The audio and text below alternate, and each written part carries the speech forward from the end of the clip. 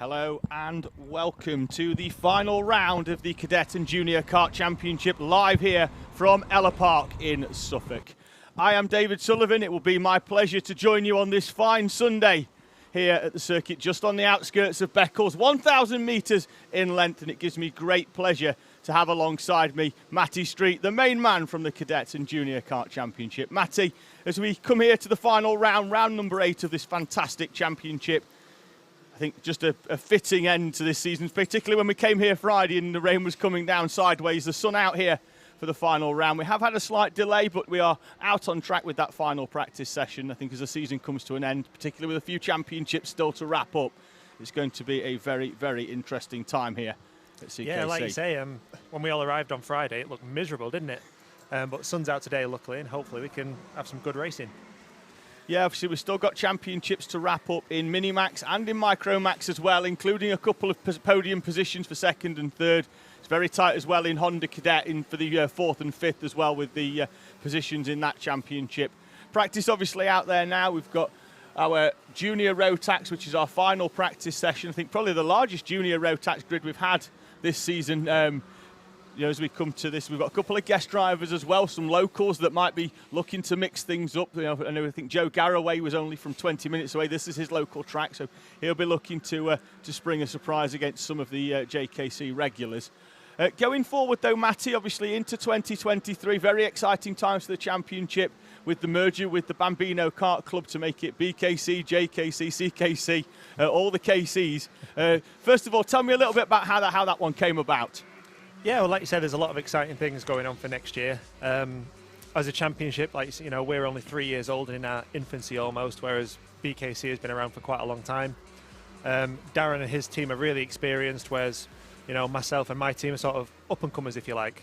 With a few sort of conversations we've had throughout the year, it just sort of made sense to combine forces, bring their experienced team with our fresh team and come up with some great ideas for 2023. Naturally, as two championships that are aimed at the younger drivers, those from Bambino at 6, obviously we're starting at 7 at cadet level here, running through to 15 and 16. There was that case of where you could potentially be depleting each other's grids. I think merging it together to make one championship that's designed just for cadet and junior drivers, adding that Bambino mix as well, so effectively you can start your race career and stay with the championship all the way through, I think just really makes sense from a championship view. Yeah, exactly. Being a kids-only focused championship, if you like, gives us a lot of flexibility in terms of the classes that we run, able to give way more track time, and more importantly, or the bit that I like the most, is the activities we can get up to off-track. We can make the paddock nice and friendly. We can have simulators, games, water fights, as we did at Landau. So we've got all that kind of stuff that we can take into 2023 with us. Yeah, as well this morning, obviously, we had that slight delay and the message came out that basically said if you've got footballs or anything like that, make your way onto the track because there's going to be no action for the next hour or so. Enjoy yourselves rather than being cooped up in your awnings or in your caravan or your motorhome or anything like that. It was great to see. We must have had half the paddock there out on the track kicking footballs around. Which is, and even the first thing this morning, you see like groups of kids just walking around doing their track walk together without having a parent with them. They're just out there doing their track walk on their own, enjoying being with other kids that, granted, they might not see for a month, but as soon as they turn up at the track, it's like they've known each other for years and they see each other every day. Exactly, and that's what it's all about. The racing almost is secondary to what we do. We bring in a lot of families from all over the country together once a month, and we want everyone to have a good time and go away really happy. So the off-track stuff is just important as the on-track stuff. Speaking of on-track stuff, obviously this being the final round, we then go to the presentation night, which I believe is a merged one as well. That'll be the first time that BKC and CKC come together. Obviously we start with Kart Mania in the daytime, and then in the evening we really get to I say our hair down, you've got some, I don't, in the evening with the presentations of our championship trophies. Yeah, that's right. We've got a really iconic location for our awards night, the Silverstone, the home of F1 in the UK. So it's going to be really cool to get front and centre access to that site for a night, let's say. And obviously with it all coming together for that championship, I know obviously we'll be giving out our trophies. They'll be giving out their trophies. I know that in the last week or so there's been the emergence of a special award, which I'm not sure we've got a final name on it yet, but it's something that I'm going to have a big say in who gets that. It's pretty much going to be a driver or a standout of the season. I'm going to have a big say in that, obviously, having watched all of the races over eight rounds. Obviously, I've covered 7. I watched the other round back in its entirety to get notes for the following round that we had at Leeds. So, you know, I've watched all the races, all the drivers. I've got a short list. I'm going to keep that to myself, though, because I don't want anybody coming up to the commentary box, because as a commentator, I'm easily bribed. Not money, cakes for me. Cakes are where it's at when it comes to bribes. Me and Darren are currently having a competition for who gets the biggest trophies. So he says, oh, what do you think of these ones? And I go, yeah, but these ones are better. So it's going to be fun to find out how it all ends up, that's for sure. Yeah, so I know that one might not necessarily be a trophy for an award. I know a really cool prize, I know what it is. So I think that's going to be a really interesting one. There's a couple of drivers that I'm watching today, and that might just sway it, so we'll keep an eye out on them.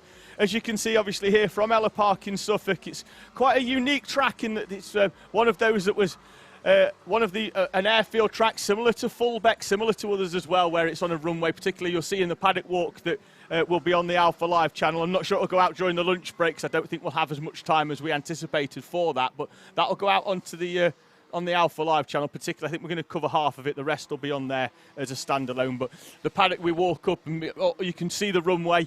Beyond that runway, there's the parachute school, so throughout the day you might hear a plane or two going over the top, and then some people screaming as they come down. Well, if you see the camera pan round just enough, you might see them 10 minutes later coming down a little bit quicker than what they went up. Nonetheless, it's a wonderful track here at Ellough Park. It's tight, it's twisty, it's technical, but also, Matt, importantly, it's still quite quick. Yeah, definitely. I've never been here before, and you know, first impressions when it was raining, I was like, oh, this is going to be a difficult one. But now the sun's shining, it looks great. Yeah, there's that long run up from the final corner. It's a curved start finish all the way up towards the first corner, the Degner 1 hairpin. The corners, though, we were looking at this in practice yesterday in terms of drivers. It's not just a corner. It's like almost with it, it's that you're looking at a complex of 3 corners. You've got to get them all right. And if you don't get them all right, then you lose heavily in the next sector with back-to-back hairpins that end the lap down at Alan Wones and into that final corner. I think that there's plenty of overtaking opportunities for those drivers that spent a lot of time yesterday honing their craft, in getting that racecraft and getting the overtaking opportunities right. Having said that, it is time for our first race of the day. Practice is out of the way in our junior road tax. The guest driver, Joe Garraway, setting the fastest time, beating our champion who won at Hooton Park, Jacob Dukes, in the practice, the 7-lap practice to start the day. However, the first race of the day is upon us. It's time for heat number 1 in Honda Cadet.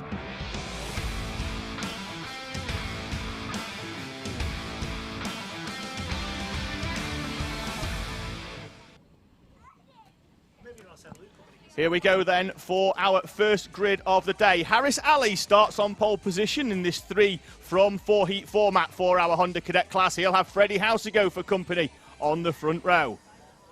Then it's going to be Thomas Potter. He's with James Fabricius, with Max Housego and Larry Price. Row 4, Joshua Sullivan, who's had a big crash in practice this morning. Work being done on that kart. Be interesting to see if he manages to get out for heat number 1. He's alongside Harry Samuel on row 4. Maximus Lewis and Alfie Forrester there on row 5 to complete your top 10, with guest driver Benjamin Lord alongside George Ralston on row number 6. Then it's Isabella Stansmore Wilson and Tom Drake on row 7, with Lewis Hall and Max Wheatley 15th and 16th, Max Gray-Trex and Jensen White 17th and 18th. The top 20 then completed by Rio Wardali and Cameron Tipping.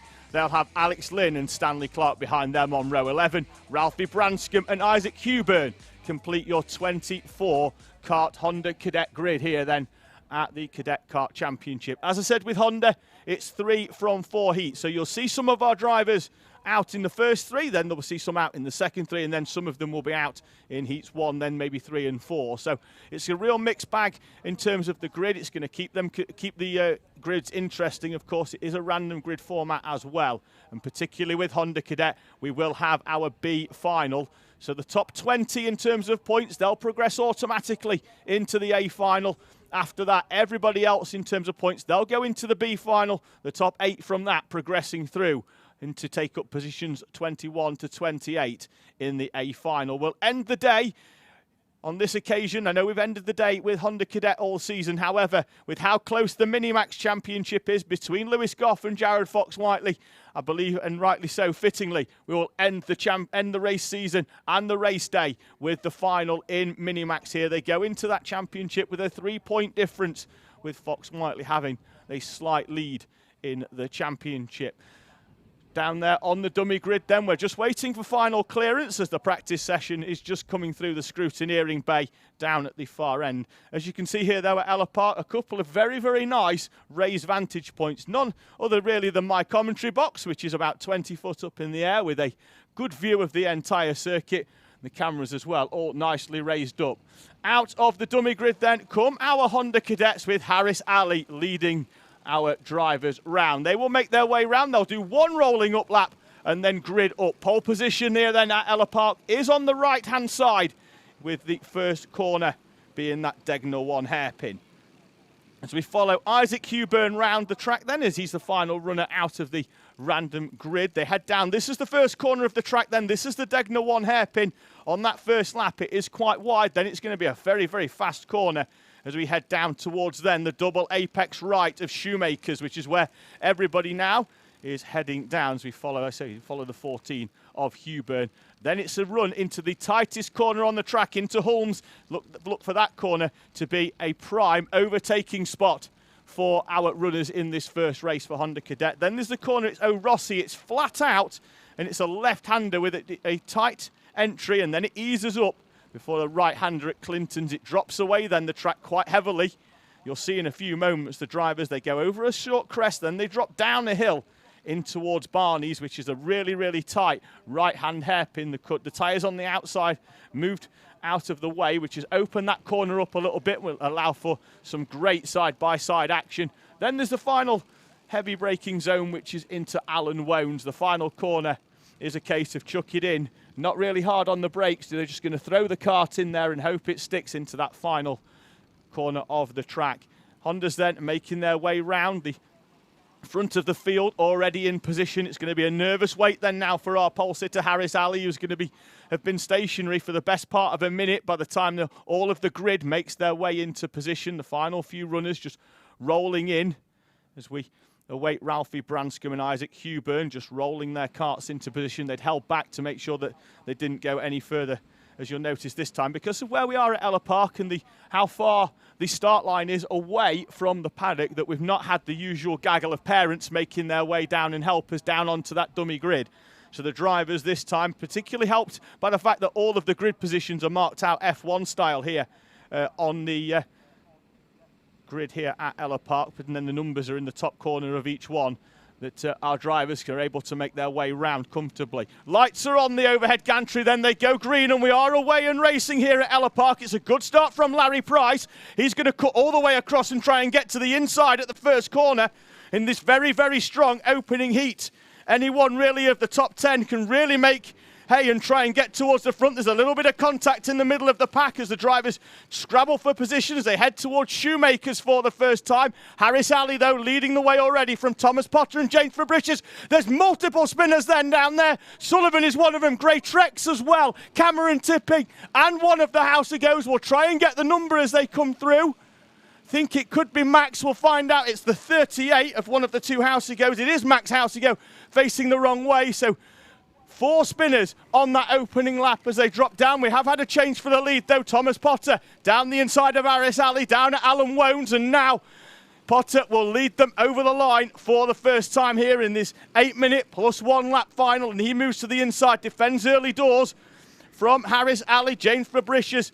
Then it's Larry Price up into 4th place with Freddie House-A-Go, Harry Samuel, Tom Drake, Benjamin Lawn, Jensen White with a strong opening lap. He's made up at least 7 or 8 places up into 9th, with Alfie Forrester rounding out the top 10. Fabricius down the inside at Holmes, and Price is going to come alongside as well of Larry Price, down of Harris Ali. He's down the inside. Price up to 3rd. Ali then down into 4th place,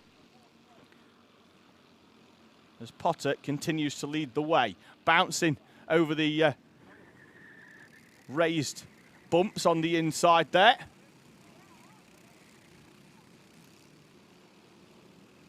In the background, Benjamin Lawn behind Tom Drake. He's taken a slightly different line as now Fabricius has a think about going down the inside of Potter, and Potter goes wide down there at Degner 1. That could give Fabricius the opportunity into Shoemakers, but it's a double apex right, and there's not much space on the inside there for him to come through.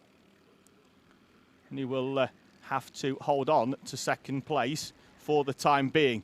Running out there, the tyres on the outside, that's what's defining the track limits this weekend, not the curb on the outside that is just really a painted bit of concrete. Down the big hill there, you saw the amount of drop-off on the way down there from that camera point down there towards Barney's. Fabricius on the back of Potter. I get the feeling here Fabricius is just going to stay behind Potter for a lap or two and really try and push him along and break away from Larry Price, who, if he was right with him, would be very, very dangerous coming into the final few laps for taking the victory here. I think if Fabricius can use Potter and work together to move away, that might give them a bit more of a cushion come that final lap as Tom Drake's down the inside of the 22 of Harry Samuel. And Samuel might lose a second one here to the 69 of Freddie Housego. Driver in the white helmet right in the middle of the pack, that's Stanley Clark on the back of Benjamin Lawn, who's having a good showing. He's going to try and come down the inside now of Housego. Housego's going to struggle to get back in here as White is down the inside as well. Then there's a little bit of side pod between them. Will White get the cut back? Housego, though, defensive into the middle part of the corner, and Alfie Forrester as well, running nicely inside the top 10. Right on the back in front behind him, Lewis Hall in the 44 Kart. Stanley Clark down the inside of Isabella Stansmore-Wilson into the final corner here. That could give George Ralston a good run. And Fabricius has found a way past Thomas Potter now. We saw the flash at the top that moved Fabricius up on the timing screen. He went green. That moves him up to the top as White now is down the inside of Housego once again. He is through into the right-hander. So it looked like Housego had managed to hold on to that one for half a lap at least. There is Fabricius at the front, who was, for me, without watching live timing, but yesterday just having a look at the drivers out there, was one of, if not the quickest driver on the track, and for me goes into this race day as one of the favourites for victory. He's managed to move past Potter and has started to open up a little bit of a gap. Back now as Potter is coming into the clutches of Larry Price, and Price, who's closed up since Fabricius has got through past Potter, is now right on the back of him. I don't know if he's going to go too early. He's closed up at the end of the straight, and Potter sets a personal best to try and hold on to that position. Now we've got White down the inside of Forrester. Housego, though, is back in front of Stanley Clark. White's already moved the karts to the same colour, the 58 and the 51. Clark's going to try and hold it out all the way around the outside of Shoemakers. That would have put him on the outside, but now the move is going to be done down the inside into Holmes, and in the background as well we've got a spin. Is that Alfie Forrester facing the wrong way as the field has to go all the way round the outside of Forrester with the spin? Don't know if there was a yellow flag out down there for warning, but Forrester tipped into a spin by Lewis Hall as they went side by side on the exit of Shoemakers. Keep an eye out on the live timing to see whether anything's picked up in terms of warning. Then Ralston goes very, very wide, coming under pressure from Ralphie Branscombe. He's having to take defensive lines, and in doing so, that's going to lose him time and back him not only into Branscombe, but also into the 12 of Max Wheatley as well, who looked very quick in practice yesterday.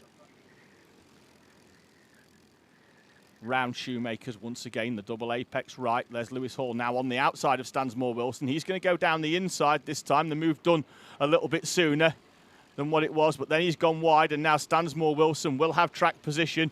Alex Lynn behind as well in the 6, and now there's a real train of karts with all the way down from Lewis Hall with Alex Lynn. They're having to take evasive action from the door closing on him to have the taking a huge chunk of curb. In the background, Sullivan and Gray Trex, two of the drivers involved in that opening lap spin, are now starting to come onto the back of this train, which is being led at the moment by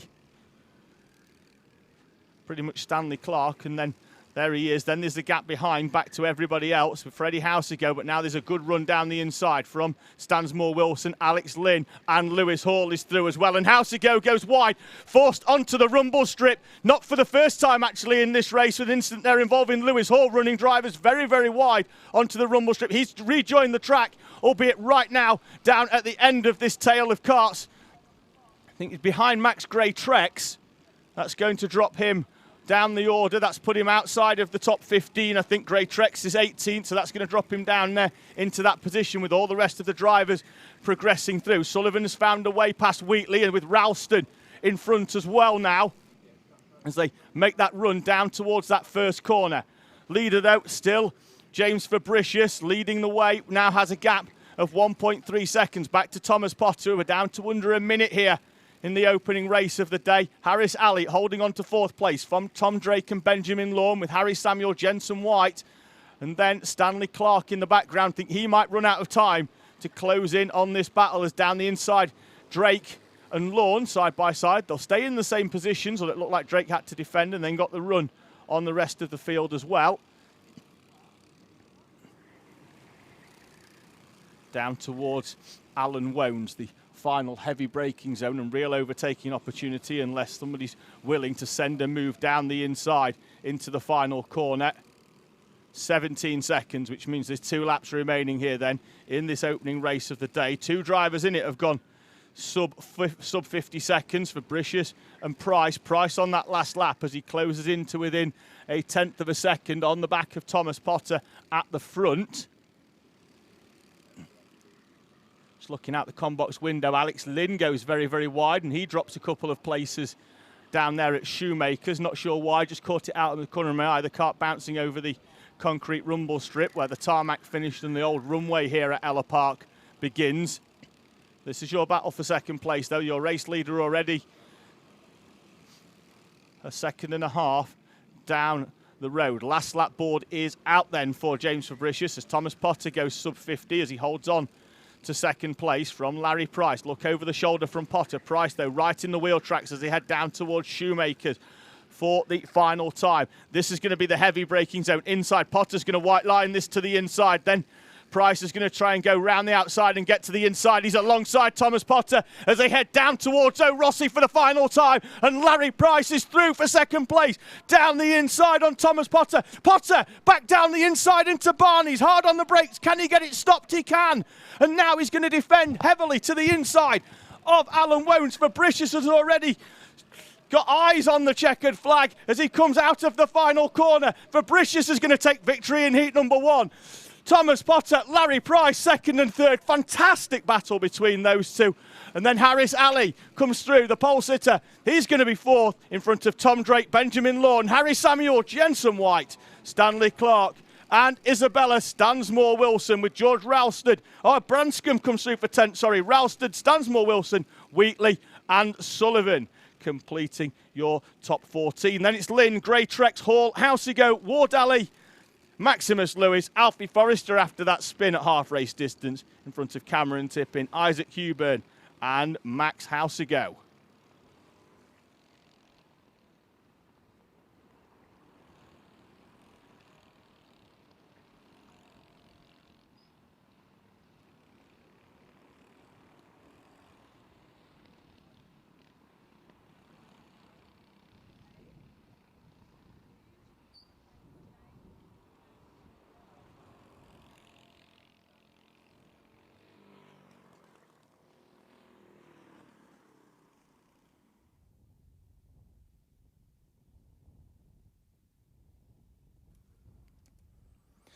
Well, we spoke about earlier the possibility of seeing parachutists, and there was one of them coming in. The plane went out slightly earlier. Next race up there, we'll keep an eye out for those falling out of the sky as the Honda Cadets come off and just have their scrutineering checks. There's another one of them. Next race up, though, will be heat number 1 here for Micromax.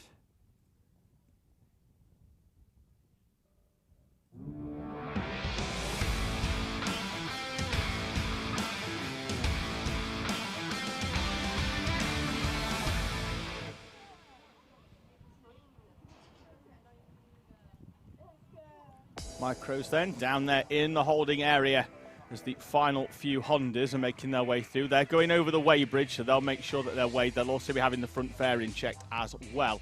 Ella Lucia then starts the first race for Micromax from pole position with Sebastian Clark alongside Harry Neeson and Daniel Minto, Alex Jones, and a very busy today, Max Wheatley. He's just been out in that first race. He'll be running straight down to jump straight into his Micromax. He'll start in P number 6. Simpson and Hushka are on row number 4 in front of Lucy Lovell and Jack Hutchinson, with Logan Lauder and championship leader Aston Brown on row number 6. Then it's Toby Dukes and Adam Turacek and Dax Farah to complete your 15 runners. So keep an eye out throughout the day for Max Wheatley pulling the double duty. I think it was a late sign-on to go into to Micro Max, but nonetheless he's going to do 3 heats and a final in Honda and 3 heats and a final as well in Micro Max. He was out in that race. No time to rest though for Max Wheatley in the 12. He's straight down. I saw him running down the dummy grid here at Ellough Park and jumped straight into the kart ready to go here for the second race of our day. The first obviously for our Micro Max runners. And they are down there and waiting. We have just got a delay as the final few karts in Honda are sorted out down there and they're getting themselves off the track. And then we should be good to go here for our Micro Max race. 3 heats and a final for all of our classes, with the exception of Honda Cadet. They've got 4 heats, as I mentioned earlier, with 3 of those being for each driver. Then they'll have a B final as well of those drivers that haven't scored inside the top 20 points.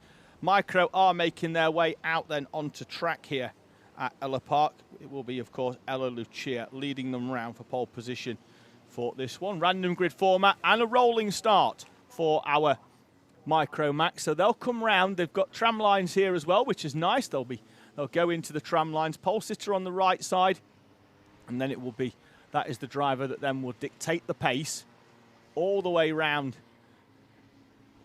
and then they'll start backing them up. They dictate the pace over the line as well, as long as they're in a controlled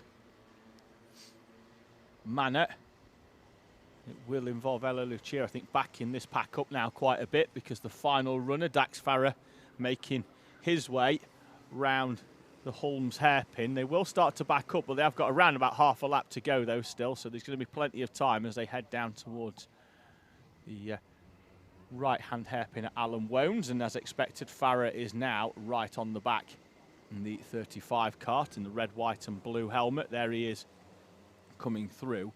So then they get into position around the final corner. Don't want to get too close though, because don't want to have the front fairing issues. They're into the tram lines, and we await the green flag, and it will be a green flag with the yellow chevron on, which is the false start flag for those either in the paddock or watching live at home that have not got their flag spotters guide out. It's a green flag with a yellow V chevron on it. That will be shown at the marshal's posts all round the circuit on the way round, or at least the first 2 for the drivers to be picked up on the false start. Now the outside, obviously, with it being a curved start finish, that outside train does need to have to travel a little bit quicker than the inside train, at least in the early part, as they've got to travel further as they go right the way round the outside in the tram lines.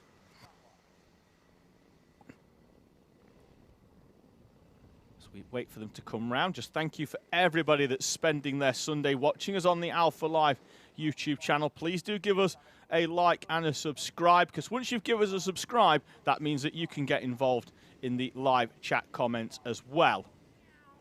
So please do let us know, if you are watching at home, who you are following and which drivers that we want to look out for. We've had plenty going on in the live chat already. I will dip in and out of that at the end of this race.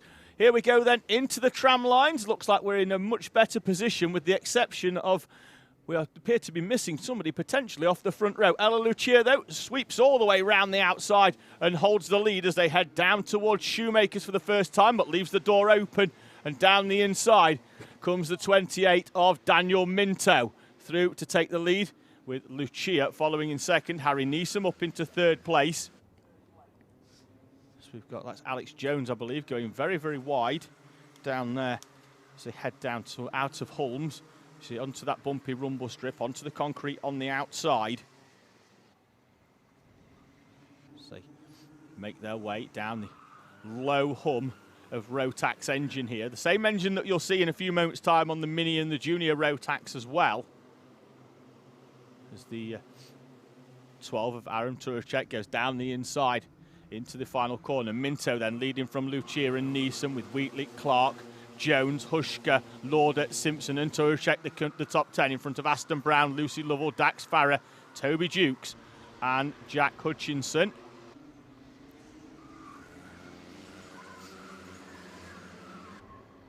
Max Wheatley, in terms of timing, is actually shown as number 22, but has the number 9 on his kart. So if you're looking at the live timing as well, which can be found at live.alphatiming.co.uk/cadet kart champ, that kart is shown as the number 22, but actually on the kart, the stickers are the number 9. So we'll try and get that changed at timing so that they match the numbers on his kart. But currently running in 4th place, Max Wheatley. Currently now actually up into 2nd place as he comes over the line. Now in front of Harry Neeson and Ella Lucia. So Neeson and Wheatley both moving up a place into 2nd and 3rd respectively. Wheatley in fact getting past both drivers in the same lap as there's a move by Aston Brown down the inside of Caden Simpson. Toby Dukes takes advantage of the open door policy and comes straight down the inside as well. So Simpson loses 2 places to Aston Brown and Toby Dukes. Down the little hill, a big drop off makes the kart go light and your tummy go a little bit funny as it goes right down a hill. It's about 1.5 metre drop in around about 4 metres of track. So expect later on, certainly in the junior road taxers that are going to be carrying a huge amount of speed round that corner later on, that they're going to be very, very light, particularly if they're diving down the inside and it is much, much tighter into there to try and get that kart stopped. Your race leader, though, Daniel Minto, has started to open up a gap at the front. 1.2 seconds on the previous lap with Wheatley and Neeson nose to tail. Lucia in front of Alex Jones, who needs a good points haul, does Jones here, to keep the championship hopes alive. It's between him and Aston Brown. As it stands at the minute, he's in front of Brown, so he's going to close the gap in, but he needs a healthy point score, does Alex Jones. Aston Brown coming into this one with one hand at the very least on that championship trophy. We spoke to his dad during the paddock walk yesterday. He said that whilst the grip was there, it wasn't overly tight. Anything can happen on a race day. But for Aston Brown, he's just got to keep that kart facing in the right direction and keep within a few places of Alex Jones. At the moment, Jones in 5th, Brown in 10th. The picture will become much, much clearer as we head towards the final. And when we do, just after our lunch break here at Ellough Park, we'll know all of the championship permutations and where our runners will need to finish in order to either keep the championship and take it with them, or whether the current leader will leave Ellough Park as the 2022 Cadet and Junior Kart champion. We head down towards half race distance then here, with Minto opening that gap up to 1.4 seconds almost. The first 5 laps of racing. Neeson has found a way past Max Wheatley as they head down towards Holmes. Then it's the 12 of Aram Turek, who's come all the way through the field, but there's the potential, as you could see there, as the kart made its way into the Holmes hairpin, that there's a potential for a front fairing penalty. We'll keep an eye out on the 12. You can certainly see it down there looking very sorry for itself and dragging down the tarmac here at Ellough Park. Now, when we talk about a front fairing penalty, what happens with the nose of that kart is if too much load is applied to it by running into the back of another kart, or unfortunately in some cases if the kart goes into the tyres or anything like that or untoward, that nose pushes in and then drops down ever so slightly because of the fixing that's on it.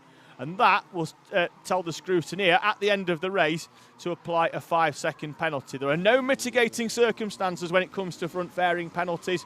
If you come in and that nose is down, then a 5-second penalty is applied. We'll keep you up to date throughout the day on any penalties applied. Normally it takes around 10 to 15 minutes for the classified results to come through. Obviously we know where they finish on the track as they come over the line, but then we'll, a little bit later on, any penalties applied, particularly with the classes being so tight, with the exception of Minto, who is down the road by the tune. It was 1.3 previously. I think the gap is starting to come in ever so slightly as Neeson gets it down to under 1 second. But you see a 5-second penalty for Turek as it stands at the moment would drop him well outside the top 10, currently running with 2.3 behind. If you look at 7.3, that's Dax Farah down in 12th place. The field really tightly spread in all of our classes here, so it is very much risk and reward. You need to overtake, but if there is an issue getting through and there is a front fairing penalty, as the field is nice and tightly packed, it can drop you a huge amount of places.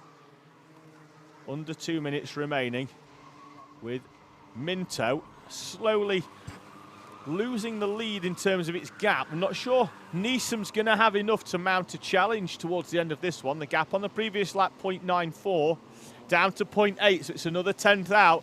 Give it another, if you can get that down to 4 tenths, we're getting into slipstream territory for Harry Neesom, who will be able to take advantage of the tow from the kart in front. Max Wheatley's dropped away ever so slightly, but I think that's more of a case of Neesom having the pace to close in on Minto rather than Max Wheatley dropping anything, as the top four are very, very evenly spread, with Minto, Neesom, Wheatley and Turacek the top four. Then it's Jones in a lonely fifth at the moment, but doing enough to keep that championship hopes alive. Then it's Logan Lauder, Toby Jukes and Ella Lucia. This battle here as Jukes goes down the inside of Logan Lauder. The move only half done, and Lauder holds on to 6th place, and that means that Jukes isn't close enough to make another move down there into Alan Wones. Logan Lauder right at the front of this battle for 3.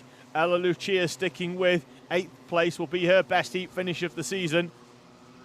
And now Jukes makes a late dive to the inside. Lauder saw it coming and had it scouted.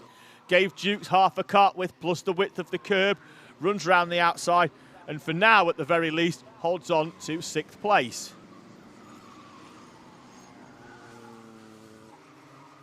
This was where Jukes lined it up on the previous lap. Not for this corner, the sweeping left of O'Rossi, or the right into Clinton. See how he goes more to the right to try and bring the kart to the inside. Lauder, though, has it scouted. Very, very defensive, but that's going to mean that he's slow on the exit. And will Toby Jukes pop out the slipstream down at Alan Wones? And he does. Logan Lauder hands it to him on a plate by going very defensive down there into Barney's, which means that Jukes only had to wait another corner to make the move down the inside. Aston Brown, though, with all this battling, is close right up on the back of Ella Lucia, and that he's up into 9th, but gets a run down the inside, goes a lot tighter. Lucia, though, holds on to 8th place. Brown, in going tighter, ran a bit too tight, scrubbed some speed off. Last lap board came out when they came over the line last time, which means your race leader, Daniel Minto, who has been reeled right in now by Harry Neesom. It was half a second when they last crossed the line. I think Neesom might have needed one more lap unless there's a do-or-die lunge down the inside into the final corner. Not close enough for Neesom, and Daniel Minto will come through to take victory in heat number 1 here in our Micromax class. Neesom, though, with a confidence-boosting race, closing in that gap of 1 second for second in front of Max Wheatley, who makes his first outing here in the Micromax. A good one with 3rd place. Turacek in 4th, but penalty pending for him in front of Alex Jones, Logan Lauder, Toby Jukes and Aston Brown, with Ella Lucia and Jos Hushka completing the top 10. Still awaiting results for Heat 1 in Honda Cadet. And having a quick look at the live chat as well. Thank you for everybody that's got in touch. Seb Pereira being one, just asking what the delay was at the start of the event as well. So unfortunately we didn't have the ambulance that was booked didn't arrive quite in time, which meant that we weren't able to go racing. Safety paramount, of course, in motorsport, so making sure that the correct medical cover was in place before we went racing, a decision that was roundly supported by the paddock. Having a quick look as well, Pac-Man Karting's been on saying hello chaps. Well, hello to you too. And then Michael Burke and Amy Valentine once again competing for the those people watching from the furthest distance away. Valentine over in New Zealand, with Michael Burke watching as always from Bathurst in Australia. That is Micromax then out of the way. They're still queuing up to come off, but that means that we can go racing in a few moments' time for heat number 1 in Minimax.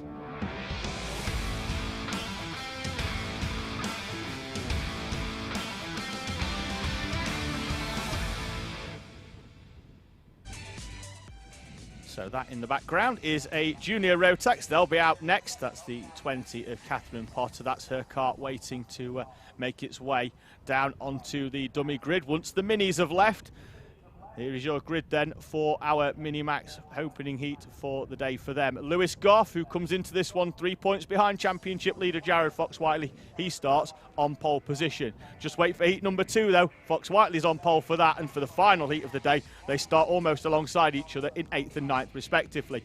Joining him on the front row is our 2022 Honda Cadet champion Harris Roberts. He makes the early switch, having won the championship at Hooton Park, into the Minimax class, and he'll start his first outing here in the Cadet Kart Championship from the front row alongside Goff. Freddie Lyons and Leon Barlow on the second row, Benjamin Lee and Jared Fox-Whiteley, the championship leader, on row number 3. Then it's Jack Burgess and Ben Adrian, with Oliver Fabricius completing your 9 runners. Back into the live chat we go then, and it was great to see that whilst we were delayed, everybody was just getting involved and having chats with each other, particularly about the BPEC, the Pro Kart event that was held here, with a couple of people in the live chat also taking part in that event as well. So just having a quick chat. I'm trying to get in through where everybody was just keeping themselves entertained with each other. Emma Hurst Grover was basically her son is in juniors and dreading the first corner. Well, the first corner has been really quite good. It looks a lot tighter than what it is, particularly for the rolling start classes. It's the tight hairpin in the middle of the track where drivers have to be a little bit more aware in terms of their roundings. This is the camera shot then of that first corner. As you can see, the curb on the inside, very, very attractive for drivers. They can run all the way over that curb if they want. There's plenty of runoff on the straight on as well down there into that first corner. So I don't think it's as worrying as some of those looking. I think when you look at the Ellough Park circuit, particularly those that do their homework previously and they have a quick look on Google Maps or Google Earth and have a look at the track layout, that it does look quite tight. But I think once all the drivers are here, I was walking around the paddock yesterday, a lot of the drivers very, very happy with this Ellough Park circuit. Lewis Goff then on pole position. He waits until the final corner before backing the pack up.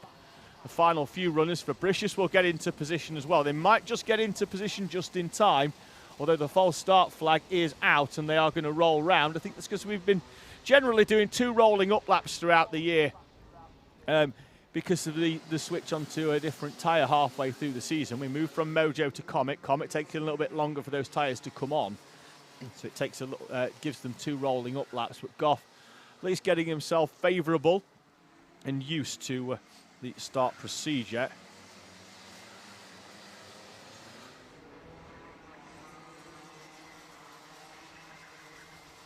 So I'm just having a quick chat. Comment coming in from ETA Nico.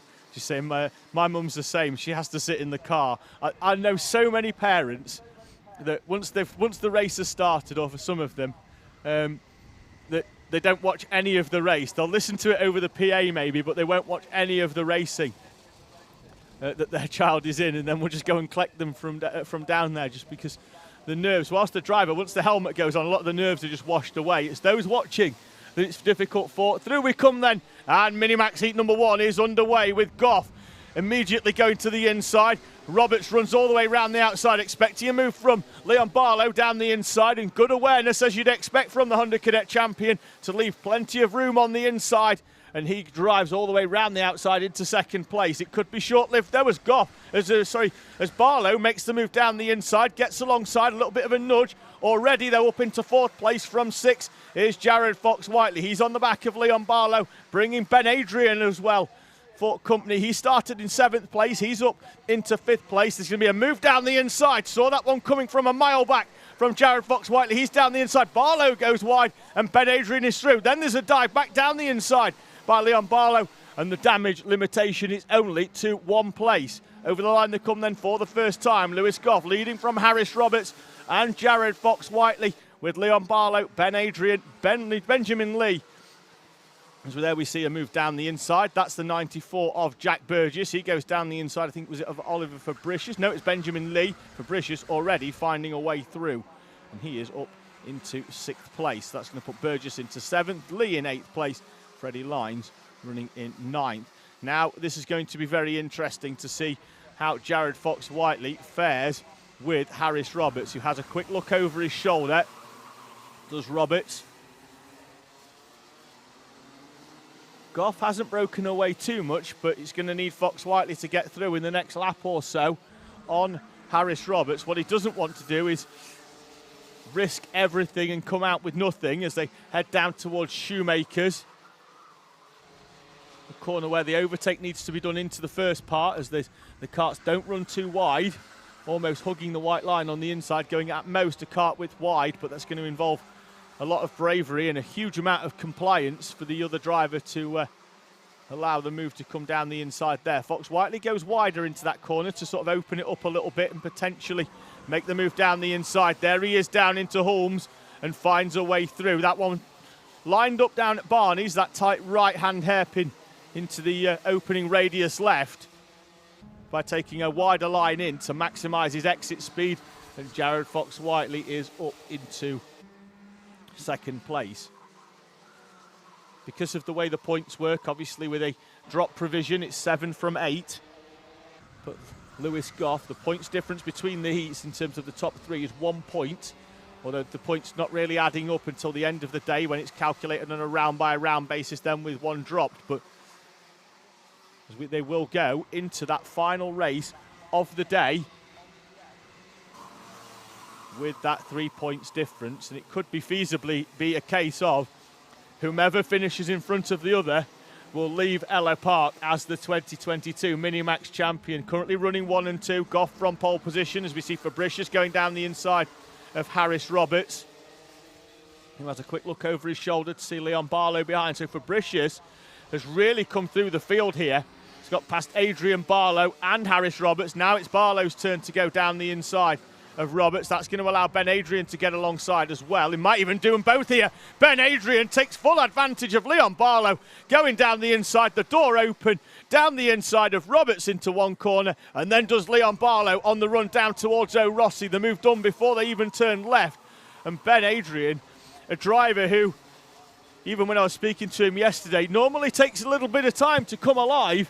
He really is what I call an afternoon driver. Doesn't really engage fully. But then when it comes to the afternoon, he's a driver that is really capable of running right at the front. And if he can put the morning together with it, has got a real chance of a podium finish here today at Ellough Park. Already up into 4th place, having started the day in 7th. The field, though, really tight behind him. Still got Leon Barlow for company as they run down the straight in the middle of the circuit. And behind them, Roberts in front of Burgess and Benjamin Lee, all still nose to tail. The gap for the lead, 0.4 of a second. We haven't really seen much of it, but I get the feeling, certainly from looking out the window, that gap is not 0.4 of a second anymore. Keep an eye on the top left corner. It was 0.4. We're down to 1.5 of a second with 3.5 minutes remaining. Your race leader, Lewis Goff, looks over the shoulder. Jared Fox Whiteley now right on the rear number board. He probably can't even see the number 4. He's that close to it. And now Lewis Goff, even with 3 minutes remaining, starts to defend this lead. We're only just beyond half race distance, bearing in mind that it's +1 lap. And the lap times here around this Ellough Park circuit, 44 seconds. So 4 minutes remaining in this 8-minute +1 lap. And Lewis Goff already feeling the need, particularly into that heavy braking zone up at Holmes, to park the kart very tightly on the inside as they head onto the Pennell Straight, named in memory of Danny Pennell, as they go round the Degner 1 corner for the first time. Radiator flap adjustment for Lewis Goff. Personal best for Benjamin Lee in 7th place with a 44.595.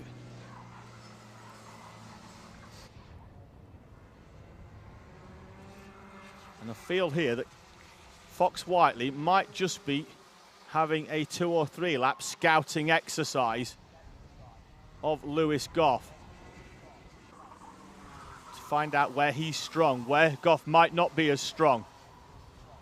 Not only for this race, but for the races coming up as well. Remember, heat number 3, it will be Fox Whiteley and Goff, 8th and 9th in the random grid. For the next one, it's going to be Fox Whiteley with the prime berth going off pole position.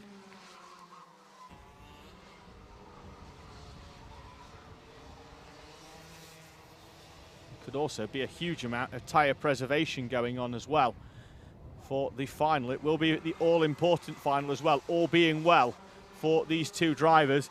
They will go into that final race of the day knowing that it is a straight shootout between the two of them, the two perennial front runners of this Minimax class throughout the 2022 season. In the background though, let's not discount Oliver Fabricius, who lap on lap has been reeling this one in. On the last one it was only half a tenth, but he's there or thereabouts, and all that's going to be is one overtake on opportunity for Jared Fox-Whiteley, and Oliver Fabricius is going to be right on the back of this one. Behind them, Leon Barlow has found a way back past Ben Adrian. He's up into fourth. Adrian down into fifth. Roberts, Lee, and then Burgess in front of Freddie Lines.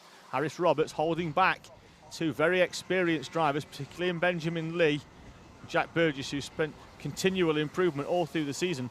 Look at the times, though, from your leader down to Burgess in 8th place, only 4.2 seconds. So any penalty applied is going to drop those drivers all the way down to the end of the to the bottom of the order. 22 seconds remaining. It's going to be a race against time, really, as to whether they can get round, although I do think it's going to elapse around about 10 seconds or so before they come over start-finish, which means the last lap board will be out as they come round Barney's and head down towards the final complex of corners. See it look at the top, elapses, and Lewis Goff goes very, very defensive to the inside. Fox-Whiteley takes the optimal racing line. Fabricius, though, you could see the nose of the Kart come into shot in third place. He's right there within half a second now. Last lap board is out, and Lewis Goff will defend every one of these corners as they head down towards Shoemakers. In the slipstream goes Fox-Whiteley. There's no, Fabricius could take full advantage here. Remember, Ben Adrian made two overtakes in one corner earlier on. Fabricius could get through on them both here. Fox-Whiteley with the cutback as they head down towards O'Rossi's, and Fox-Whiteley, who hasn't led a single corner of this race, will lead with half a lap to go down towards Barney's for the final time. Now it's Fox-Whiteley's turn to defend. White lines it down the inside into Wound, and Lewis Goff sends a move from out of nowhere through into the lead to retake the lead. Fox-Whiteley will have to settle for second, but he's still being hounded by Oliver Fabricius. The scene set in the final lap here for a mouth-watering championship battle between Lewis Goff and Jared Fox-Whiteley. Goff taking the victory by 1/10 of a second as he dives down the inside into Alan Wound. It looked like Fox-Whiteley had it done down the inside. Then Lewis Goff made the dive and got the victory.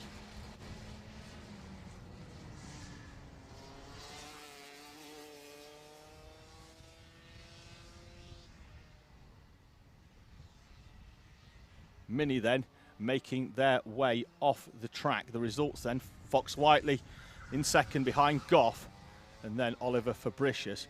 Hopefully, and I think we're about to, just get a replay certainly on the screen of that final corner or final overtake from Lewis Goff down the inside on Jared Fox-Whiteley. Here we go again then. Looks like Fox-Whiteley had it done, and as he went to turn in, he saw that flash of Lewis Goff down the inside, and then had to come back down the inside on Oliver Fabricius, who for 10 metres or so was up into second place and almost, as we've mentioned previously, took advantage. And then even that over the line, Goff celebrating just as Jared Fox-Whiteley drew alongside. If that start-finish line was 20 metres further down, Fox-Whiteley would have probably been almost alongside in a shout for the victory. Minis are off then. It's next up for Junior Rotax, heat number 1.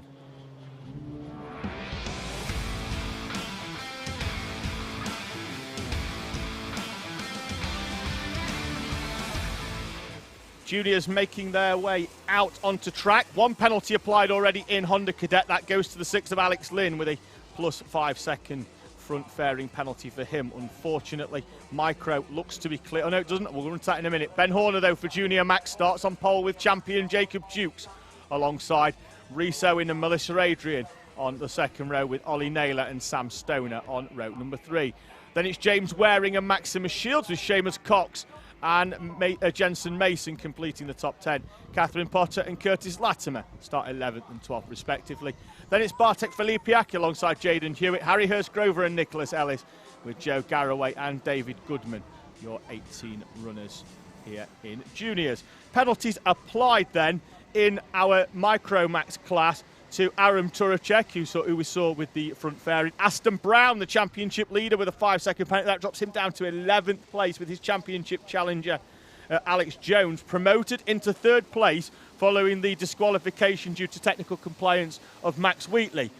Here we go then in Junior Max. We are away and racing and all the way round the outside of Ben Horner in his first, as we've got spins in the early part of the corner. We've got one of them there. I think that could be Jensen Mason with the arm off the wheel. Probably could be potentially better served in putting the right foot on the throttle pedal, but we'll see when he comes round that it's definitely him. As Rhys Owen defends off Ollie Naylor, and that could allow Maximus Shields to get alongside, and then Shields will now have to back out of that corner. So Duke's made the run all the way round the outside of Ben Horner. We've seen him all season racing in Minimax. He moves up to Junior Max then for the first time. They come over the line for the first time here then, with Dukes leading away from Horner, then Owen, but Naylor's going to get down the inside with Max Shields getting a bit of snap oversteer as he gets into the back of Rhys Owen in 5th place. Then it's Cox, Hewitt, Adrian Garraway up from the final row of the grid, although he was quickest in practice, so there's no real surprise there, the driver of the 158. It was Jensen Mason on the opening lap, and it looks like he's potentially come into the pit lane. He has. I can see him down there out of the cart, and I think what he was suggesting was that there's potentially a bent track rod on that cart, was what he was showing. That's Garraway through, driver there with the blue suit and the white and green cart, down the inside into Barney's, the driver from not too far away. There is Jensen Mason already getting ready to take his helmet off.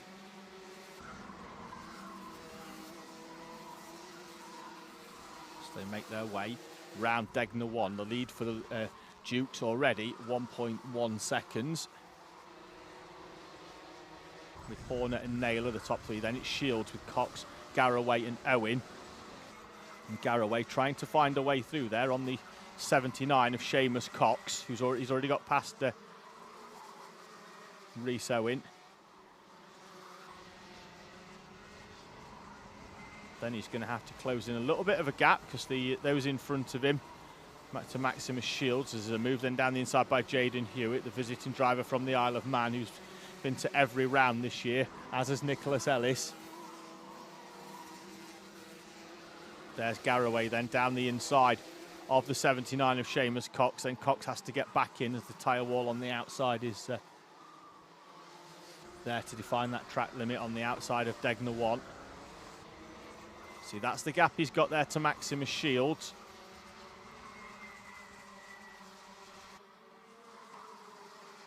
So they drop down that hill. See the cart going light for Garraway there, almost sideways on the brakes into that right-hander. He's never really straightens up from the right-hander at Clinton's into the right-hander at Barney's.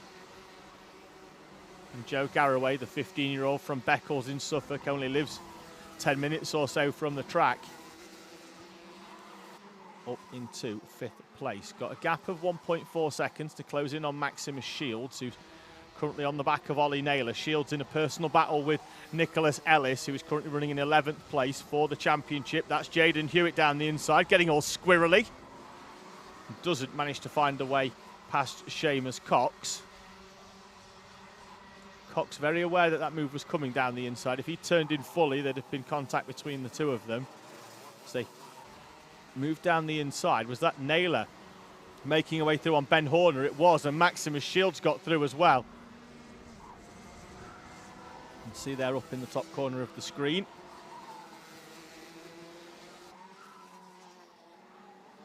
Heading now towards the 4-minute mark. Defining half race distance. Then we have that one lap at the end as well.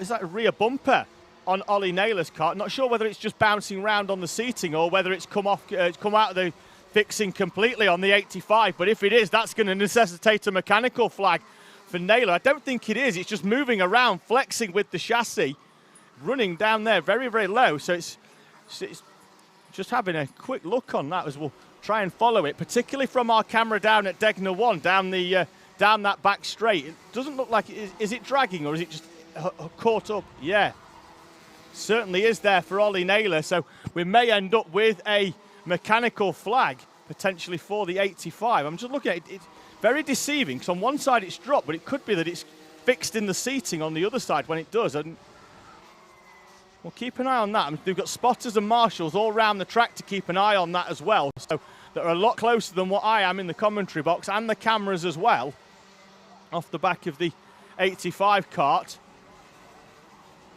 What Maximus Shields doesn't want, though, is to be too close if that bumper is, I think, detached. And you can see it there just bouncing around the 85 of Ollie Naylor in second place. Start line marshal having a good look at that one with Naylor. But if that is detached, then there will be a mechanical flag. I am sure of it. Personal best coming in from Hewitt, Cox and Stoner in 6th down to 8th respectively. They're running fairly close, although Stoner is a little bit further back. In the background, though, from Maximus Shields is Joe Garraway closing in. He's come through from the tail end of the field to close in on the back of this battle for second place. Dukes is already well down the road. Naylor goes wide. Alan Wones. 2 minutes, over start finish. Still no mechanical flag, so it could have been a bit of an illusion on that rear bumper for Ollie Naylor, but it's certainly bouncing around. See there, the driver in second place, Shields in third. Behind them, Joe Garraway. Closing in on a top 3.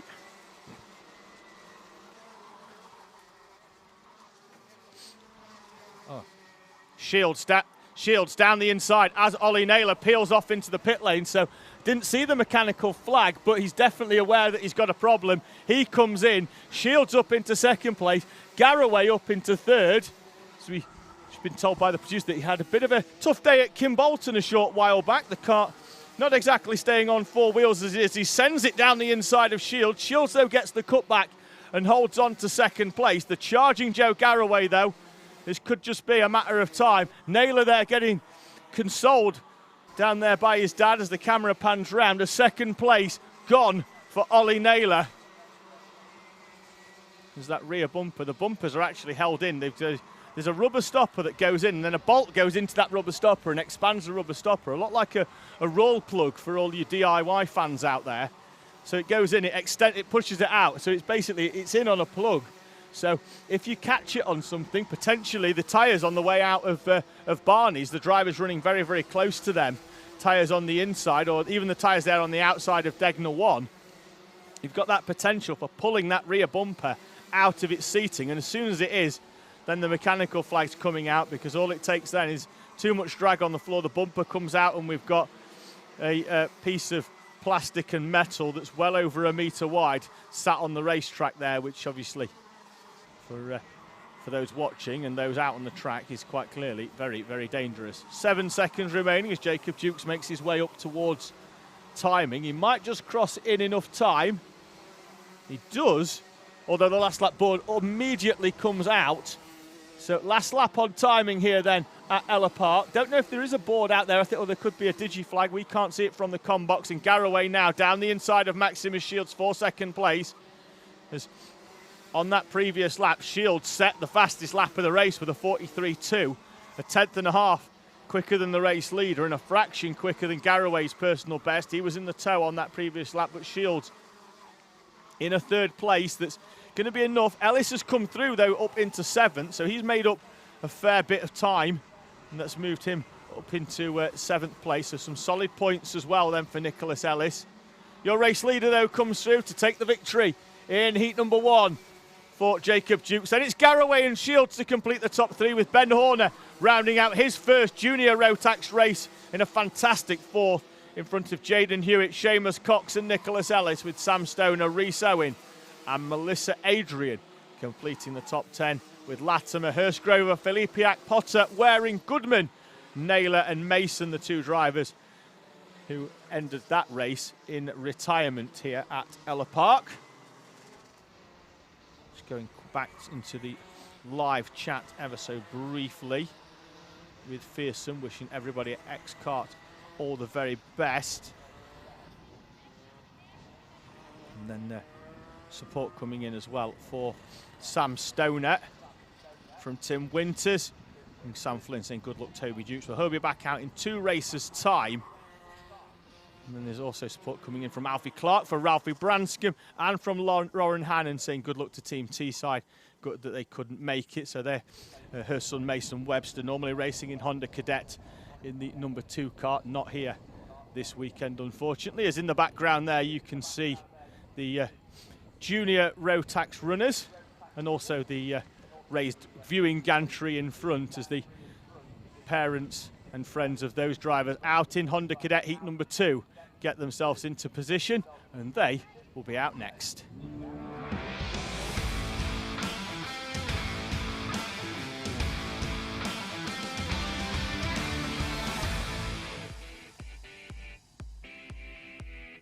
Sebastian Bierman starts on pole position with Joshua Owen alongside Ayrton Ryan, Maximus Lewis on row 2, Max Wheatley and Max Williams share row number 3. Then it's Jensen White and Harry Samuel with Riley Sims-Ezard and Ralphie Branscombe completing the top 10.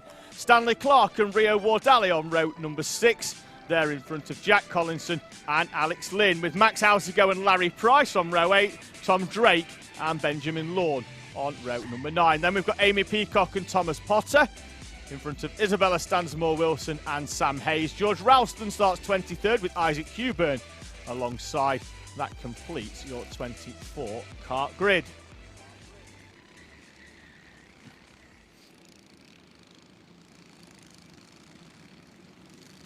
Just back into the live chat.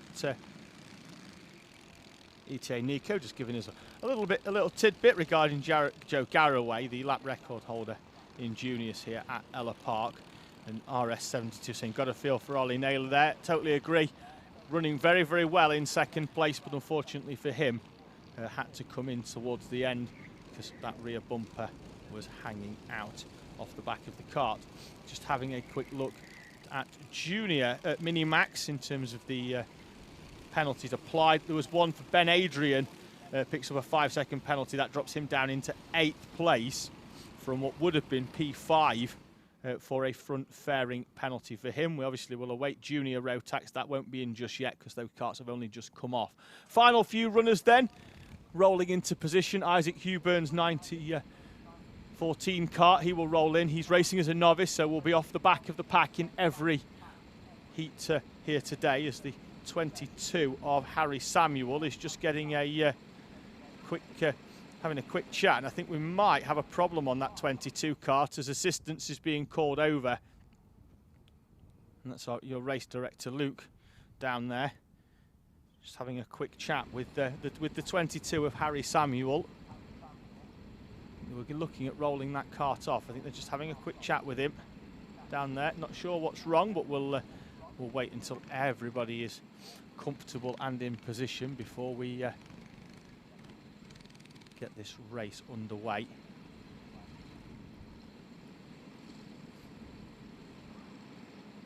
So it looks like Harry Samuel is good to go then.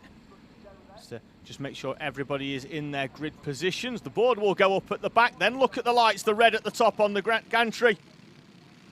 They go green. It's a great start from Stanley Clark, who sweeps all the way round. He's going to gain 2 or 3 places heading towards that first corner as Ayrton Rye takes a huge chunk of curb on the inside.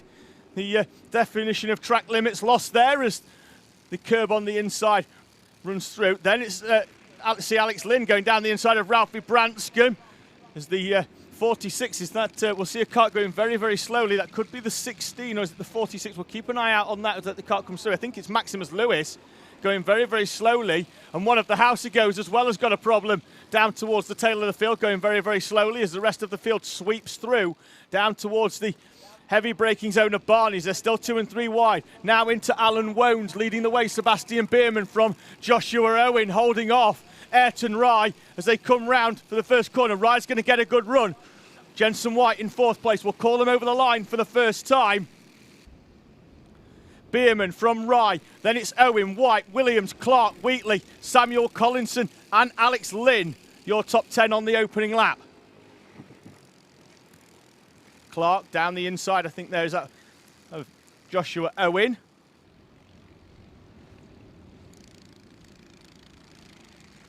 Now Max Williams as well is through down the inside. A huge gaggle of karts making their way through. Collinson takes a huge chunk of curb on the inside as well as he bounces his way through and into position.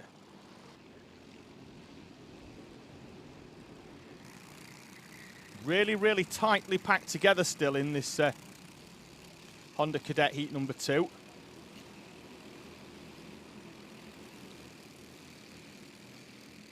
Larry Price gets to the inside of Tom Drake as they head down towards the first corner. Thomas Potter right in the wheel tracks. There they are, flashing into shot. George Ralston as well. Drake might get hung out here, but now Price is coming down the inside of Joshua Owen. So is Thomas Potter. Owen then closes the door on Tom Drake. Does really well there to hold that one. Joshua Owen holding his line, and then George Ralston will come down the inside of Tom Drake, and Amy Peacock will do exactly the same as well. Drake's going to run that all the way around the outside, and you might even have the inside berth on Ralston, who closes the door. Ralphie Branscombe has to go tight, and Sam Hayes there in the blue helmet sweeping round the outside of Isabella Stansmore-Wilson.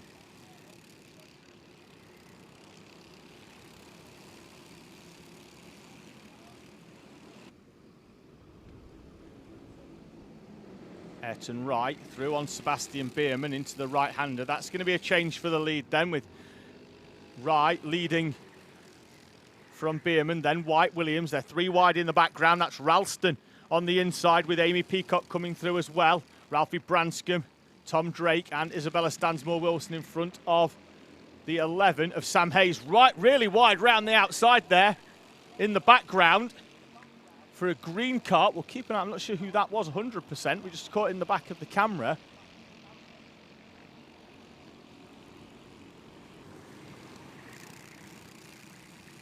They're still chopping and changing further down. Potter and Price, though, seem to have migrated together once again. They're currently running in 10th and 11th respectively now, with Potter just in front.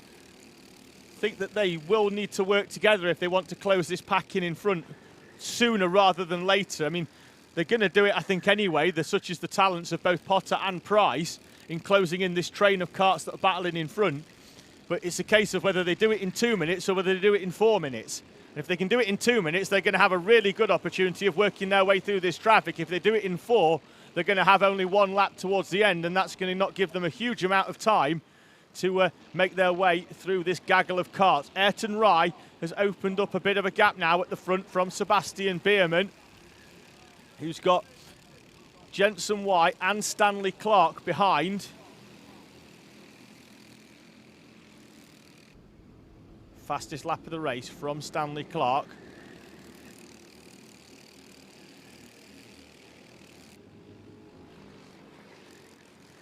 He's on the back of Jensen White, making his way through.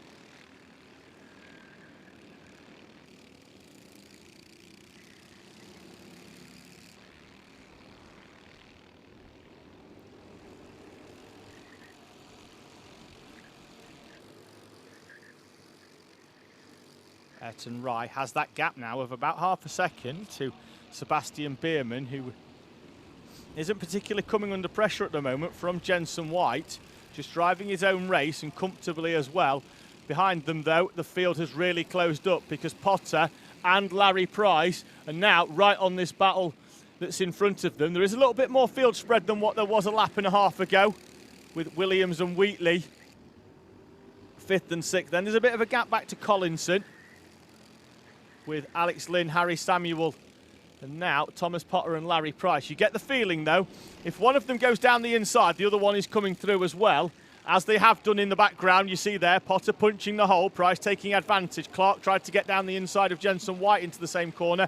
White runs it all the way around the outside and holds on to second place. 2 minutes 15 remaining. The gap half a second between Rye and Bierman.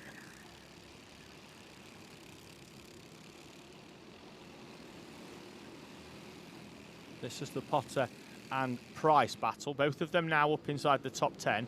Jensen White looks to the inside. Now Stanley Clark has half a move down the inside of Jensen White, although loses out in doing so and will lose a place to Max Wheatley. Might even be so Max Williams, then loses one to Max Wheatley as well. Stanley Clark with losing 2 places. Battling it out in the background. He's got back past Wheatley. Collinson, though, is closed right up now with Potter and Price struggling to get past Alex Lynn as it stands. Out at the front, though, Ayrton Rye has a gap of 0.7 of a second. Yellow flag out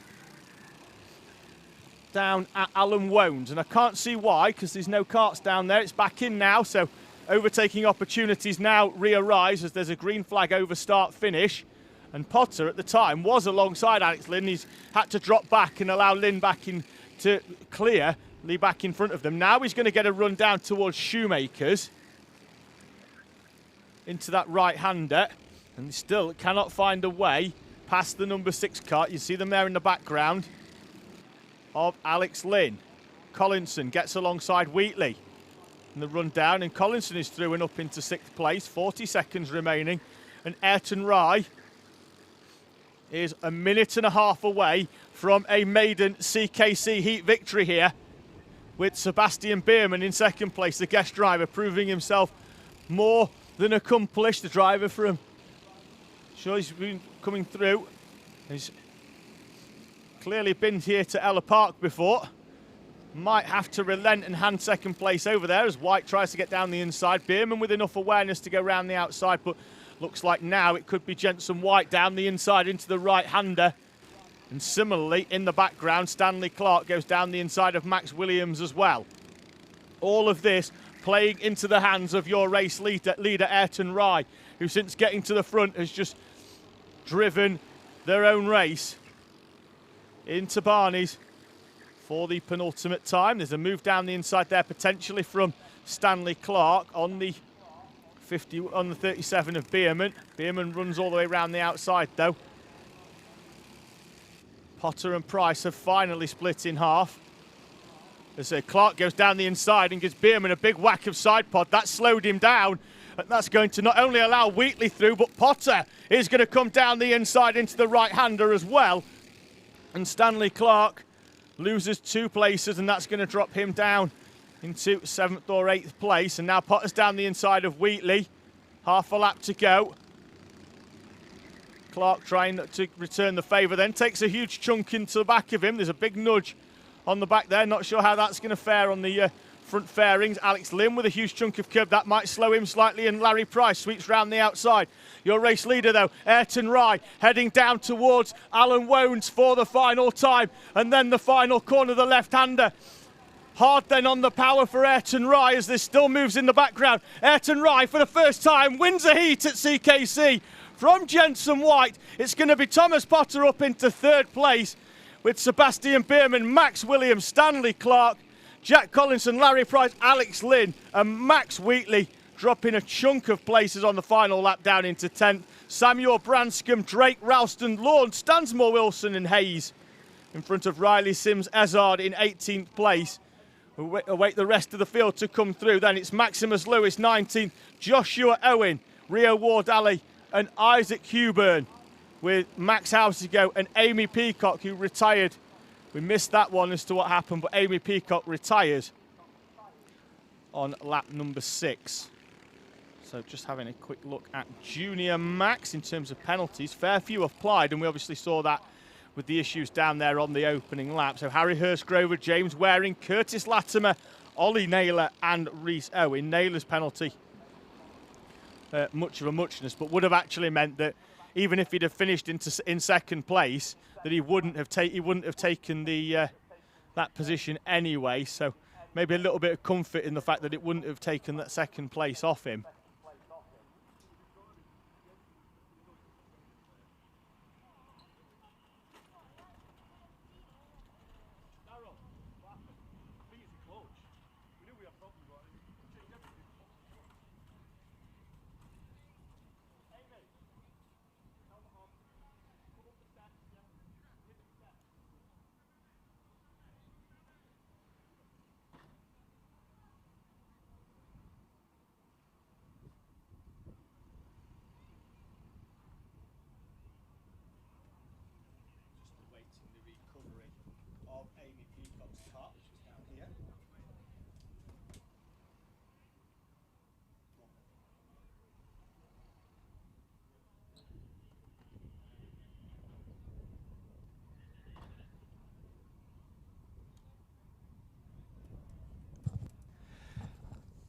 Next up then for you here today, it's going to be heat number 2 for Micromax. They're about to join us out on track.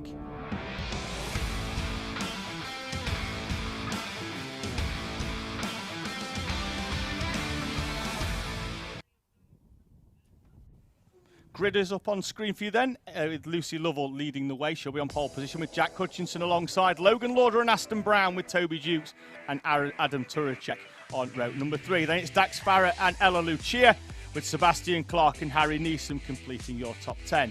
Daniel Minto, Heat 1 winner, he starts in 11th with Alex Jones alongside Max Wheatley, Caden Simpson and Jos Hushka complete your 15 kart grid. I'm joined in the commentary box, albeit under somewhat sad circumstances, by Amy Peacock, the driver that retired from that one. Amy, not the circumstances we wanted to be talking to him, but just talk us through what caused the retirement there on lap number 6. I think it was a clutch that just went wrong or something. So the clutch there, obviously it's a clutch, but it's bolted into the side of the engine, of course. So it could be that, if that's come out, or there could just be a bit of slippage on it, so that'll be a problem, so that's why you've retired. All in all, there was a season. It's been a very strong one for you, not only here but in other championships as well, with you running right towards the front. You're still in with a shout, I think, of top 5. I think you're currently 6th going into this race day. That retirement obviously not going to help the points for that one, but you did clear half race distance, so you will pick up some points for that later on. But as a season as a whole, it's been a strong one for you. Yeah. So you're running right at the front here. You're running second in a moment at T-side, with pretty much, which is almost confirmed. We just need a few more points in the final 2 rounds to confirm second in that championship. Also, you're racing at Fullbeck as well. How are you doing there? Quite alright. I'm third in the championship. So this will obviously be your final season in Honda Cadet, because it looks like you're going to be taking a fair few trophies home with you at the end of the season. Plans for next year, what are we doing in 2023? Hopefully Minimax. Well, you say hopefully. I know you've already got it, so don't hopefully. I know that it's there. So I know that the plan obviously will finish. I think we'll finish once all the points are wrapped up in your respective cadet championships. I think it's a quick jump into Mini for 2023. Are you confident? Now you've tested it a few times, raced it once or twice as well. So are you confident of adapting very, very quickly into Minimax? Yeah. Wonderful. Amy, all the very best for your race day. I know that you're out in the heats a little bit later on, the final heat number 3 before lunch, and then heat number 4 as well. So hopefully you can get some points, and hopefully we'll see you later on at the business end of the day in that A final. Yeah. Brilliant. Amy, thank you very much for joining us in the commentary box here. Appreciate that. I'll send Amy back off to get her kart sorted, and we will be racing ever so shortly with our Micromax class. I think the delay come obviously because Max Wheatley was in that race, and then he's got to run down and jump straight into the Micromax as well. So we'll await the Micros making their way out onto track. We've obviously got quite a lot of Hondas as well down there that have got to come through the scrutineering bay as well.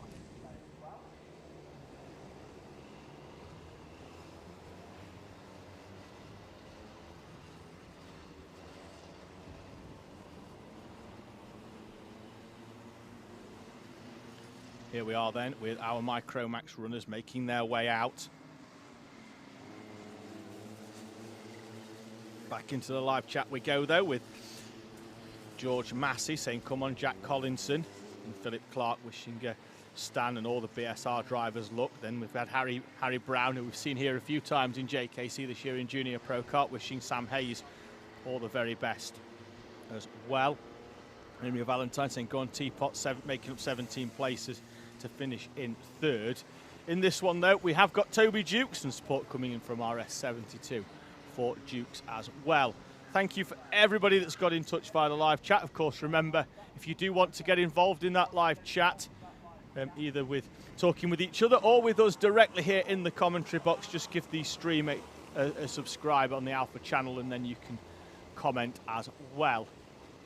Feel free to smash that like button like it's an accelerator pedal, just like our Micromax runners are about to do when they come through, albeit in 1 lap's time, because it's 2 rolling up laps, and that green flag with the chevron is shown over the start-finish line.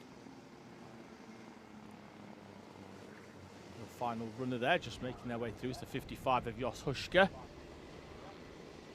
And his second outing in the Cadet Kart Championship in the Micro Max this season, having switched mid-season from Honda, and that is the 39 of Toby Dukes. That kart parked well out of the way. That could potentially be another reason why we've had that roll round, but Toby Dukes in the 39 kart being moved to safety in the marshal's post. The kart well out of the way on the outside, but he'll take no part in this heat number 2 for our Micro Max runners.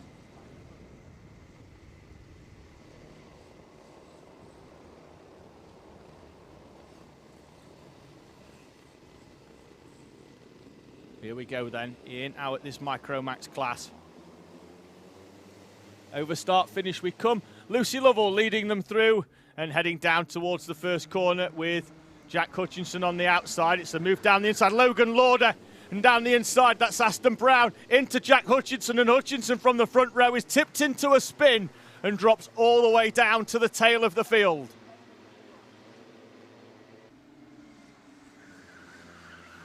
Dax Farah down the inside of Ellough down there at Holmes. We've got a change for the lead as Logan Lauder sweeps round the outside of Lucy Lovell as they go round O'Rossi. And then Turacek is down the inside as well on the way into the right-hander at Barney's. Minto making early race progress, as you'd expect from the Heat 1 winner. He comes over start finish. Lauder with the fastest lap, as you'd expect from the driver coming through over the line first from that rolling start, with Turacek and Lovell the top 3. Then it's Farah, Neeson, Minto, Lucia, Jones, Clark and Simpson, Hushka, Brown, Wheatley, and then Jack Hutchinson after opening lap spin. 14 of our 15 runners in this Micro Max heat number 2, with Toby Dukes having to watch from the infield, having retired on the outlap. Down the inside goes Adam Turacek on Logan Lauder, and he moves through into the lead. Minto on Neeson down the inside. Neeson's going to try and be brave and run around the outside, but Minto is through down the inside. We know Neeson's got good race pace, particularly towards the end, and he's going to come straight back down the inside, I think, of Daniel Minto. Certainly got alongside. Minto wanted him to work with. In the background, you've got Ella Lucia and Alex Jones battling it out with each other.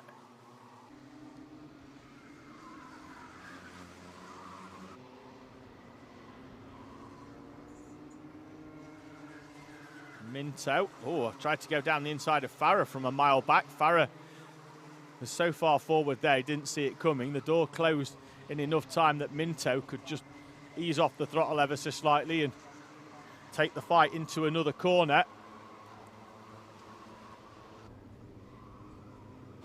The move coming though, as there's a move down the inside from Caden Simpson on the 9 of Max Wheatley.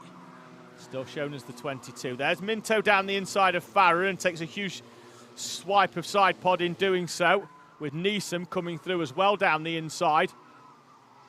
Farah will drop down from 4th place into 6th then. Lucia still holding off Alex Jones in the background, with Aston Brown now recovering back up into 9th place after that opening lap contact with Jack Hutchinson.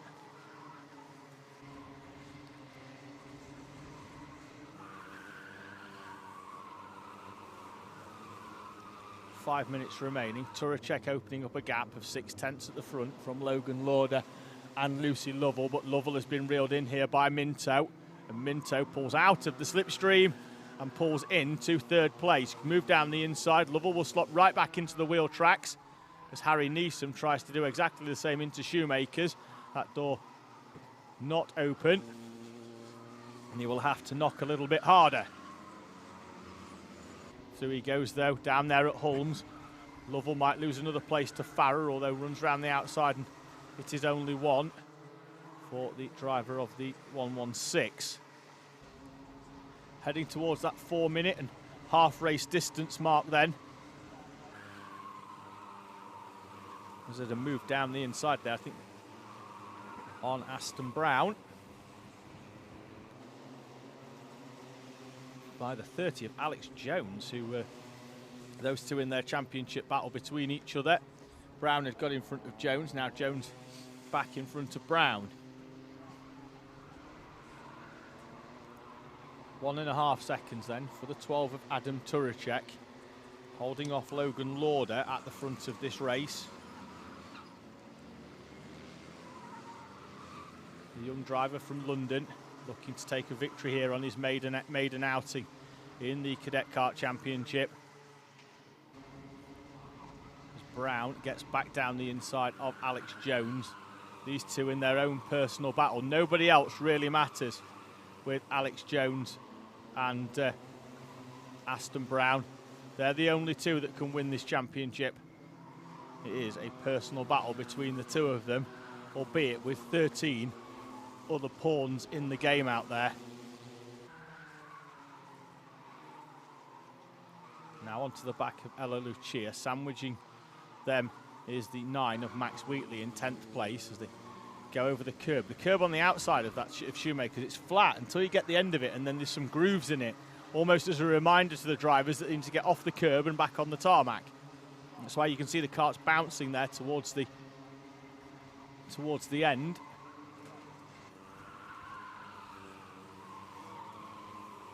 Around the hairpin at Alan Wones. Minto now is right on the back of Logan Lauder. And comes to the inside early. Out of the slipstream for Daniel Minto. And on the brakes down, he goes down the inside. Then Lauder's on the outside. Minto gives him a kart with respectful driving between the two of them. And they're still side by side as they head towards Shoemaker's. And they slot back into single file just in time for Harry Neeson to make this a 3-kart battle for second place. Right now on the back of Logan Lauder is Harry Neeson, taking advantage of those in front of him battling to close the gap up that was around about 3/10 to Minto on the previous lap.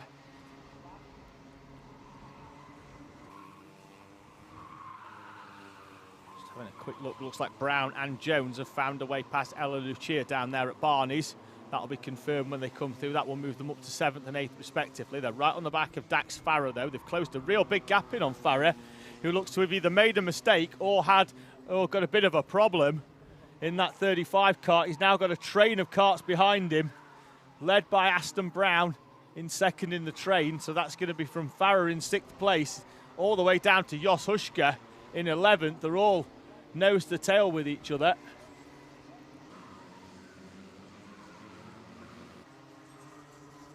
One minute remaining for your race leader, Adam Turacek.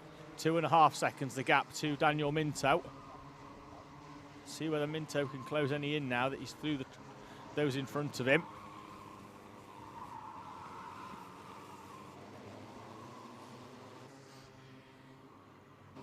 Farrer and Jones battling it out. There's going to be rumble strip on the inside there, and then there's some tyres. They're going to be 3 wide heading down towards that first corner. Brown is already through on Farrer. This is why Jones now is anxious to try and get through as well. Needs the points, needs to be close to Aston Brown to keep that championship hope alive here in Micromax. All he can see in front is Aston Brown opening up 1 kart width, 2 kart widths with every single corner.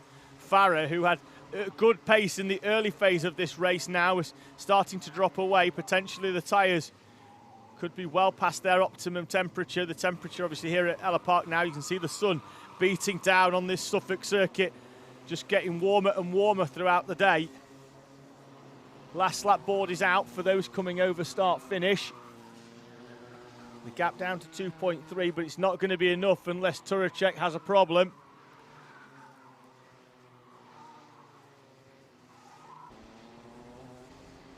The driver comfortable running at the front, having finished second in the a round of the Slovak National Championship earlier this year, coming in with Czech-Slovak parents, so accustomed to racing all around the world. Is currently racing to victory in heat number 2 here at Ellough Park. Round the final 2 corners, round Alan Wones, then the final one through over start finish. They're still battling it out between Neeson and Lauder for the final step on the podium. They've dropped really far back as they come over the line side by side. Who's it going to be? It's Logan Lauder by 0.03 of a second. for third place, with Minto in second, Lauderden in third, Neeson, Lovell in fifth place on debut here in the Cadet Kart Championship. Aston Brown and Alex Jones, 6th and 7th. Wheatley, Farah, Lucia Hushka, Simpson, Clark and Hutchinson are your runners.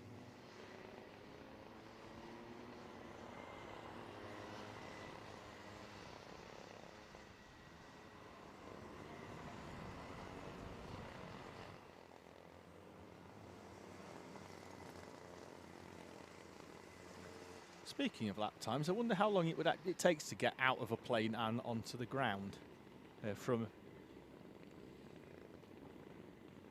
As they as this duo make their way out of the sky into the ground down there in the parachute club on the far side of the thing here. I think I'm trying to figure out whether that's the top one or the bottom one, because there's two effectively stacked up. That looks to be the bottom one. The one at the top is there.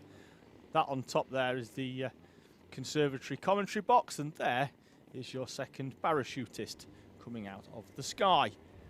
Track looks to be clear though, with the exception of Toby Dukes' Micromax being pushed back in towards the dummy grid and the holding area.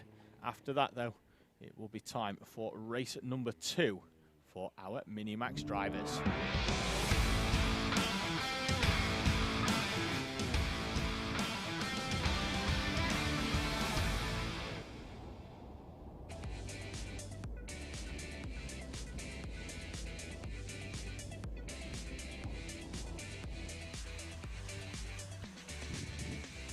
We will have our few grid in a few moments' time. Just having a quick look at the live chat. Hello to Gizma, and then also goodbye to Gizma, because we're not having single letters in the comments, so we're going to say goodbye to you. Hello, though, to Jared Fox-Whiteley, who starts heat number 2 from pole position. He's going to have Jack Burgess alongside. Then it's Ben Adrian and Oliver Fabricius on row number 2, with Lewis Goff and Harris Roberts on the second row. Freddie Lyons and Leon Barlow share row number 4 with Benjamin Lee in P number 9. So just wait, as I say, we're just waiting for Jacob Dukes' kart to be returned. There is Benjamin Lee on the screen there with the blue helmet and the black suit through the Junior and Cadet Kart Championship and the Optima Motorsport advertising board. So what we're saying there is that for optimal viewing, if you are in 9th place on the grid, just make sure that you're down there on the dummy grid. Make sure that you're looking good, because we can see you between the in the holding area between the two banners.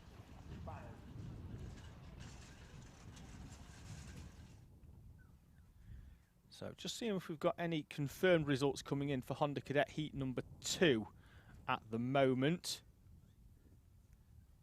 which was run around about 10 minutes ago. Well, whilst we wait for that, though, as the karts are still down in the holding area, we'll just have a few adverts from our kind series sponsors.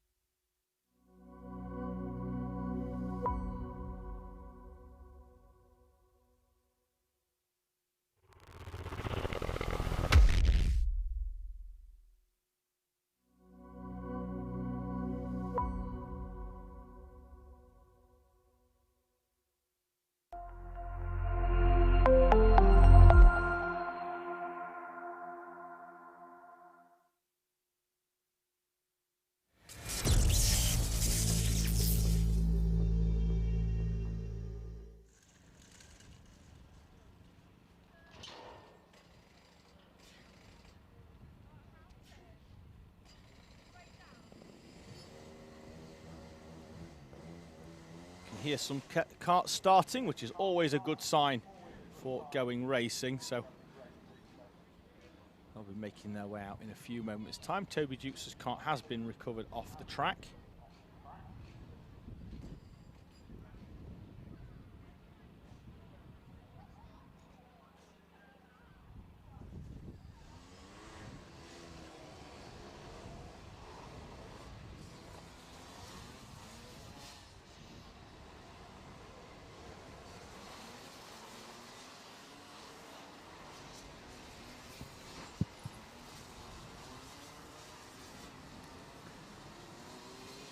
Benjamin Lee then, the final of our runners, making his way round. Had Harris Roberts slow out of the dummy grid. He's catching up though, he's only half a lap back, so that should be quite easily doable.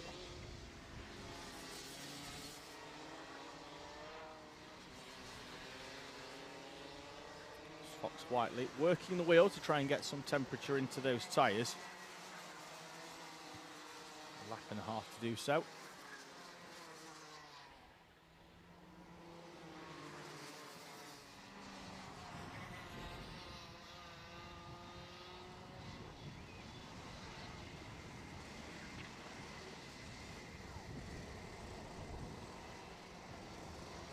Fox Whiteley then getting them together. I think they might get this one going at the first time of asking as well here in Junior Max. Not sure where the driver from third place is at the moment, because it's Lewis Goff is right on the back. We've got the flag out, so not sure they were gridded up 100% correctly, because although Goff left the gap for third place to Jared Fox Whiteley, he should be starting this one in fifth with Roberts alongside. So there is another driver between them. He's currently rolling round in fifth place. It could have just been that the driver was in the wrong tram line, so we're going to try this one again.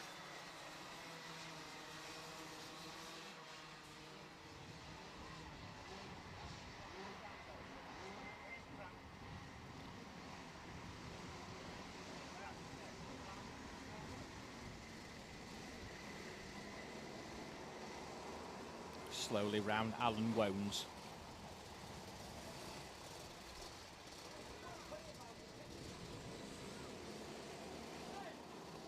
Into the tram lines, and I think Lewis Goff is telling somebody that they need to be in front of him. He should be in fifth place.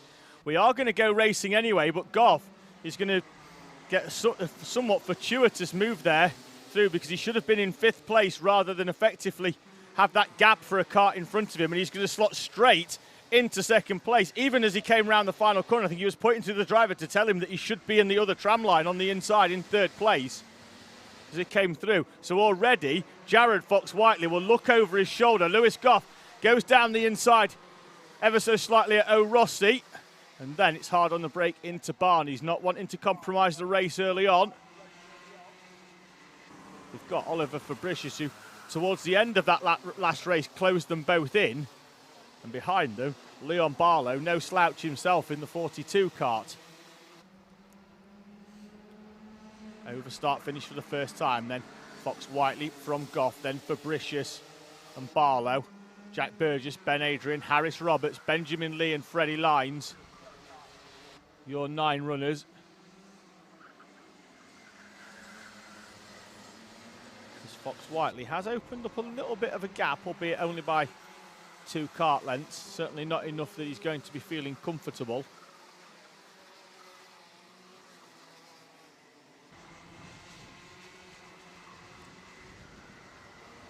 Down to Alan Wones. Burgess sticking off with Barlow, although he does slide slightly wide. That's going to open the gap up ever so slightly and potentially throw him back into the clutches of Ben Adrian as they run down towards Degner.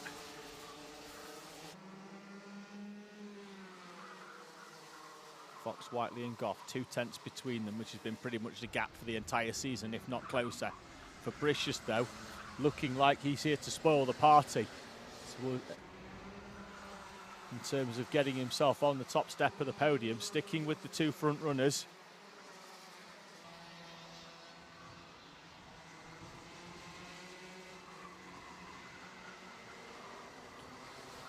The early phase of this race, though, very tentative for all of them, just feeling each other out, seeing where they go.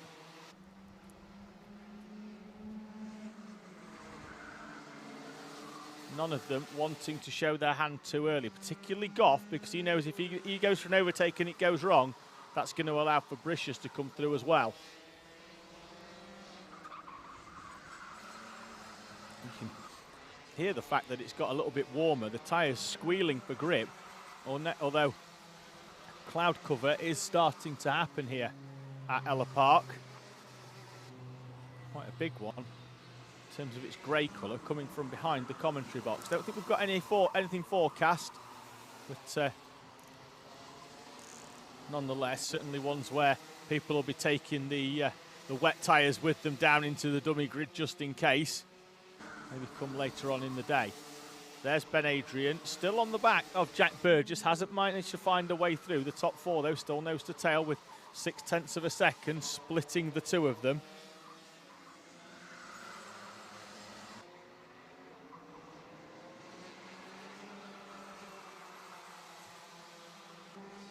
This one is just one real big game of chess between four very, very evenly matched drivers.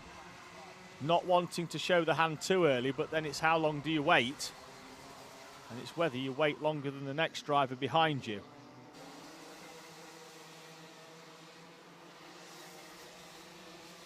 Fastest lap of the race then, and personal best for Oliver Fabricius. In fact, it wasn't. It was Fox Whiteley with the fastest lap of the race on the previous lap in the lead, but Fabricius sets the personal best that was pretty much identical to it. And now Lewis Goff down the inside into Holmes on Jared Fox Whiteley. Fox Whiteley's going to get the cutback. They're almost going to be three wide as they head down towards O'Rossi, and Fox Whiteley's going to be slow round there, having the nose chopped off him, and he's going to drop down into third place with Oliver Fabricius sweeping round the outside, and Jared Fox Whiteley will drop down into P3. Great move from Lewis Goff down the inside. We'd said it was a big game of chess. Never at any point prior to that did he show his hand. Did he consider making an overtake? And potentially when Fox Whiteley least expected it, the four from Lewis Goff was down the inside. And because of then Fox Whiteley being slow round O'Rossi trying to get down the inside, it allowed Fabricius to sweep through and round the outside. And there's a bit of a gap now from Goff back to Fabricius, Fox Whiteley and Barlow as Lyne sets his personal best of the race with a 46.162. 3 minutes remaining. Fox Whiteley, at the very least, could do with getting past Oliver Fabricius. Fastest lap of the race, 44.2 from Lewis Goff. Radiator flap adjustment from Fox Whiteley. You can see how windy it is down there at Ellough Park. Some of the race suits flapping around as they head down towards the right-hander at Shoemakers. So I think it's fairly clear into which direction the wind is going. It's a headwind almost into that corner. Flags cracking down in the dummy grid.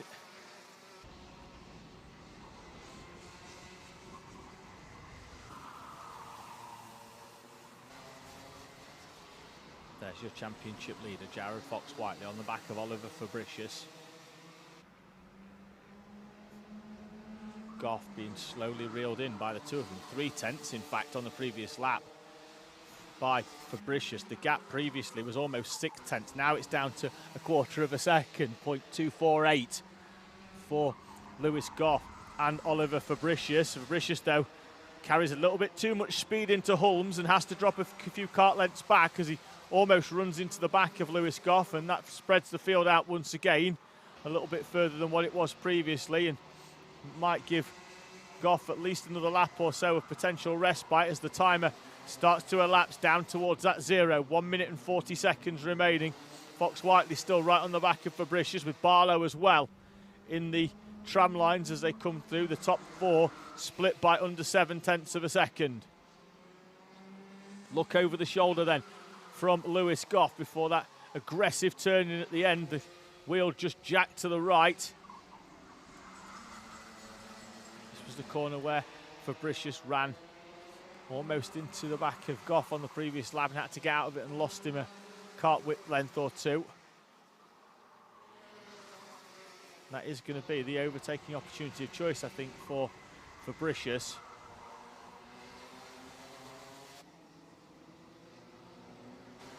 Here now, it's whether Fox Whiteley needs to get past Fabricius, or he thinks that Fabricius has got enough and will open the door for him. Fastest lap for Fabricius, 44.065, and he almost gets down the inside of Lewis Goff into the right-hander at Degner. 23 seconds remaining, lap and a half then in Minimax heat number 2.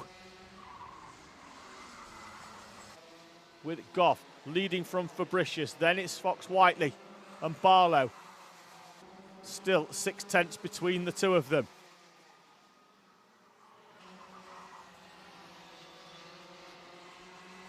And now Fabricius down the inside of Lewis Goff and Oliver Fabricius as they begin to head towards the start-finish line to start the final lap. Fabricius, who comes through, leads over start-finish. Goff over the shoulder, has a look at Jared Fox-Whiteley with Leon Barlow in 4th place. Now Goff tries to come back to the inside of Fabricius. Fabricius defending, down into Shoemakers, and Fox-Whiteley's alongside Lewis Goff, and Fox-Whiteley's through for 2nd place, and Leon Barlow is through as well, and then he's down the inside of Jared Fox-Whiteley, and Lewis Goff might be back to the inside.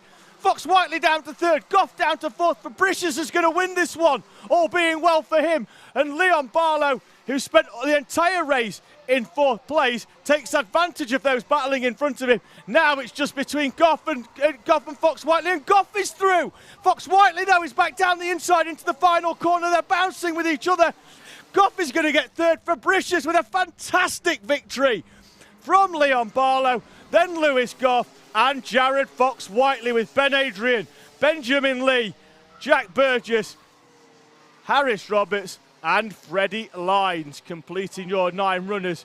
Action once again in Minimax.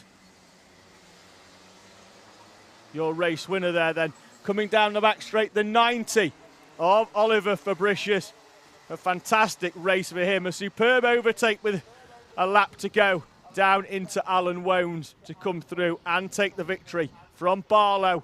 Then it's Goff and Jared Fox-Whiteley in 3rd and 4th respectively.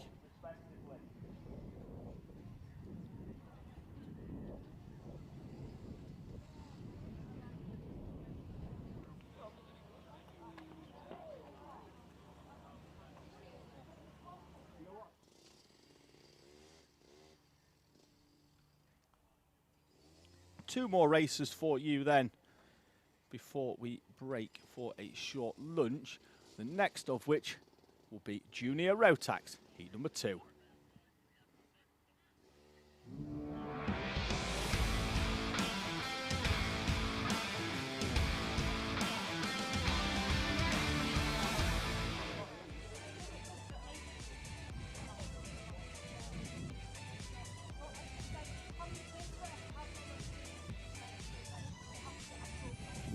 Jensen Mason, who retired from heat number 1, he's going to be on in P1 with Catherine Potter alongside. Then it's Curtis Latimer and Bartek Filipiak with Jaden Hewitt and Harry Hurst Grover on the 3rd row.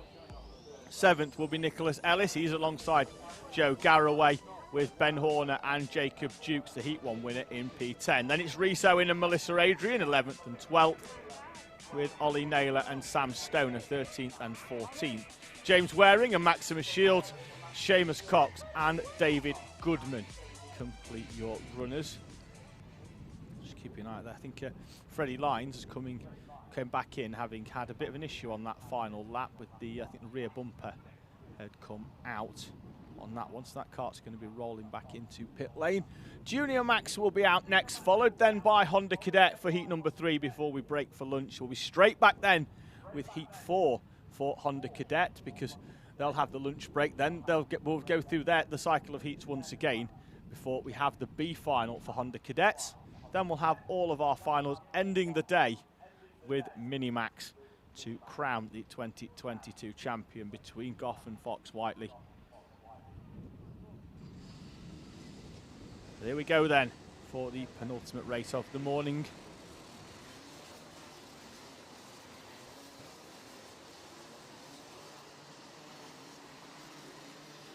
Juniors making their way out onto track. 2 rolling up laps, of course, for them. And they will be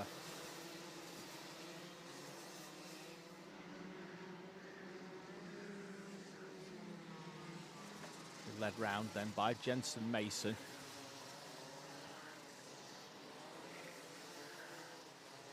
Involved in that opening lap incident, I think could have bent the track rod at the front with him when he was coming in. It looked like he'd said something was bent on the front end, so that's why he retired from that first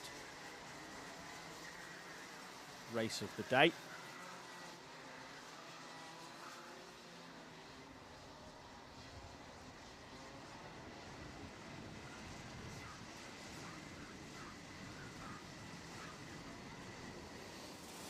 Everybody's into position. They'll be rolling through. It looks like we could be getting this one going at the first time of asking. Everybody nicely into the positions, into the tram lines, power down. And it's green lights. We're away and racing. Nicholas Ellis makes a good start. Jensen Mason, though, will hold it. It's a move by Ollie Naylor down the inside as he comes through. Trying to get over that disappointment of that opening heat early on. Move down the inside there. Nicholas Ellis on Jaden Hewitt. It's all the cartel karts. Second, third and fourth. Though there is going to be a change for the lead early on. Sweeping right the way round the outside and then heading down towards Barney's. On that opening lap is the 56 of Curtis Latimer. Jensen Mason, Joe Garraway and Jacob Dukes are making early inroads into the field in front of them. Dukes finding a way past Nicholas Ellis. And Ollie Naylor could well do the same as well. Down the inside he goes on Ellis, takes a chunk of curb. Ellis on the outside has to relent, and Ollie Naylor comes through, and he is up into sixth place now. Latimer leading from Mason and Hewitt. Garraway is already past Jaden Hewitt, though. He's up into third place. Jacob Dukes in fifth, in front then of Ollie Naylor, Ben Horner, Rhys Owen and Catherine Potter.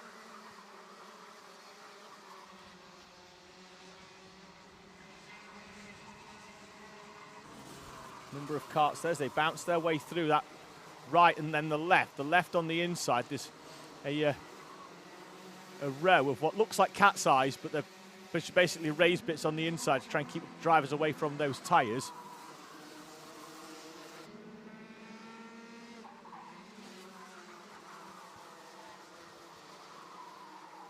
Latimer with Garraway now up into second place. We've had Bartek Filipiak and Catherine Potter off at the final corner.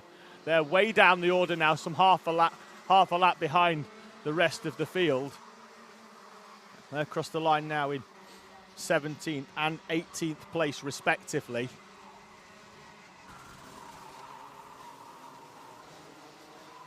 Latimer though leads from Garraway, then it's Mason with Hewitt, but Hewitt's dropped down a place I think because we've got Jacob Dukes now coming over the line in fourth place.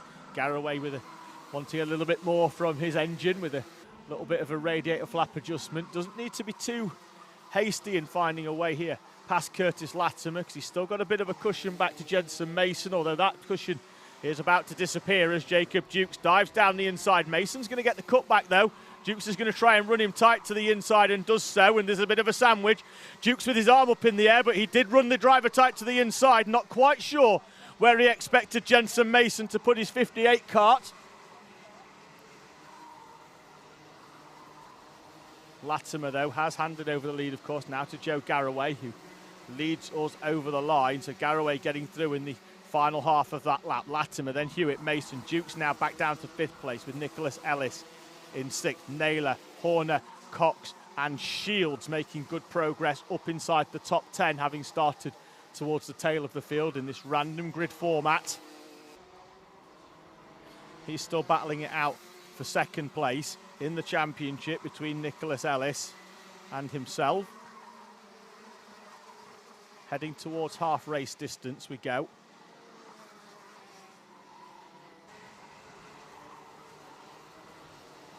As Mason gets forced wide down there at Alan Wones. Shields, who was third in Heat 1. Ellis in seventh. We follow Nicholas Ellis now coming under pressure from Ollie Naylor. Naylor down the inside of Nicholas Ellis, and Ellis is going to go wide and has to drop back into position. And Horner is going to come through as well, faring really, really well in his move up, and that's the 79 of Seamus Cox. And Shields is coming through as well. Tumultuous lap for Nicholas Ellis, although Shields has to get out of the corner and Ellis sweeps back round the outside. Shields slow on exit from Holmes. Seems to be back up to pace though, but just seemed to bog down a little bit out of that tight corner. It's the two cartel machines of Latimer and Jaden Hewitt. Hewitt on the podium earlier in the season at Landau for round 6. Coming under pressure from Jacob Dukes.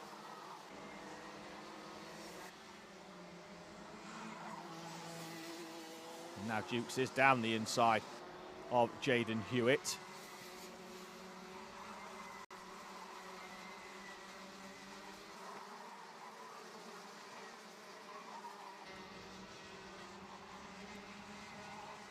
Three minutes remaining in this second heat, as we see Jacob Dukes diving down the inside of Curtis Latimer to move him through into second place. Then there's a train of karts all the way back then to Ollie Naylor in sixth place. He could take advantage here as the train tries to get to the inside of Latimer. He has to relent, then takes a huge chunk of curb, and that could allow Jaden Hewitt to get the cut back down the inside, and does, but then he takes too much curb to the inside, and now Hewitt has to defend venomously to the inside to stop Jensen Mason getting the run. All of this playing into the hands of the field behind. Horner, Cox, Ellis and Shields all nose to tail now as the field in front of them battle this one out. Garraway's got two seconds at the front of the lead. Let's see what Jacob Dukes has got in comparison. He takes a 10th out of Joe Garraway. It's not going to be enough to close this one in. Shields, I think, has found a way past Nicholas Ellis down there in their personal battle for second place. He has done. Maximus Shields up past Nicholas Ellis, and it could be two racers with two finishing positions in front for Maximus Shields, which is all he has to do, is stay in front of Nicholas Ellis.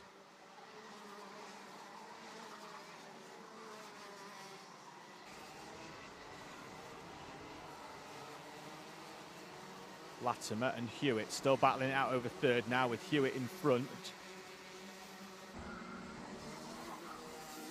Latimer, though, will try and get back down the inside.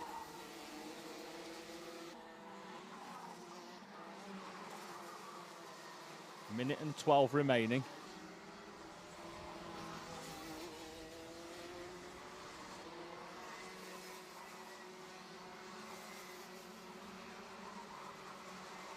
Ollie Naylor now then, right on the back of Jensen Mason.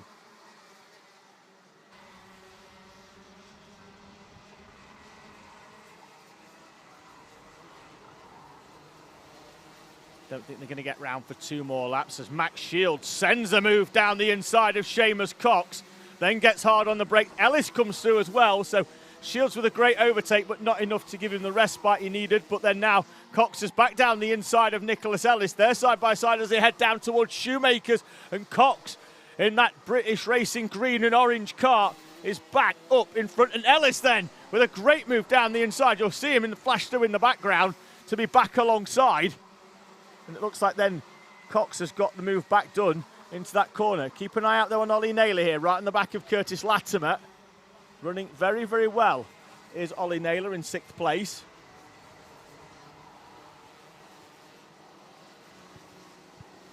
Time has elapsed. Last lap board out as Garraway comes through. The gap's been coming down though, lap on lap. 1.5 now. Back to Jacob Dukes. Don't know quite how much though tyre preservation for the end of the day is coming into it here, with Garraway leading from Dukes. Then it's Hewitt, Mason, Latimer, Naylor, Shields in seventh, Cox and Ellis. Contact between Ollie Naylor as he sends a move down the inside of Curtis Latimer. This could open the door for Maximus Shields to come through, and does. Shields is through. Ollie Naylor sideswipes Curtis Latimer as they go into the right-hander at O'Rossi. Side pod to side pod. Checkered flag is out already though for Garraway as he comes through. There's your race winner with Dukes and Jaden Hewitt. Mason. Then it's Ollie Naylor, Maximus Shields, Curtis Latimer, Seamus Cox and Nicholas Ellis in ninth place.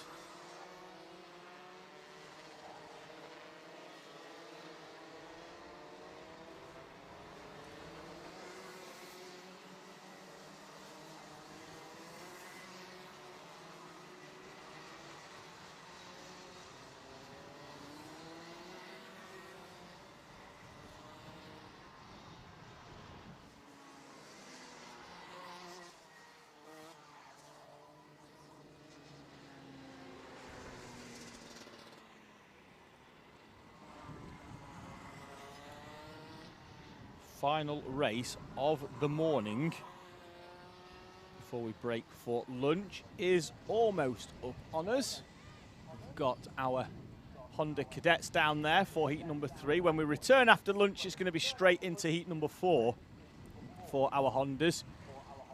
So anybody that's out in heat 3, they're going to get the lunch break to be able to get those karts sorted.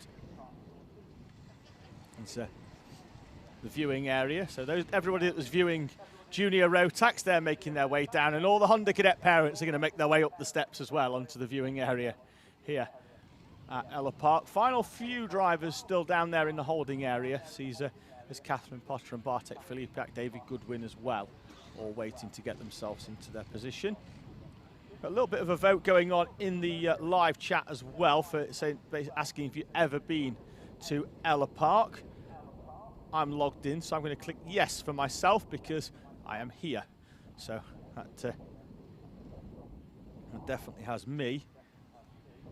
Having a quick look in the live chat. Someone's put karting family. Has round 8 results disappeared for anyone else in the live timing? Well, it did, but now it's back again. So press the refresh button because round 8's back there, because it's what I'm using to populate my championship spreadsheet to make sure what's happened.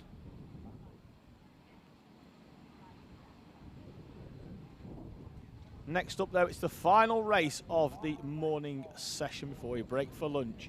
It is time for heat number 3 in Honda Cadet.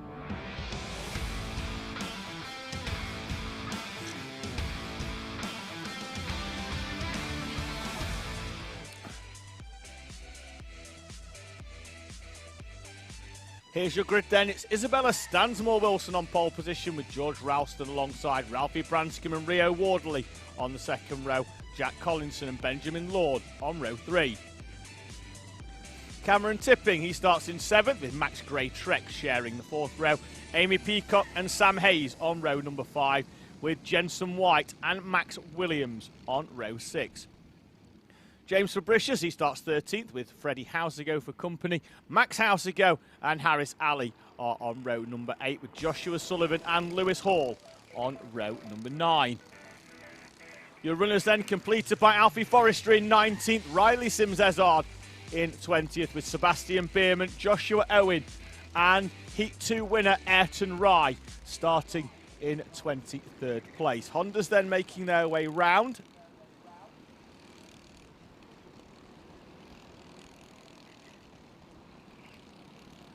Having a look in the live chat comments, Redline Cardiff saying go Max Gray-Trex in the 77, you can do it. And Fearsome asking when is Procart. Well, Procart aren't with us for this round, unfortunately. So it is just our Hondas, Minis, Juniors and Micromax runners.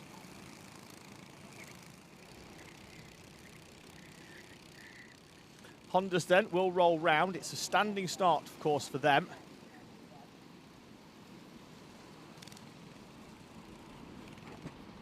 All slotting into positions. Fabricius still weaving the wheels to try and get as much as they can.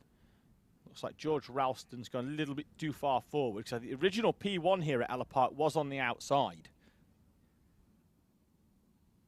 which means then he's rolled into that natural first grid position for him, but that one is actually crossed off.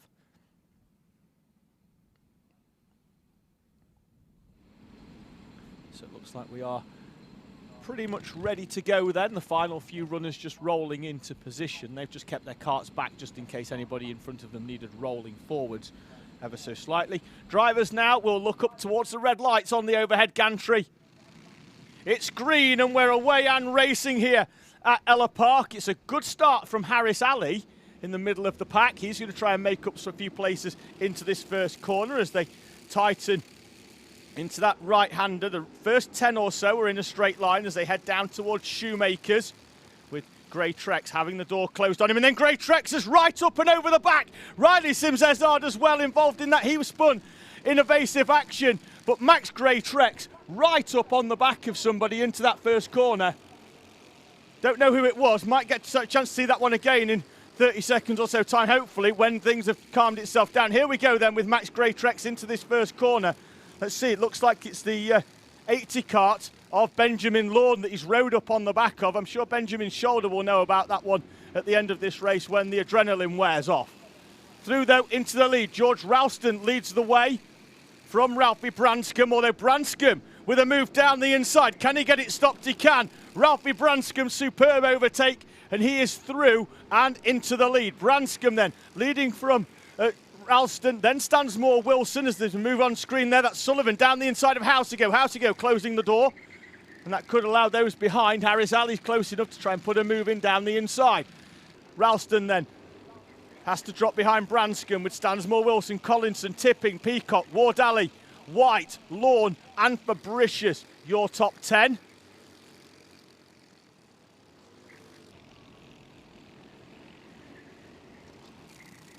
Benjamin Lawn there, closing in on the back of Jensen White. All of them at the moment struggling to find a way past the 7 of Rio Ward Ali.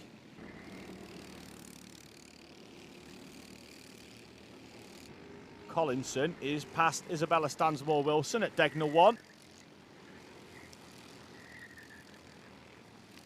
Branscombe, though, has opened up a gap of 4/10 on the previous lap, but that looks like it's not quite as much as there's a move in the background there. Sullivan down the inside of the 24 of Max Williams. Williams is going to get the cut back.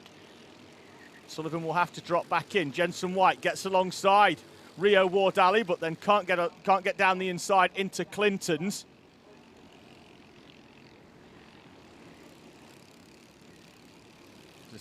Gaggle of karts there. They're 3 and 4 wide. White is finally through down the inside. Ward Ali tries to send it back down the inside and can't. And then there's a little bit of contact between 2 or 3 of them. Sam Hayes forced wide over start finish. And down the inside is coming Sullivan and Max Williams working together, pushing through. And they take at least 2 drivers straight down there. And then they hit hard on the brakes down the inside of Benjamin Lawn as well, taking full advantage of that gaggle of karts being forced incredibly wide. In front of them now, Sam Hayes down the inside of Rio Ward Ali and Hayes. And Ward Ali come together. Hayes is up on the side of Ward Ali. They're both heading towards retirement. Marshall is over there. He's going to lift them up off the back. I think they need at least Ward Ali to get out of the kart. Yellow flags out down there. And I think we're going to Battenberg situation. We've got the Battenberg flag out. And Ralphie Branscombe's 1 second lead has been closed right down to nothing. He becomes the de facto safety car. The time will continue to elapse down at the top of the screen, but in order for us to free those karts and free those karts safely, we go down to a Battenberg situation. Half race pace, they have been freed with Hayes and Ward Ali, but we are going to slow this one right the way down. The top 10 then, Branscombe, Ralston, Collinson, Stansmore Wilson, Peacock, Tipping, White, Fabricius, Sullivan and Williams. When they come through, I don't know whether the field's going to be close enough here for us to go green the first time of asking. Branscombe, though, really is now working to slow the field down, which is what he needs to do. The final 2 runners, which are Sam Hayes and Rio Ward Ali, are coming round together, albeit some half a lap down. Still remaining under Battenberg then for 1 more lap. Behind your race leader, Ralphie Branscombe, who looked comfortable out in the front of this pack. 1 second was pretty much his gap to George Ralston since that great overtake on the opening lap. And now he's going to have to do it all again. He's effectively here, if he is going to go on and take the victory, he's going to have to take 2 wins, because he's effectively won that first race, being opening up that gap to 1.5 seconds. Hayes and Ward Ali are still coming round. They're trying to close up. I think they've been told that they can go a little bit quicker than half race pace in order to close this gap back up. At the very least, they're not going to be so far back that it's going to involve them with this rest of this race as they come through. 2 minutes and 45, that's roughly going to be about 2:15 when they come through, because the field is still quite slow when they come through. We are going to go green this time, though, when they come round. I've seen the green flag being readied. The Battenberg is still going to be out round that final corner, but it's going to be Ralphie Branscombe who's going to be able to get the jump as they make their way round. Power down, green flag, and Branscombe leads them away for the second time. Tipping with a great move. He's looking to come to the inside early on as they're 2 and 3 wide in the background there. That's Williams and Housego battling it out for what will be 10th place.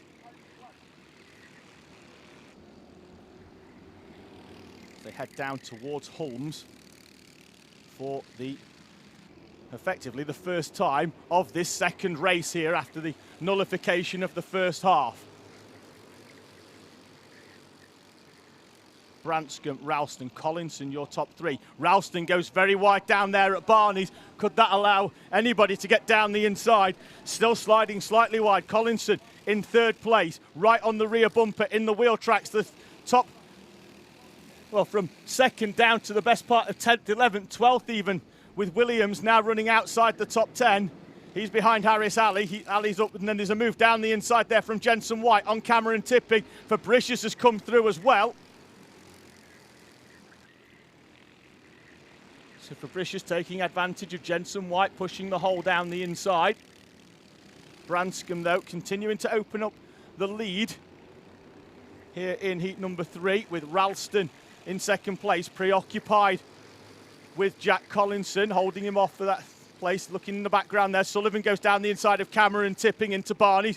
Good move by the driver of the 13, but he's lost a bit of way from those in front of them. Needs them to battle to close back up on the back of James Fabricius and Jensen White. Just under the 1 minute mark, they'll get round. It's 40 seconds, so the next time round will be the last lap board. Ralphie Branscombe has opened up the gap again to 1 second almost as Fabricius comes down the inside of Jensen White into Shoemakers. But yeah, Branscombe has opened up the gap that he had when the Battenberg flag came out.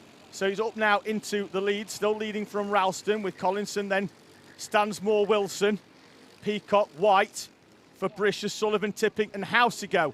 Your top 10.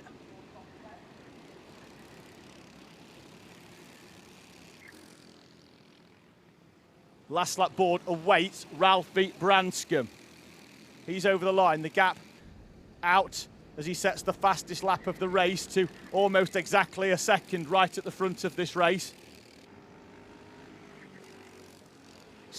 Peacock and Stansmore Wilson nose to tail. In fact, Peacock gave Stansmore Wilson a little nudge down the straight just to let her know she was there, and then has half a look down the inside into Holmes. Half a lap remaining for Branscombe, who's still continuing to open up this gap, and as Peacock does go down the inside of Stansmore Wilson, White's going to try a similar move on Fabricius, and then Sullivan's going to try and go down the inside of Jensen White. They're side by side as they come through the exit of Barney down towards Alan Wound. Fabricius is down the inside of Isabella Stansmore Wilson, who's gone slightly wide as well. We'll keep an eye on that. Sullivan's down the inside of White. They'll be side by side. Ralphie Branscombe, though, takes the victory effectively for the second time in this race. Ralston, Collinson, Peacock, Fabricius, Stansmore Wilson, Jensen White, Joshua Sullivan, Cameron Tipping and Harris Ali complete the top 10. In front of Freddie Housego, Benjamin Lawn, Lewis Hall and Max Williams, Max Greatrex and Alfie Forrester.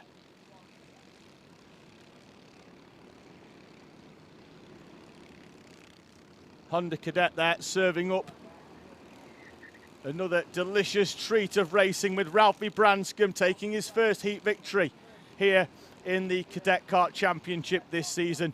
They make their way off the track and into the holding area. Of course, as I mentioned, because we are heading towards the lunch break, we've got no karts down there in the dummy grid. We do have for you, though, so do not go too far away, because we've got at least the first half of my paddock walk that I did yesterday. Then we'll have the remainder of the day's racing. In terms of the paddock walk, you can find it on the Alpha Live channel in its entirety. So if you were in the second part, go and watch it over there. But don't go too far away. We'll be back after lunch in around about 20 minutes' time. Hello, welcome to Ellough Park in Suffolk. It's Saturday afternoon. This will go out, as you'll be watching it right now, in the lunch break on Sunday. To my left, to your right on the camera, we've just had a final photo opportunity with this being the final round. So as some of the drivers mill round, let's make our way over and we'll have a chat with a few of them.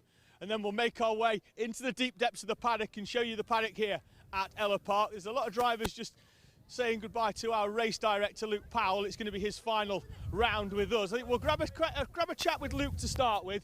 Luke, your final round with us in CKC, but as we move into a different territory next year as we merge with BKC. You've been our race director all year. It's been a good year, I think, because for racing's been of a really high standard. It has. It's been fantastic to see the kids, everybody move forward in their driving career. It's been. I'm trying not to get emotional, to be honest, but it has been really good to see each and every one of them, as the year has progressed, got better, got faster. Their lines improve, everything, their racecraft, their respect for each other is the big key word for me. It's amazing. I think the consistency as a whole has been great as well. Obviously, we start the year where everybody's new, everybody doesn't know each other's driving style, and that will naturally bring drivers closer together, probably too close for your liking as a race director. But as we've gone further into the year, I think the racing's been fantastic towards the final end. We've got through most race days without any serious incidents. It's been really, really good. Yeah, and hopefully touch wood this weekend. I have asked all the kids this weekend, to give me no headaches this weekend, and to just go out there and enjoy themselves. That is what I want. I don't, racing's racing, but I want the kids to enjoy themselves. And for me, that if they come off the track with a massive smile on their face, that's my day. Luke, it's been an absolute pleasure having you this season, mate. Always. Pleasure, thank you very much. Worries. Right, looks like everybody's stuck around here, which means that there's loads of people that want to chat. Well, we'll go over here to Kung Fu Filipiak. Hello, how are you? Mr. Jackie Chan there. How are you? I'm all right. Are you keeping yourself busy, keeping yourself active? Yeah, just getting some energy, running, some... Trying to put Max Shields off by trying to kick him in the head. Yeah. But at least do it on a practice day, don't do it tomorrow. Okay. Practice, we've had a couple of sessions this morning. It started off wet, as we can see from the track. If we see up there, there's still some damp patches on the track. It's starting to dry out. How are we finding it with Ellough Park? Not many of the drivers have actually been here, so how are we finding it? It looks quite fun. It's really narrow, but overall, I really like it. It's one of the better tracks that I've been to. Yeah, I've been here, but with bikes. And like most corners, there's an overtaking opportunity if you can find it. It's not, you look at something and think that's not a natural overtaking spot, but if you can engineer something, I think every corner's an opportunity. Well, there's not many overtaking opportunities or corners to overtake on, but if someone goes wide, then you can obviously just get a better exit and pull away from them. And on the next corner, you can block them. So if someone goes wide on turn one, that's just an easy overtake into the second turn and third turn, so that you can block them. That's one of the good overtaking spots.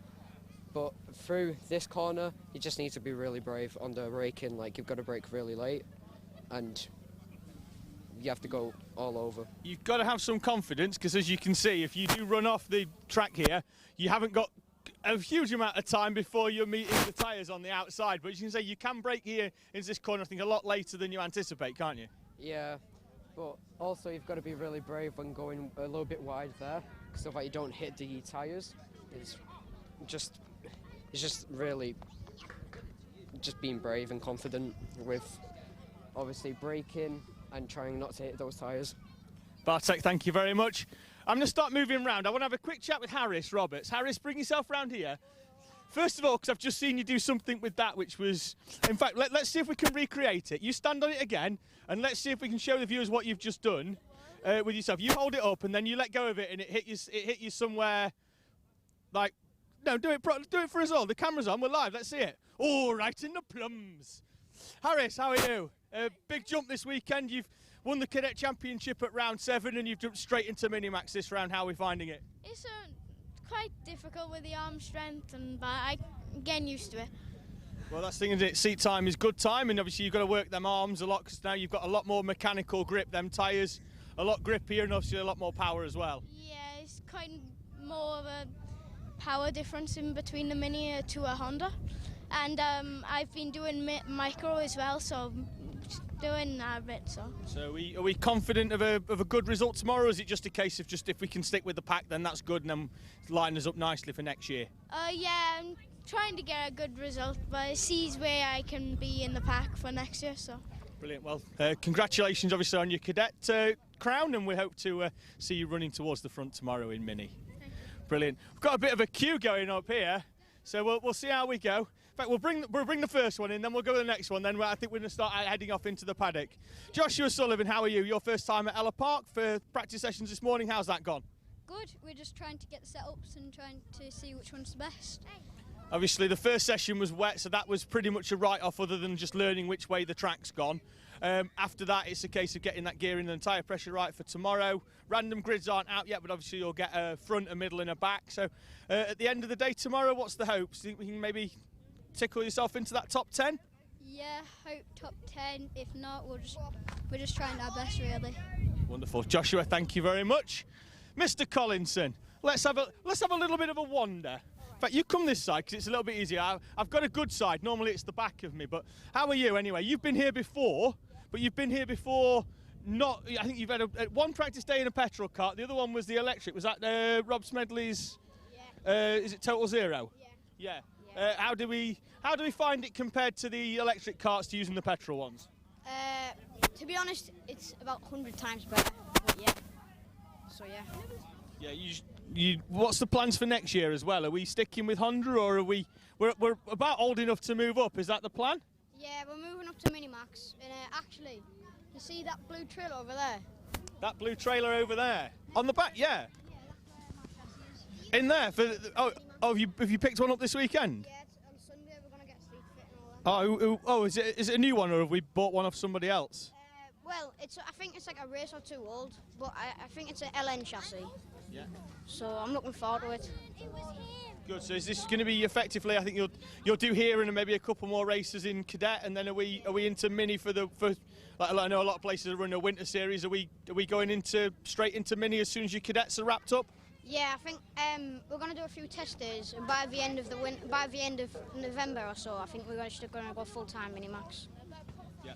Jack, wonderful, all the very best. It's been fantastic actually watching your progress throughout the season. You've been quick all year, but now you're consistently quick pretty much at every track we've been to, and you really want to sort of be looking out for. I think obviously we've seen a couple of drivers out there that, naturally we're going to think are going to be towards the top. I think, James Fabricius, we know he's going to be strong, but, you must be going into this knowing that there's a chance of an outright victory this weekend. Yeah, I'm hoping to finish the season on a victory. After 2 podiums in a row, I'm looking for a victory. Jack, brilliant, thank you very much. Right, let's see if we can take this one actually into the paddock. Let's walk with somebody. Walk with me. Walk with me. And walk in that direction over there towards that awning with the balloons. Hello, you've not been out? Why have you not been out? Because I had a brake failure on my kart. Brakes are overrated though. No, but they weren't working. I had no brakes. Yeah, but that'll make you quicker, surely. It didn't make it quicker because I wouldn't be able to go round the track. Have you fixed the brake issue? Yes. Yeah, so you're going to be out this afternoon? Yeah. Good. In a moment we're going to play a game of let's see if we can hit our cameraman with that ball. So in a minute we'll line him up over there. Oh, that's gained some favour in the paddock with everybody except our cameraman. So obviously you've had half a test day then. So you think, you've got other people that have done a bit of legwork, got some testing in for you. So at least some gear, and you'll be able to go out this afternoon and see if you can try and make up for that. Odds and evens, so I can gain some practice time back, so I get as equal time to everybody else as well. So that's wonderful, thank you. Somebody else wants to chat. Hi, hello, welcome to the Grid Walk. Introduce yourself. I'm Harry. Hi, Harry, how are you? Good. Good. How's practice gone for you this morning?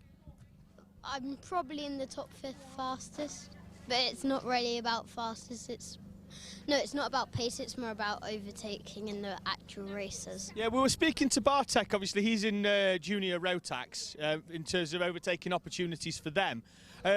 What in a Cadet, what do you think? Where's going to be the main place for you to do your business tomorrow? I'm afraid I can't give that away. Absolutely fantastic answer.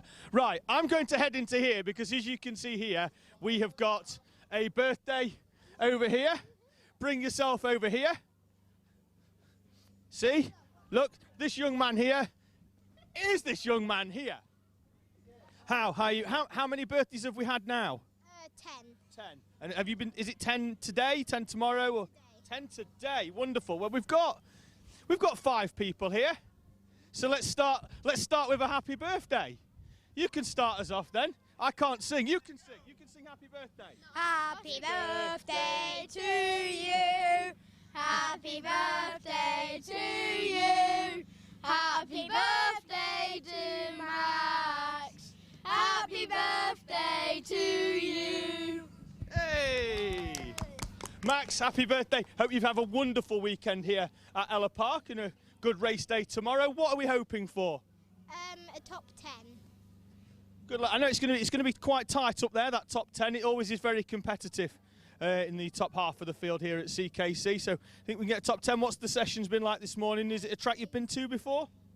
It's not a track I've been to, and it's been amazing so far. Wonderful. Well, next up, thank you very much. Spin yourself round. Stay up there. Let's see whether I know a jig can take a cart weight, but let's see if it can take the weight of me and you. How are you? Good. Good. How's practice gone for you? I was watching this morning that first session. You look very impressive out there. Yeah, I have been improving throughout the day.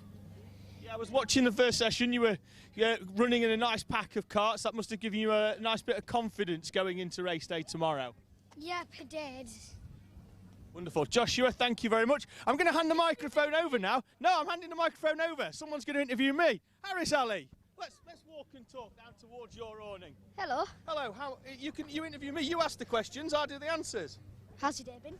My day's been fantastic because we're at a racetrack, and what better place to be than at a racetrack?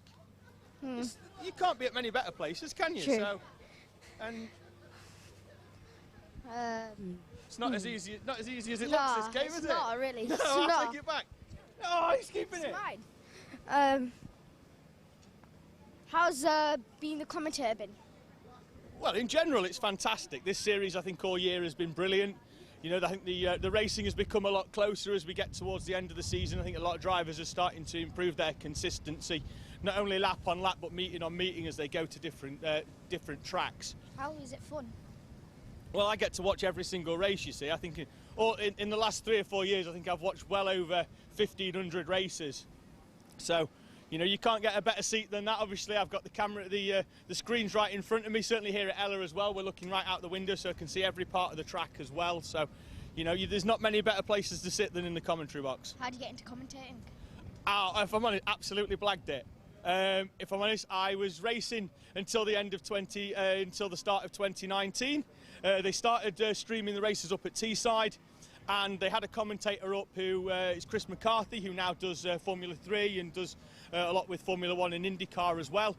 And I sent him a quick message and just said, look, I know all of the drivers up there that you might not because you're coming a long way, and I'm free if you want me to come and just tell you a little bit about them. And he said, well, come and do the day on commentary with me. And since then, I've done 4 years there. I've done this year with CKC.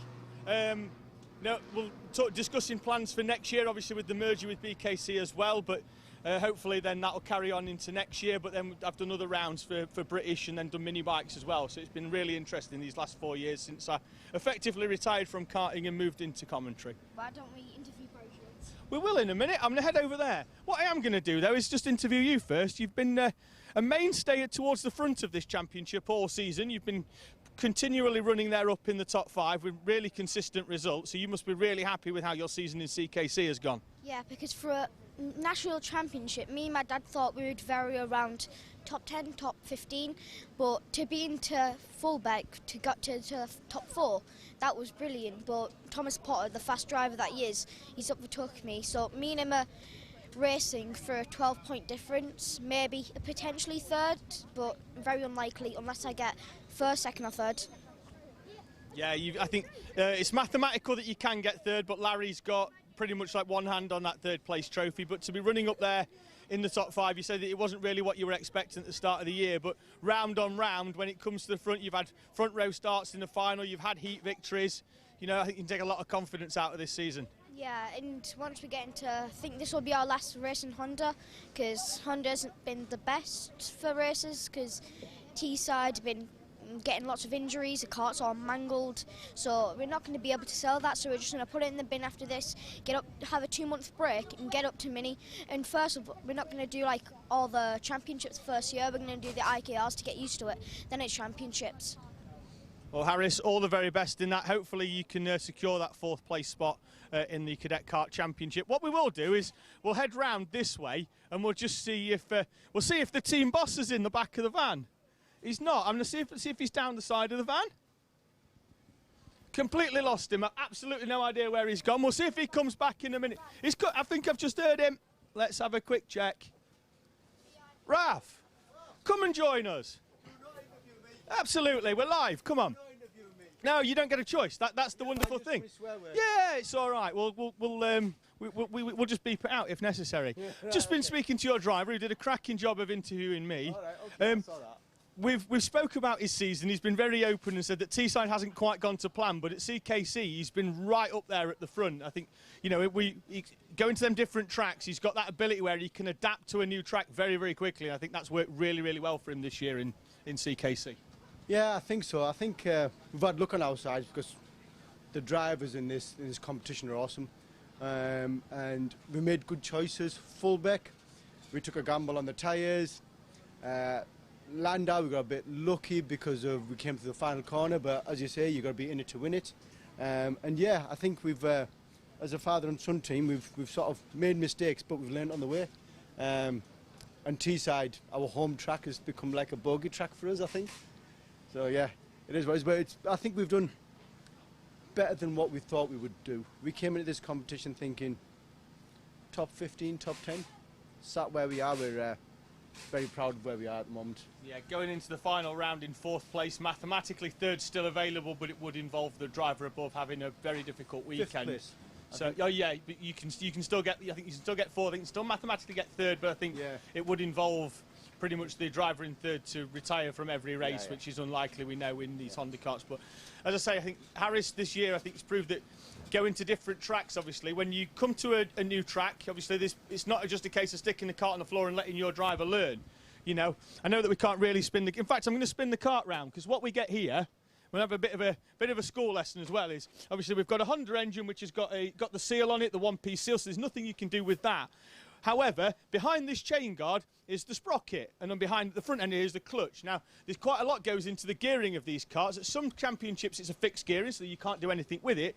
But when you come to different tracks in this championship, it's a big day. Not only are you trying to sort out your tyre pressures, get your driver to learn the track, but you're also, and this is more so on this man rather than this young man, is about getting the gearing right. And a lot goes into that.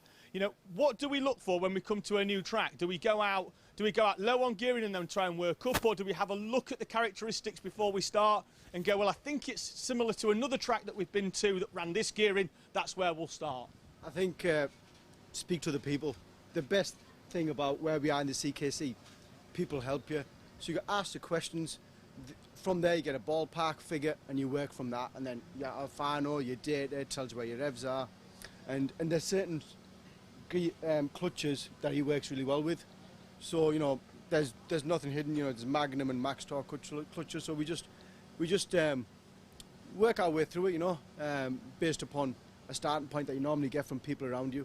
So obviously you get 6 sessions of practice on the Saturday and then a small one in the morning on Sunday, but it can't really do a lot in that time. That's 6 sessions, though. Obviously you are going out there, and it's a case of changing something every single time to try and maximise your driver's opportunities come race day. Yeah, key is not to change too much.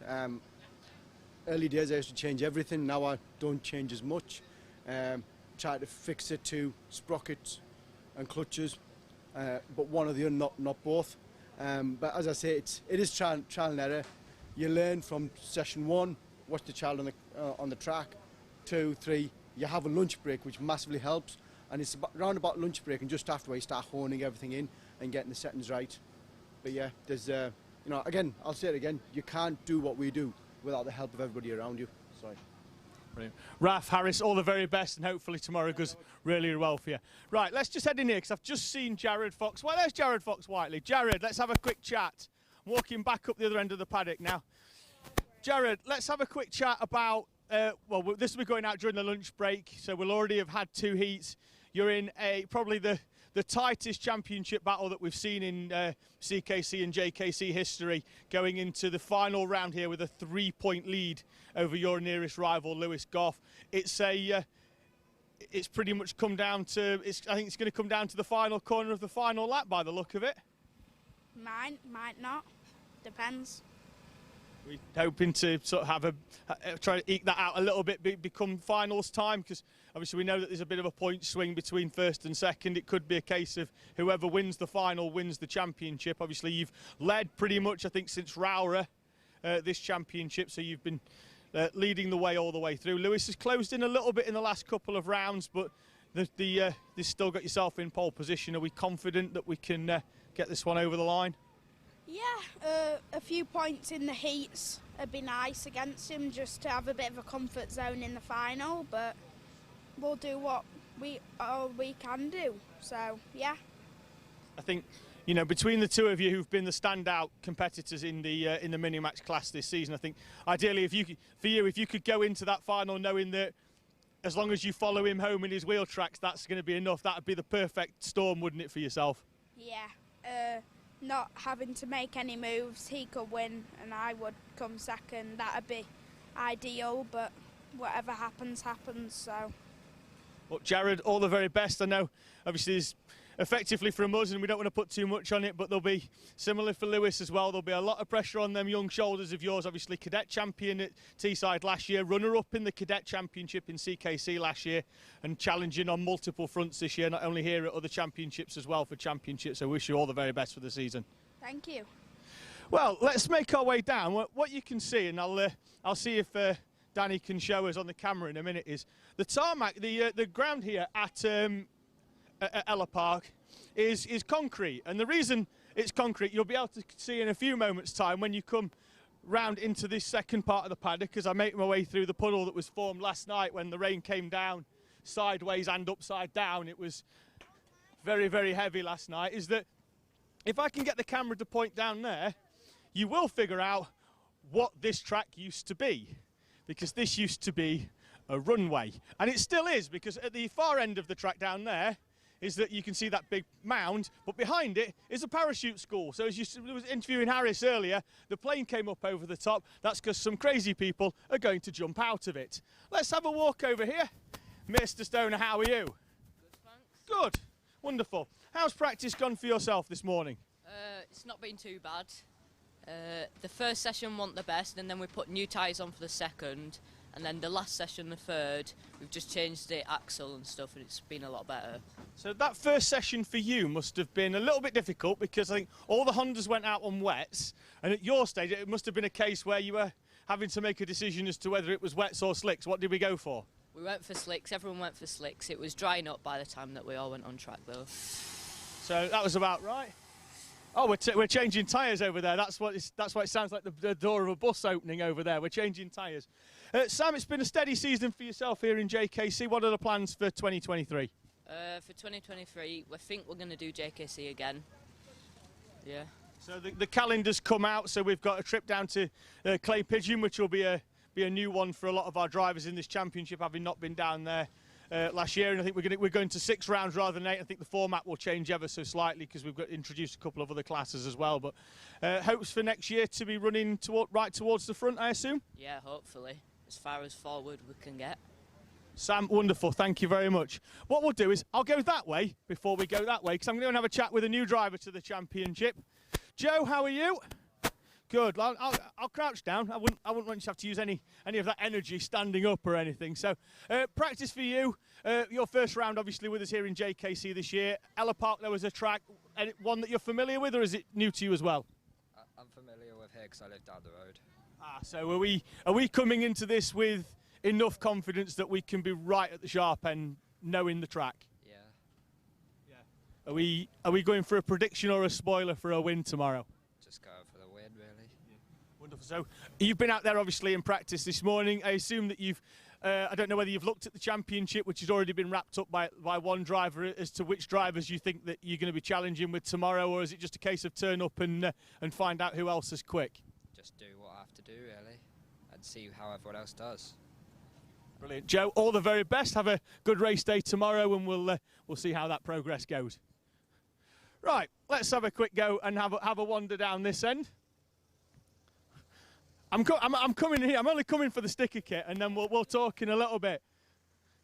Big fan of that. We'll chat with the mechanic first, and then we'll make the way around there to the driver. There's no mechanic here.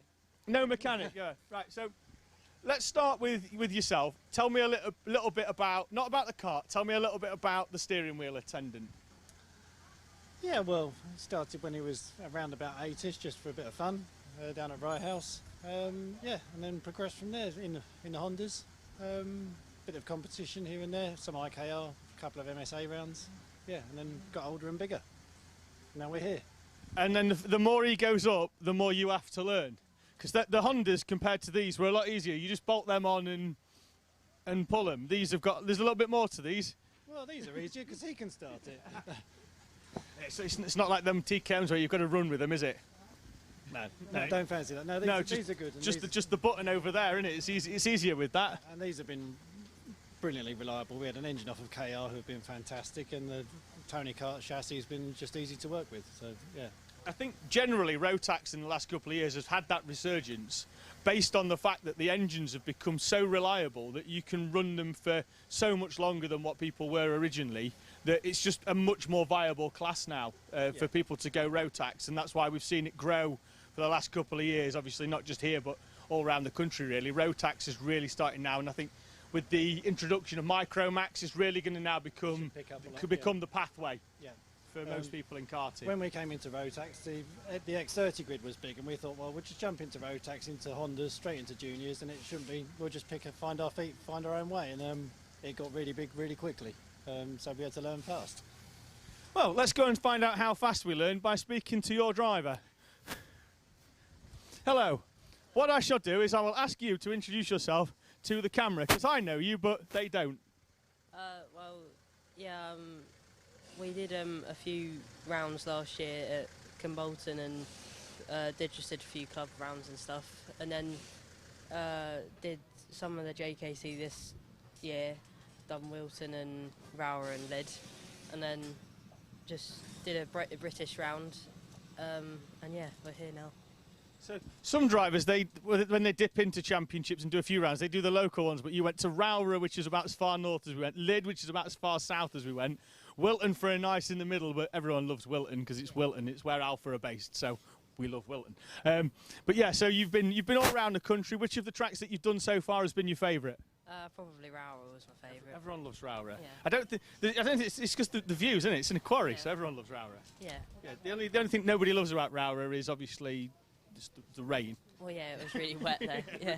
Yeah, nobody likes the rain at Rower. Jensen, all the very, very best. Have a great race weekend. Right, let's see how far up this runway we can go before we start running out of people to talk to. Yeah, we'll go in the next one. This is really, really easy. Let's go in there. We've got two. David, I'm going to have a quick chat with your drivers. We'll start with Catherine. Catherine, you've dipped in and out, done a few rounds of JKC this year. Spent a fair bit of time on the spanners as well for Thomas there. So generally, as an entire season, how have we found it? I think it's a really good championship. It's good for like the younger kids. I've really enjoyed the rounds that I've took part in and helping my brother like every round. It's been good, and yeah, he's been in a few crashes, but he's managed to get some decent results. Yeah, but as a mechanic, you know, and you're learning on the mechanic front, that gives you something to do as well, doesn't it? 'Cause he's doing you a favour, really. Every time he has a little bit of a bump, you know, he's helping you because then you can do some fixing. Yeah, it's been a learning curve, but everything I learn on my brother's kart, it helps for me to, like, when my dad's in a rush at Teesside or the other tracks that I race at, I can then help do my own kart or Tom's kart, so we get out on track. Wonderful. Thomas, I'm going to steal you because in order to keep this one going, we're going to walk. Now, we're only walking up there, so it'd be easier for you to find your way back, but how are you? Good. This is my favourite track and I'm looking quite fast. So I imagine with a lot of drivers, I think with the exception of one or two, we spoke to Jack Collinson, whose kart's over there. You've not been here before, I'm guessing, because it's a fairly long way from Durham. Yeah, 7 hours, never been here before, but we've got somebody used to race the championship to help us out. So, you know, in terms of our gearing and then everything else, in terms of our practice day, you've done 3 sessions already. How's it gone for you? Good. First session was me and slicks, everybody else in wet. Near the end, I think it became slicks, but not like enough to get some overtakes. But overall, it was good, fast, and it's a good track. Yeah, I mean, I've been here before with bikes rather than karts, but it looks like it's a fun track to drive. Which is your favourite part out there? Where do we think we can get the overtakes done tomorrow? I think for overtakes, it's to the three hairpins, I think. So there's one just after the start finish, and then there's like one a bit of corners after, and then the one just over there. But my favourite part of the track is the pit, like going into the pits, like the corner where that is. Now, let's have a quick talk about your nose cone on your kart. You've got a few names on there. Let's have a quick chat about why we've got some names written on that nose cone. Yeah. It's people who've been bullied or lost their lives due to bullying. So we've put it on my car to try and help people out and make them know that they're getting loved. Thomas, all the very best. Thank you very much. I'll let you head back towards your kart. Thank you. Let's have a... Hello and welcome back to Ellough Park for the final round of the Cadet and Junior Kart Championship. If you'd like to catch the final part of that paddock walk, that can be found on the Alpha Live YouTube channel. That will be published tomorrow in its entirety. It was around about 53 minutes long because I'm a commentator and we love to talk, and I needed the exercise, so I walked the entire length of the runway and back again, all the way back up to finish off in the up at the X-Kart awnings, speaking to Dean Dukes about his two drivers, his two sons, and the rest of the team as well. So check that one out tomorrow when that one goes live. Out there in the dummy grid holding area, they're just making their way out. It's heat number 4 for Honda Cadet.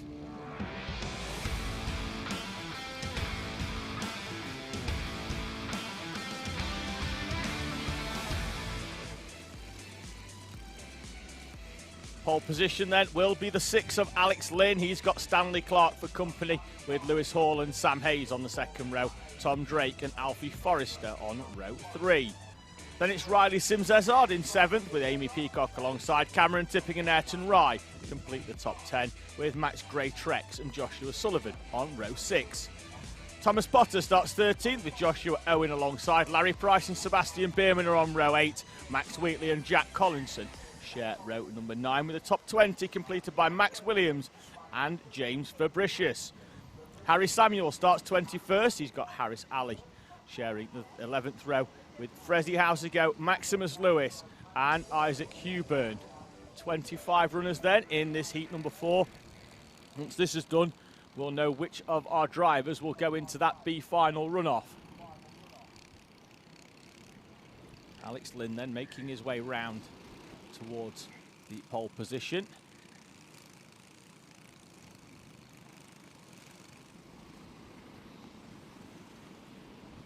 He's going to slot himself in. There he is. The outside lane just going a little bit too far forward once again. It's going to be Stanley Clark just having his kart rolled back into place. The 14 of Isaac Huburn is in position then as the marshal just looking to confirm that everybody is in the correct grid slots and the wheels aren't too far forward.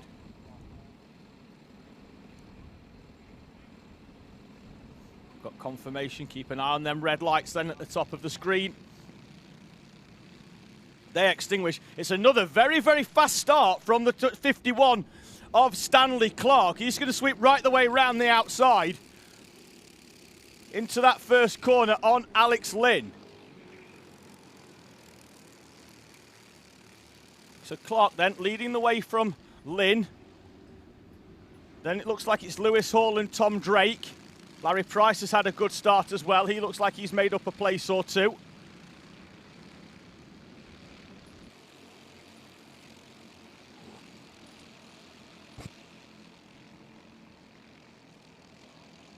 Yeah. Not sure we're going to have timing.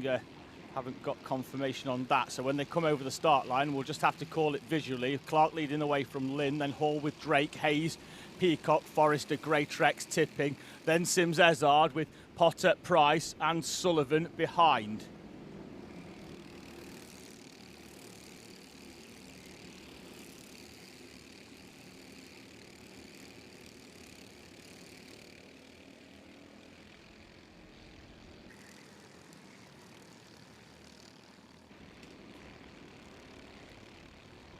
Lewis Hall, very tight there, and Sam Hayes could potentially sweep all the way around the outside. He does.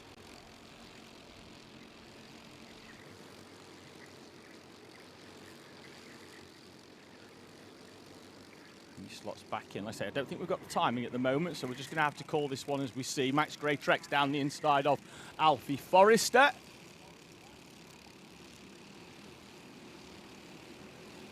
And he is through, and that moves him up into 7th place. Forrester down to 8th, then it's tipping with Potter, Price and Sullivan nose to tail. There we go, the timing has appeared, thank you to whomever presses the buttons at on the Alpha timing. Clark currently leading then from Alex Lynn with a 10th, that's the gap. Side by side in the background as Potter's found a way past Cameron tipping. And then we'll do exactly the same in the background. You'll catch him in a minute down the inside of Alfie Forrester.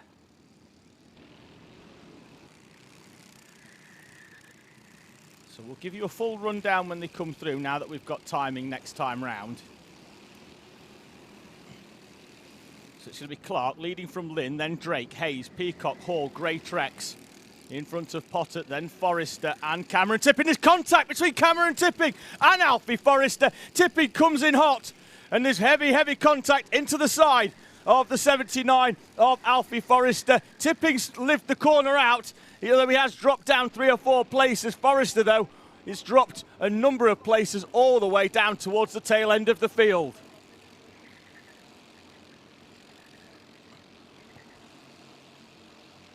Potter down the inside into the right-hander on Lewis Hall. Just having a look at the timing there, I think we could be a lap down on the timing. It's only showing Stanley Clark as having done 2 laps, and he's definitely done 3, so we could be a slight lap down on timing. The time at the top, though, is where we need to look for in this one. It's 8 minutes plus 1 lap at the end of it for this one. There is Alfie Forrester on the outside of the track. We've got waved yellow flags down in towards that part of the track.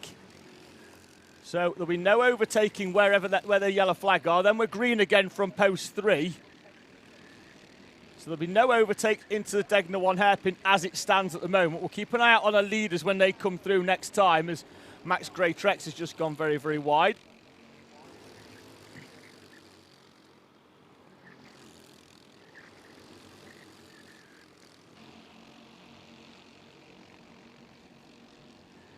Train of karts here behind Lewis Hall in 8th place, although Greatrex goes down the inside, and will Price do exactly the same. There's a gaggle of karts coming round that corner. Price is very, very wide, and the tracker comes in, and Price is up and over the top of Lewis Hall.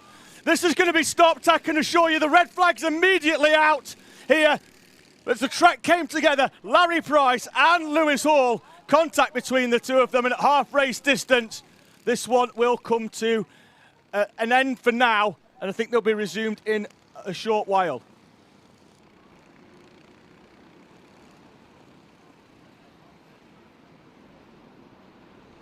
So just as the drivers come round, they're all going to stop into position as we make sure everybody is okay round there. Reds are out heavily, and what I think we're going to do for a short while at the very, very least is just head back to the paddock walk that I did earlier on, and then we'll be able to come back to the racing when the track is clear.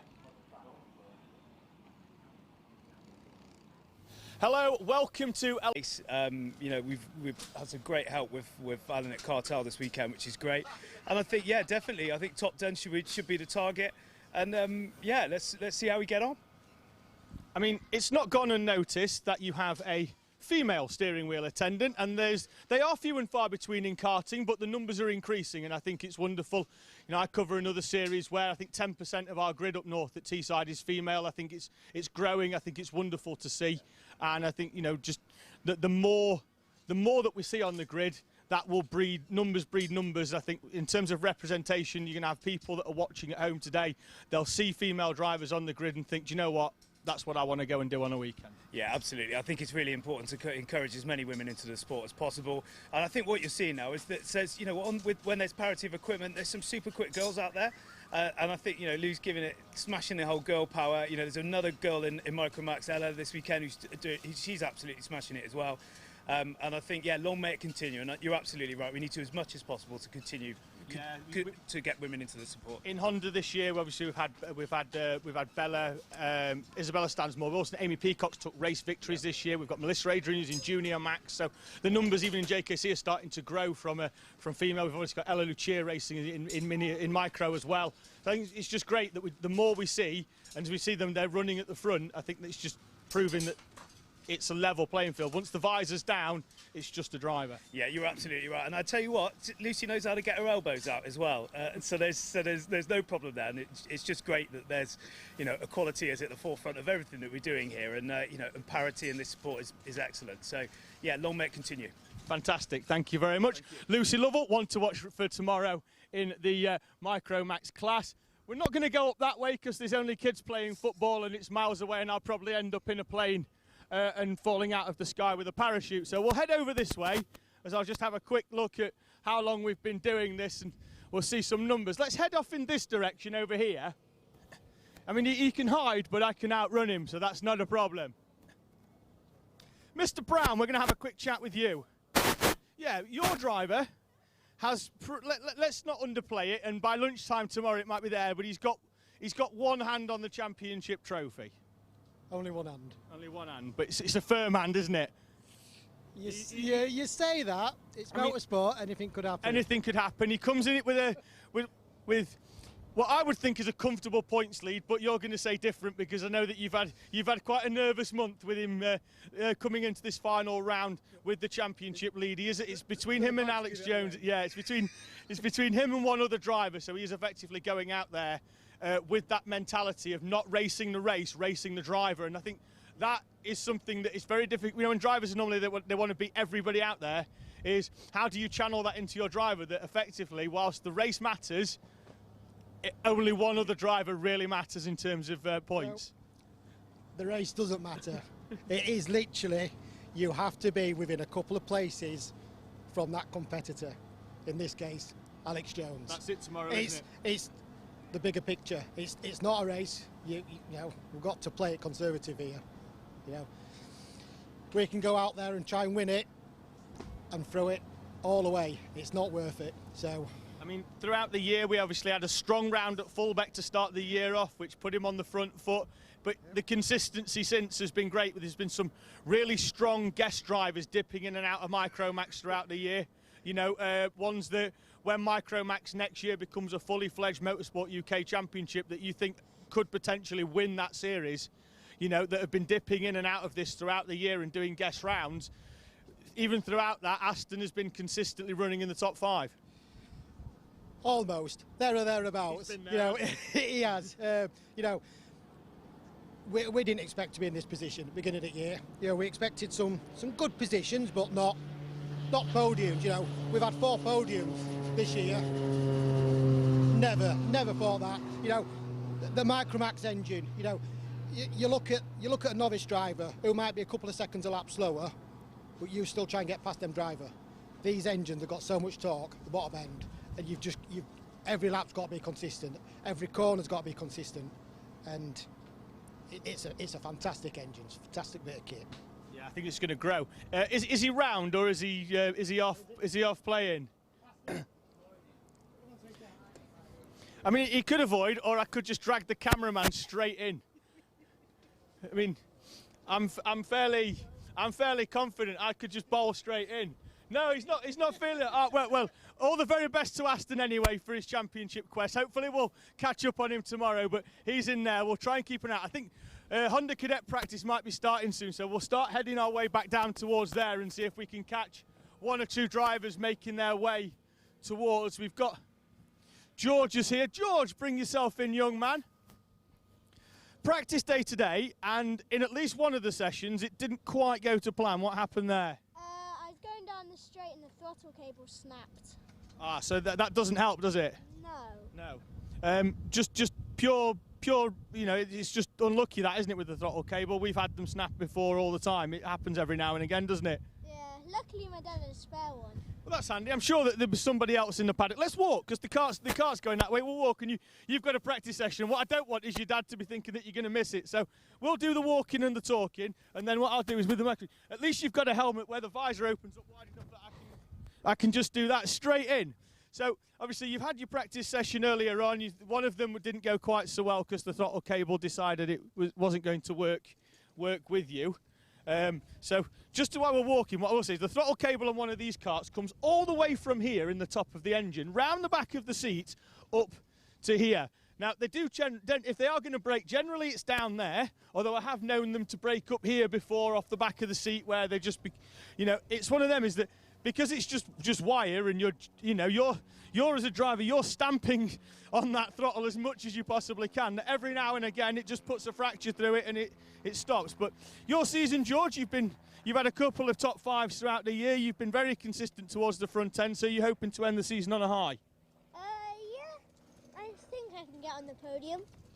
So we've seen you on the podium. Is it twice now that you've taken trophies home this year? So, running it towards the front on what is a very, very strong grid, that must give you some confidence. What are the plans for 2023? We're going to stay in Honda Cadet and hopefully win. Good lad, George. Thank you very much. Well, I'm going to spin this round here. I don't know where. In fact, well, I was going to have a chat, but we'll go here, actually. Where's all your drivers gone? They're hanging out with their friends. No, I was going to come here because obviously we've got a full family team going on here, but yeah, your two are off playing with their friends.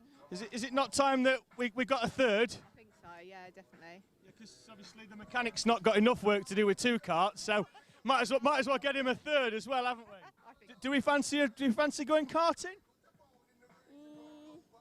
When I'm older. Yeah. Oh, how old are we now? 7. We can get in a cadet next season. We've got a couple of girl drivers up there that go very, very quick. There's no reason why we can't see you right at the front in a few years' time. Get yourself some trophies. I think so. Yeah. So yeah. Maybe. There we go. Well, Christmas is coming. We know what's turning up at the House to Go household. All right, so we're going to head back up now because practice is about to start up here, and I want to see if I can catch one or two more.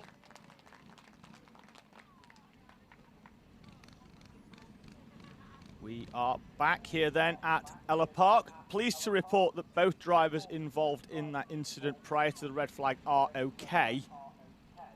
The driver of the 44, Lewis Hall, he's walked back into the paddock with the driver of the 97, Larry Price. He's just gone off to have precautionary checks, but got the thumbs up from his dad that he is okay. So the cart has already been wheeled back in, with work being done to get that cart back out later on. Points for the 2 heats, I'm not sure will be enough to get him through, with no points in this one to get him out in the A final, but then he'll certainly be able to get out in the B if he is okay.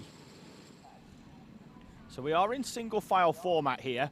These drivers will roll round under a Battenberg flag and then be met with a green flag upon the resumption of this race.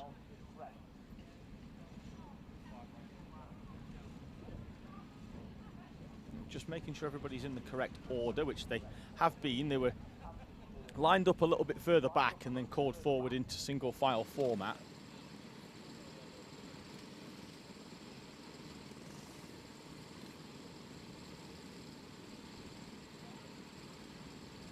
There is Alex Lynn on the camera. He's going to be going off second place. Behind him is Tom Drake in the 19.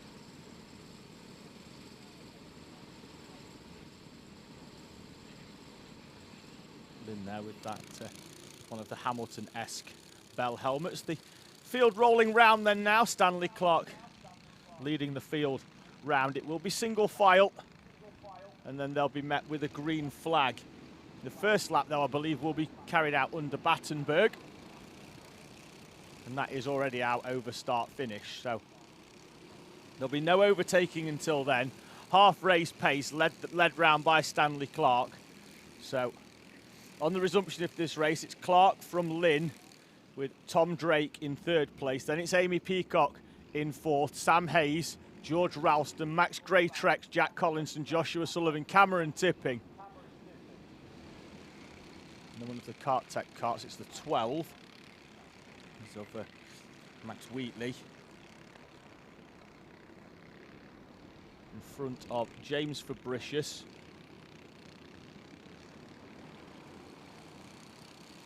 '24 of Max Williams. Then Riley Sims-Ezard with the 37 of Sebastian Bierman. Harris Ali is behind one of the Housegoes. So Clark will lead them round then. The pace on this round lap has been quite quick, so out of the final corner they'll come though, expecting to see the green flag. So can anybody make their way through? It's green and we're away and racing. Alex Lynn immediately is alongside, but wasn't in front when it came to the start finish. And Alex Lynn, but he carries too much speed in on tyres that are going to be quite cold, having been sat, and he will drop back down into second place. Great start though by Alex Lynn as the field all nose to tail all the way down to the 24 of Max Williams. She's down in around about 13th place as there's a move down the inside down there by the 20 of Potter on Sam Hayes, then Max Greatrex is to the inside as well.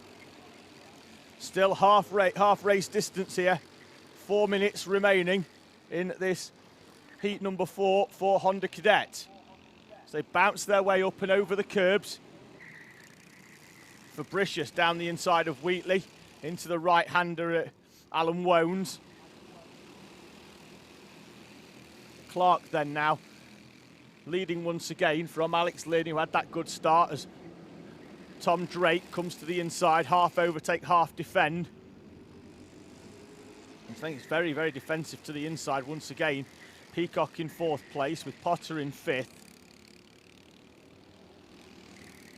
Now Potter down the inside of Amy Peacock and turns Peacock, goes into Peacock, straightens up halfway round the corner, and that's going to allow Sam Hayes to come through as well. Then Max Greatrex is going to try and take advantage, and Jack Collinson's on the grass, and Fabricius then will come down the inside of Joshua Sullivan into the heavy braking zone at Barney's, and he takes advantage of the entire field concertinaing together.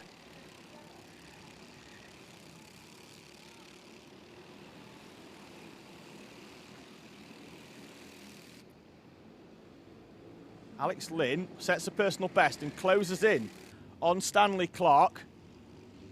Clark willing that kart on down the back straight. Then you've got Tom Drake. Then there's Peacock. Peacock and Hayes with Greatrex, and there's contact between Greatrex and Sam Hayes. And Sam Hayes will drop behind Sullivan. He's down to 10th place. Greatrex is going to be slow as well, potentially on exit. Will that allow Fabricius to get alongside? He's battling with Collinson as they head down that hill towards Barney's. Collinson defends a little bit to the inside. Wheatley gets down the inside of Cam Tipping. He's through. Max Williams on the back of that in the 24 kart.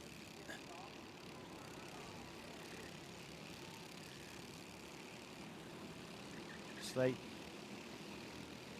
make their way through. Clark sets the fastest lap. Potter now in 3rd place with the fastest lap of the race, with Drake, then Peacock, Fabricius, Greatrex, Collinson, Sullivan and Hayes.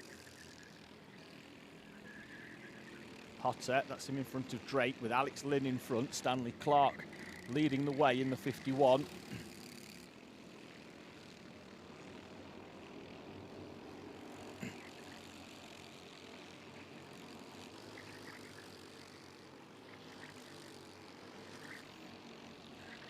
Right on the back of Alex Lynn now is Thomas Potter. He's bringing Tom Drake along with him as well. Stanley Clark leads by half a second.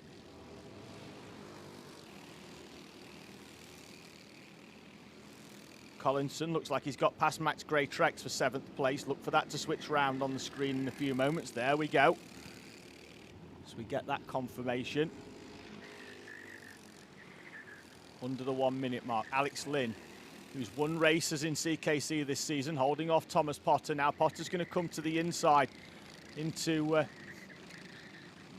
down the inside into Alan Wones, and that's going to allow Tom Drake to come through as well by the looks of things. And he does move through into 3rd place. Lynn in 4th then now. And Lynn straight back down the inside. Great move by Alex Lynn.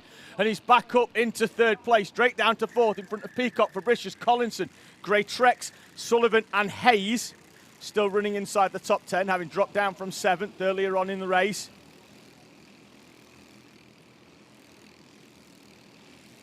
Confirmation that Potter moving up there into second place with Alex Lynn, Tom Drake, Amy Peacock.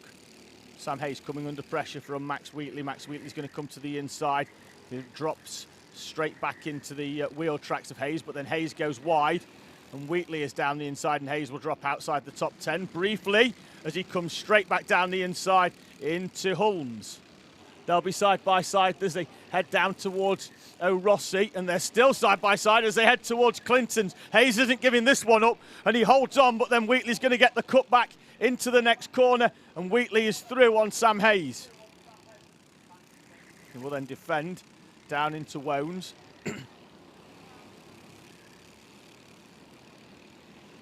On the back there, he's got Cameron tipping for company, so right in the middle, personal best for Potter and Lynn. Potter has moved away, though, ever so slightly from that battle for second place. Stanley Clark still leads, although the gap down to half a second.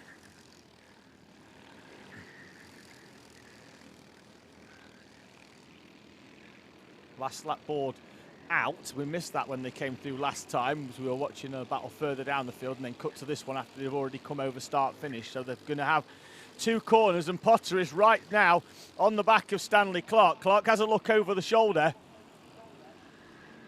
on Thomas Potter. Potter takes a huge chunk of curb down the inside. Out of the final corner they come though. Stanley Clark will come through to see the checkered flag and take the victory from Thomas Potter and Alex Lynn. Then it's going to be Tom Drake. Fabricius gets past Peacock. Then it's Collinson. Sullivan at the final corner. Dive down the inside of Max Gray-Trex up into 8th place. Gray-Trex in 9th with Max Wheatley in 10th place in front of Hayes, Williams, Tipping, Bierman, Samuel and Sims Ezard.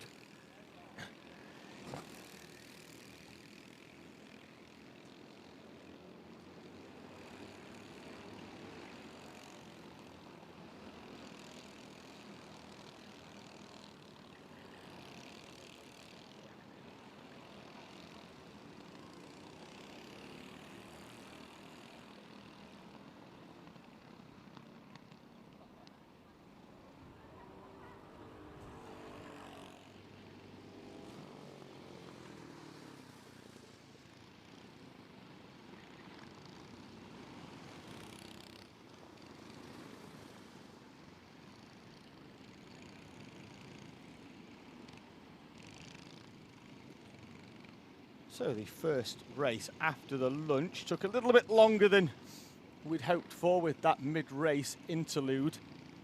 However, it'll be time for it in a few moments' time for heat number 3 for Micromax.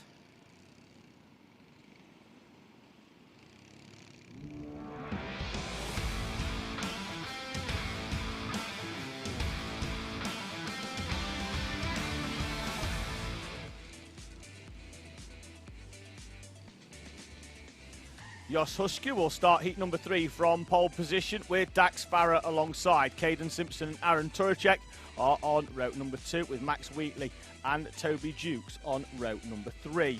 Row 4, Alex Jones and Aston Brown with Daniel Minto and Logan Lauder, Harry Neeson and Jack Hutchinson alongside. Sebastian Clark, he starts in 13th. Lucy Lovell and Ella Lucia complete the grid here in this random format.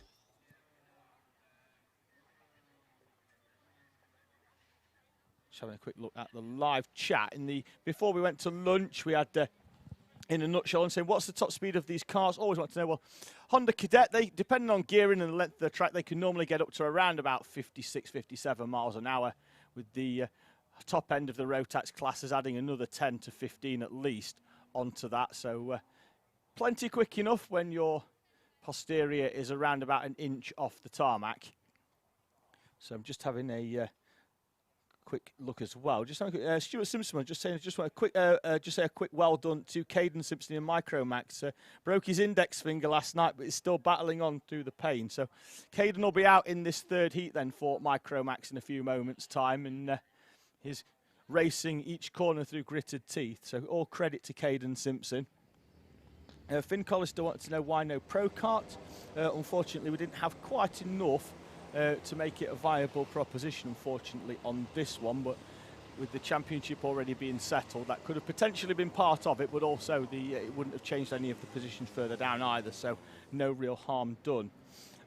Also, Rob Berryman, I'm saying, hope the drivers involved in the incident are okay. I'm pleased to report that they are, and they're watching, cheering on the girls, and that's Layla Berryman. Well, there's two of them in this one. They'll be going off their random grid positions of 14th and 15th, respectively, in Ellough and Lucy Lovell.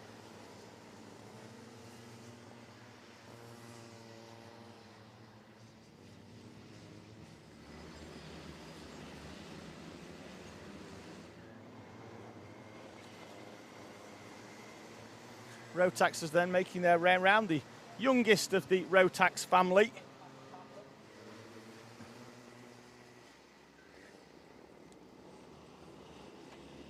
Into roll round. Josh Hushka for the first time will go off pole position. Caden Simpson getting into position, having been slightly out on that opening lap.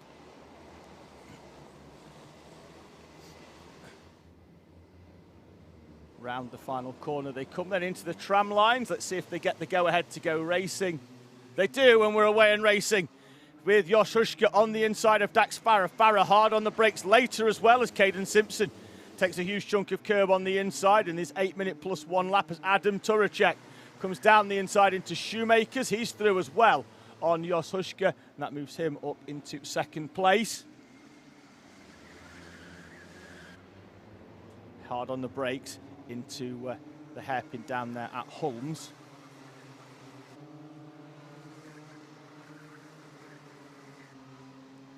Down the hill into that right-hander at Barney's. The track opening up. Run that in two configurations. You can even have the tyres all the way out to the first white line. That really makes it a hairpin. Then into an immediate left-hander, or that one which basically opens the hairpin up from a 180 to around about 130-degree corner. Still getting hard on the brakes, though, for our drivers.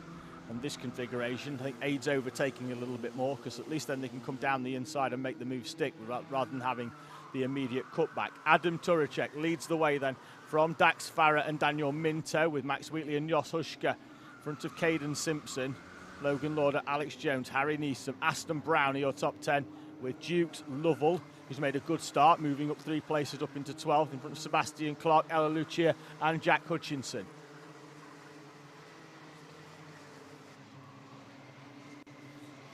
Hutchinson, driver of the 31. Real improvement this season, and he's just currently trying to go round the outside of Sebastian Clark down there. Just saw it out the combox window. Really sticking with the pack now is Jack Hutchinson, who's made great strides forward. Speaking of strides forward, I get the feeling we're going to see a Daniel Minto move down the inside into Degner 1. He's through but runs a little bit wide, and that's going to allow Dax Farah to come back to the inside. Wheatley could be there as well. Farah is through but then runs wide himself. Minto is through, and Wheatley is straight into the gap that was created by Daniel Minto.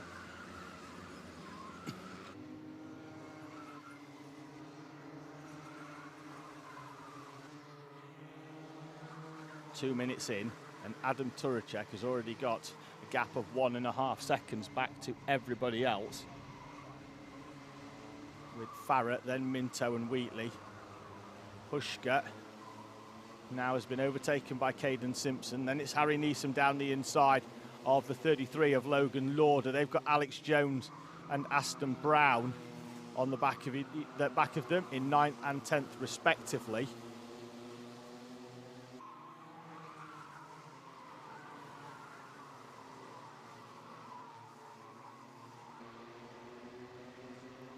Now Neeson's going to try the same move into the hairpin. He gets down the inside of Jos Hushka. Through he goes.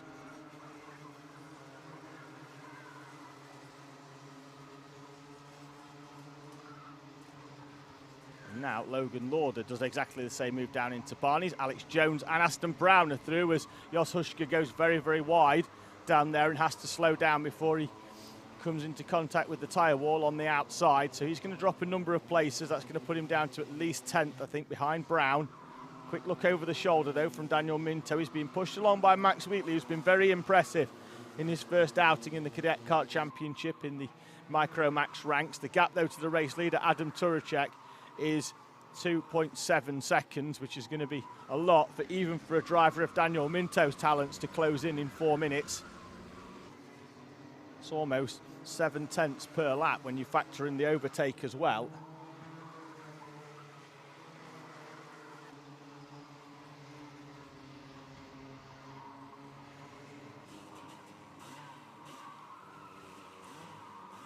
Another move as well. That looks like Logan Lauder down the inside of Caden Simpson. It is.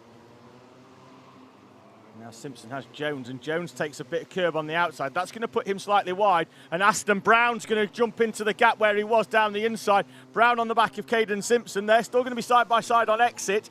Jones has run round. Jones now comes to the inside to try and get through, and Aston Brown has to relent.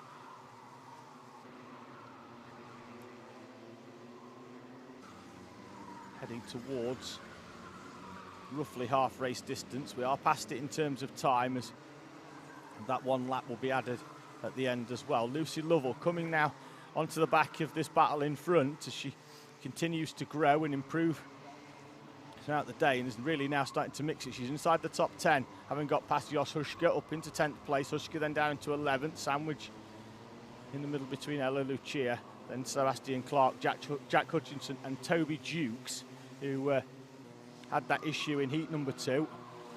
Having a look, he was 4 seconds behind last time, and he's not, can't see him behind Jack Hutchinson. Keeping an eye out as to where he may well be.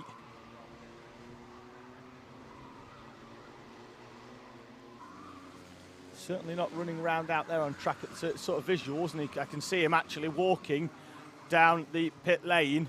So Toby Dukes, for the second time today, retires here at Ellough Park.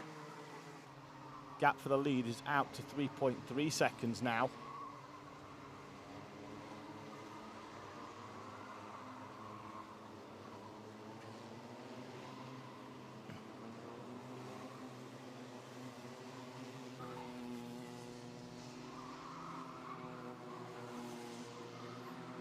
Two minutes remaining.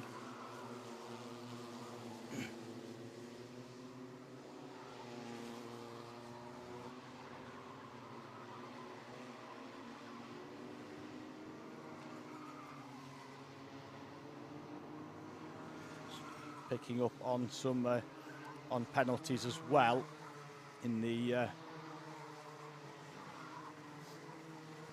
in that Honda Cadet race a few moments ago. 5 seconds from Max Gray Trex for gaining an advantage through contact. There was one for Larry Price. That would have been before the incident that caused his retirement anyway on lap number 3.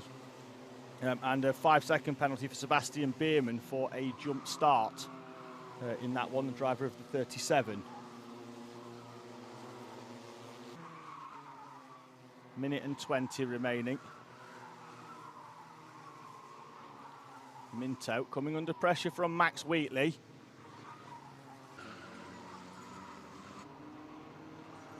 The gap to the lead still continuing to go out at the front.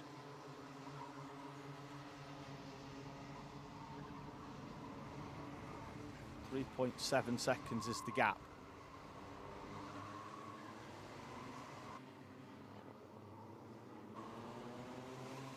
Minute remaining, just under, so when they come round next time they will get that last lap board.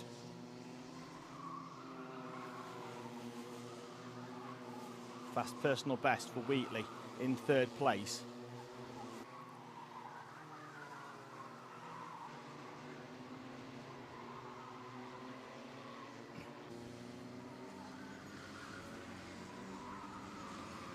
Aston Brown staying with Alex Jones in your battle for the championship. Really just needs to stick with the 30.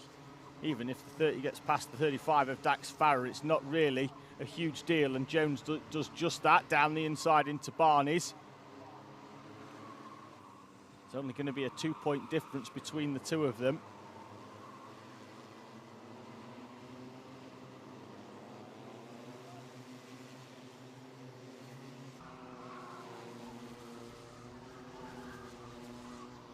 Last lap board is out then. Turacek leads by 3.8 seconds from Max Wheatley and Harry Neeson. Logan Lauder and Alex Jones, Dax Farrer, Aston Brown and Lucy Lovell with Jos Huska. Ella Lucia, Caden Simpson's dropped outside the top 10. He's down into 12. Sebastian Clark, Jack Hutchinson and Toby Dukes 5 laps down, having retired at half race distance. Your race leader already making his way round the hairpin at Alan Wones and heading towards the final corner. Through he comes. Adam Turacek for the second time today takes victory in Micromax. That should put him on pole position for the final. Minto's going to be second, but he's been pushed all the way home by Max Wheatley for second and third, respectively. Neeson is in fourth, Lauder, then Jones, Farrett, Brown, Lovell and Hushka, completing your top 10 in front of Lucia, Simpson, Clark, Hutchinson and Dukes.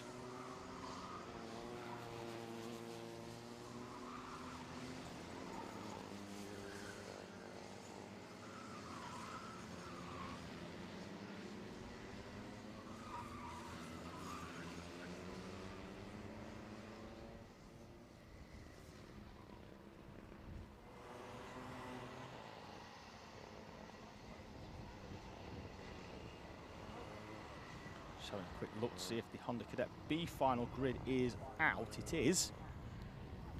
12 drivers in that Honda Cadet B final then, based on their points. So Cameron Tipping will be on pole when that race goes on, with Freddie House to go, Harris Alley, Sam Hayes, Riley Sims Ezard, Maximus Lewis, Lewis Hall, Rio Ward-Alley, Max House to go, Joshua Owen, Isaac Huburn and Alfie Forrester, the 12 drivers in that Honda Cadet B final, the top 8 of which will be promoted into the Honda Cadet A final, which will be headed by Thomas Potter with a 101 points haul.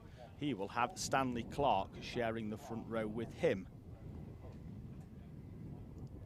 So before we go racing in our next race, which will be Minimax heat number 3, we're going to have a quick word from our sponsors, but the Minimaxers have taken us by surprise and already exited the grid, so they will be on track and racing in a few moments' time.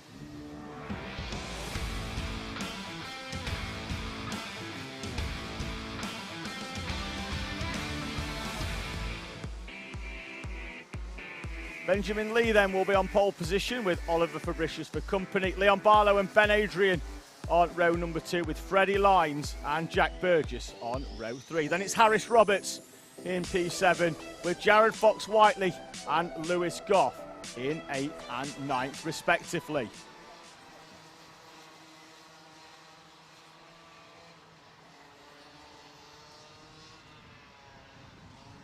One driver a little bit further down. I think at the moment we've got Freddie Lines just playing catch up at the moment. He's trying to warm his tyres up, but I wonder if he's deliberately dropped to the tail end of the field here.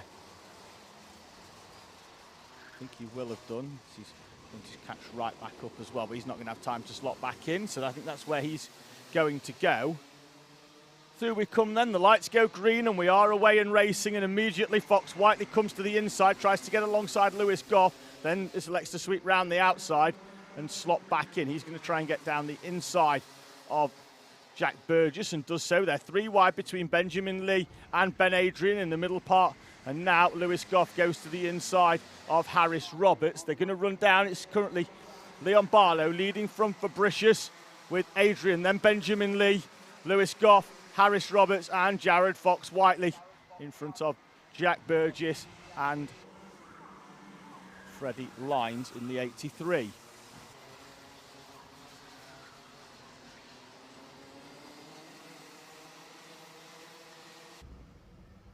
Barlow and Fabricius, they've broken away by almost half a second from Ben Adrian. Fox-Whiteley has now, has he found a way past? He hasn't yet found a way past Harris Roberts. Looks to be close enough though as they head up towards Holmes hairpin, but elects not to make the move. There he is in the orange and white car, orange helmet. Currently running, and I think he's down, now he's through. Down at Holmes, there, down at Barney's, the move made down the inside on Harris Roberts, moves him up into 6th place. And we'll not want to see Lewis Goff get past Benjamin Lee too soon, although you'll just about point it out in front. The move down the inside from Goff, there he is, already past the 26, and we're back now to having a 1-kart buffer between the two of them.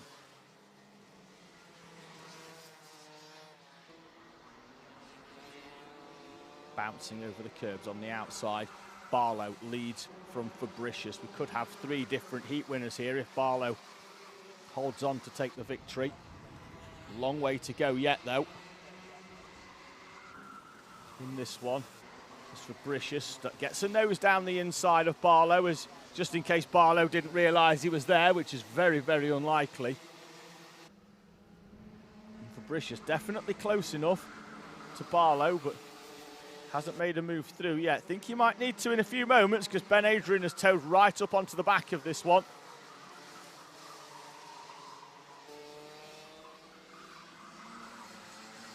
And if he doesn't, I think Adrian might be looking to make his way through into that second place. All in all, the battle continuing has Goff not too far back, 7/10. Then Benjamin Lee's got half a second with Jared Fox-Whiteley, who was 7/10 behind him on the previous lap. Now, right on his rear bumper, having reeled him in at a fair rate of knots. And on the previous lap, it was Goff trying to get past Benjamin Lee. Not sure Fox-Whiteley's close enough as they head down towards Degner 1. Might have to wait until the tighter hairpin at Holmes in the middle of the track. As it is, though, Goff really not being able to close in on this leading trio of Barlow, Fabricius and Adrian, who haven't particularly tried to overtake each other and have just used each other to push along. It's still 7/10 on the previous lap. Goff took a little over 1,000th out of the two of them. Three of them, sorry, as Adrian closes up under the brakes down there at Barney's.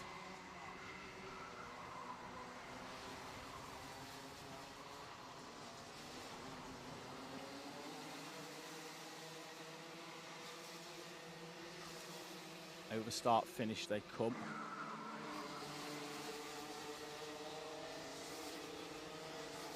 Goff now closing in, and Fox-Whiteley is through on Benjamin Lee. He wasn't over start finish, but got the move done at Degner 1. Just not quite sure whether all it needs is that little bit of a push in. Don't think Goff's close enough to make a move down towards Degner this time. Fox-Whiteley with the fastest lap of the race, 44.083, looking to close in. Took a 1/10.5 out of Lewis Goff on the previous lap. The gap, though, still 0.8 of a second from Fox-Whiteley to Goff. In fact, it's a clear second. If you look at the timing on screen. And we'll need now, really, for them all to start battling in front, at the very least, in the next lap or so. As Goff tries to make a move down the inside of Ben Adrian into the right-hander, Alan Wones. Not close enough, and that's actually dropped him a kart length or two off the back of the 48 car. Another fairly nervous look over the shoulder actually there from Lewis Goff. The first time that we've seen him really and prolongingly looking over his shoulder at the kart behind him. Barlow, though, still leads, as he has done since the start of this race.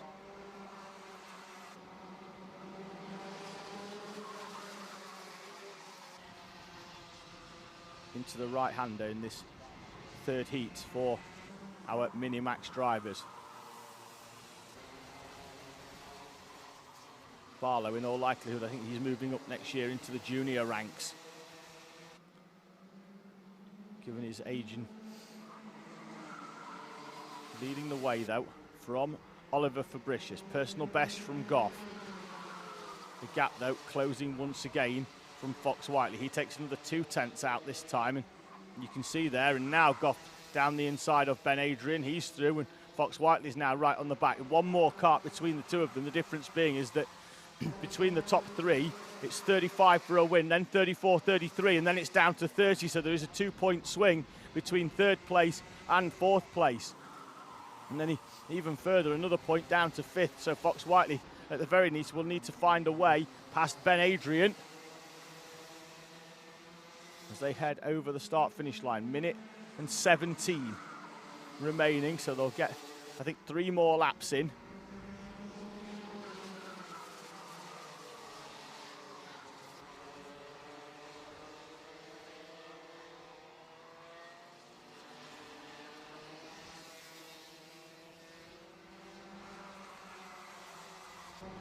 Around that left, it's almost like a double apex as the drivers just follow it round. It's quite an aggressive turn in, then the corner round O'Rossi just really opens up.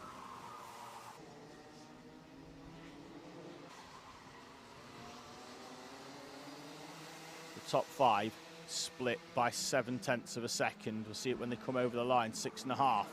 30 seconds remaining as Fox Whiteley sends the move down the inside of Ben Adrian into Degnor 1, and he's up into 4th place. And now, when Lewis Goff has a look over his shoulder in a few moments' time, he will see Jared Fox Whiteley. It's whether he's got time, because in front of him, here's Oliver Fabricius. Not sure he's going to have enough time to look over his shoulder, because there's a race going on in front of him with Barlow, leading Fabricius with Goff in 3rd. Fox Whiteley into 4th place.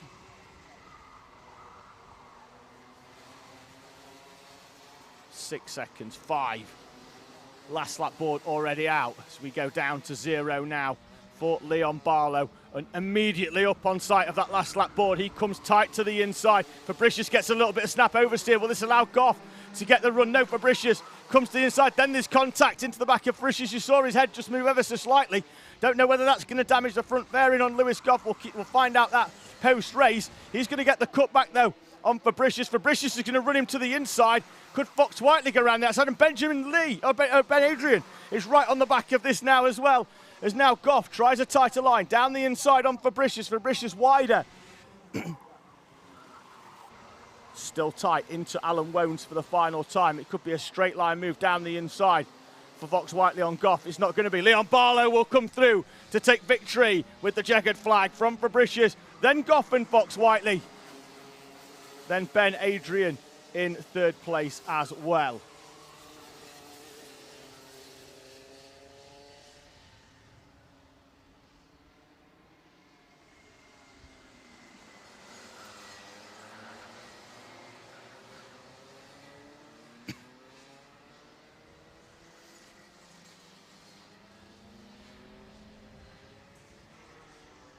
So now we're going to get the opportunity, as we mentioned before, to grab a word from a few of our kind series sponsors.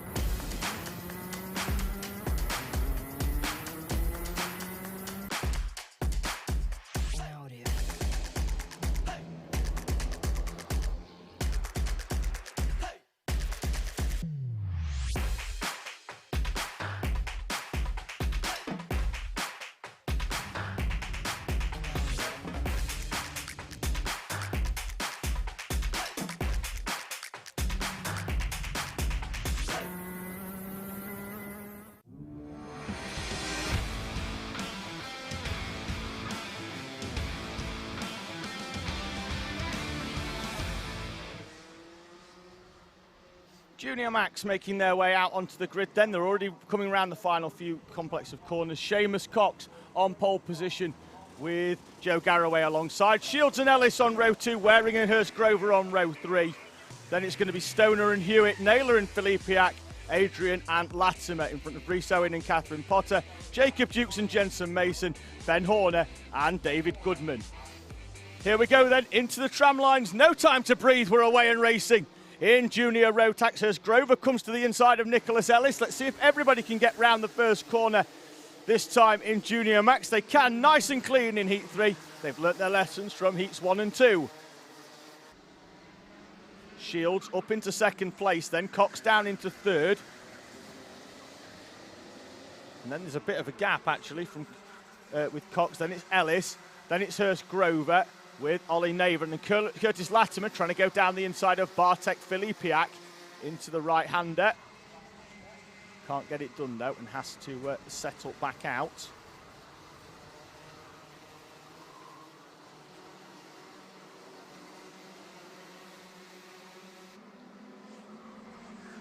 That run down then. Garraway, who got round Cox on the opening lap at the first corner, he leads with Maximus Shields. Oh, there was almost contact with the tyres there on the outside from what looked potentially like Sam Stoner.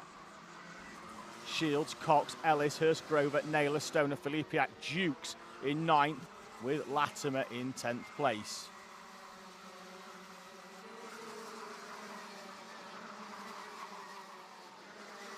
Down the hill, it really is noticeable from that camera angle at the back.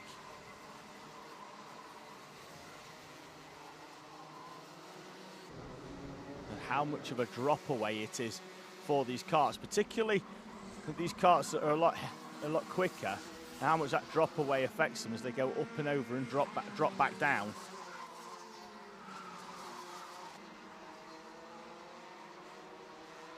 Garraway, though, has opened up a gap of around about 6/10 from Shields with Cox, then Ellis in 4th place. Have a quick look at the points, see how it stands at the moment in that battle for 2nd place between Shields and Ellis.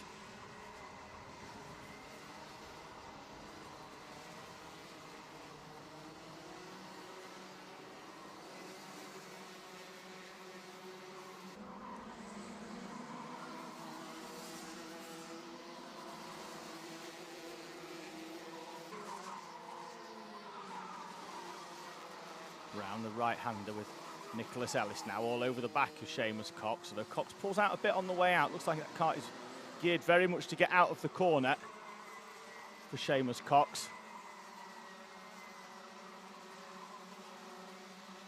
He manages to pull away, then gets reeled in towards the end of the straight, but by the time he's been reeled in, there's no time for an overtaking opportunity. Out at the front, Joe Garraway had a gap of 6/10 of a second.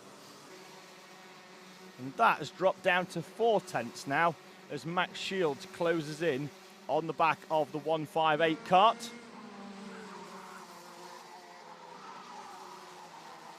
There's your race leader in the blue DHR suit for Dan Holland Racing. Max Shields behind. The gap closing in, almost corner on corner here.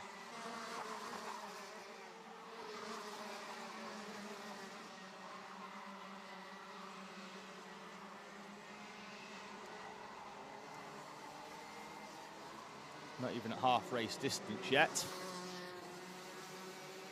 Shields closes in.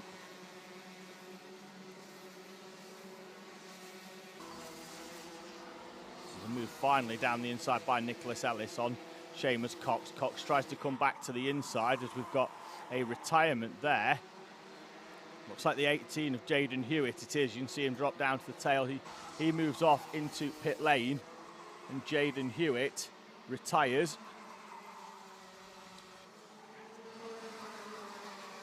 Battle for the lead though, just out the window, now sees Maximus Shields all over the back of Joe Garraway. There we are, as we head towards the final corner.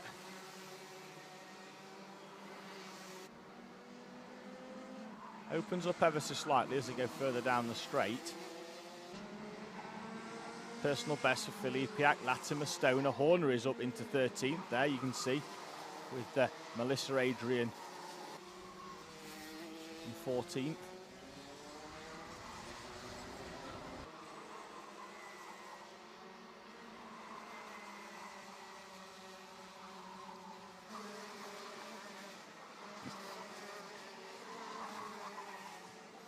So Jacob Dukes there in the 34, down the inside of Nicholas Ellis. That's going to put him up into 3rd place.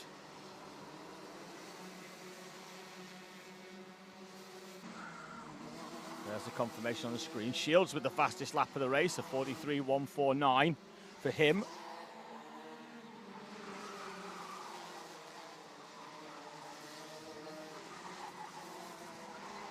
with 2.5 remaining. Garraway with a look over the shoulder still finds Max Shields in the wheel tracks, although for Shields, second place will be enough for him to just finish the final and hold on to second place in the championship. That's all he needs to do. If he finishes in second place, all he's going to need to do is finish the final, is Max Shields.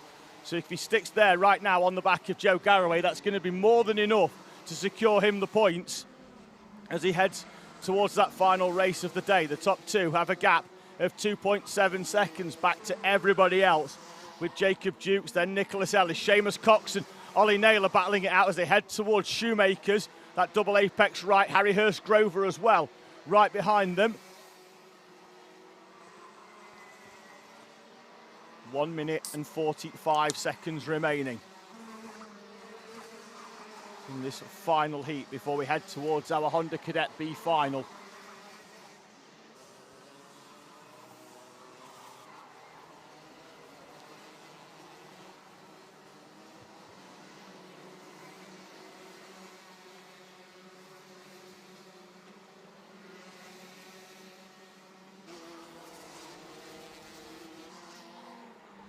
Jacob Duke sets the fastest lap of the race.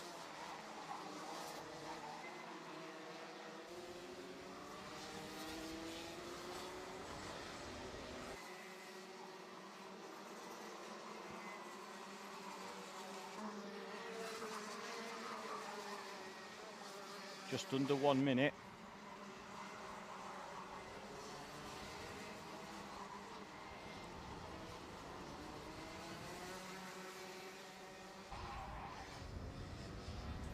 .44 seconds into the right-hander they go. It'll be the last lap this time round. Shields doing enough, even though Dukes is closing in on that second place. The time will elapse.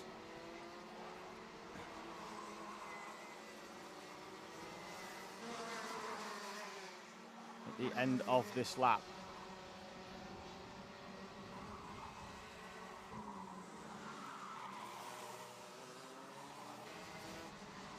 Garraway might in fact get round, I'm not quite sure.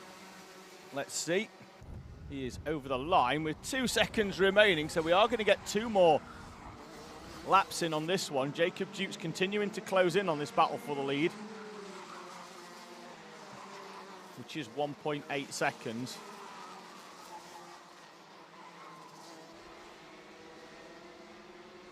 He's going to need a huge chunk lap on lap though.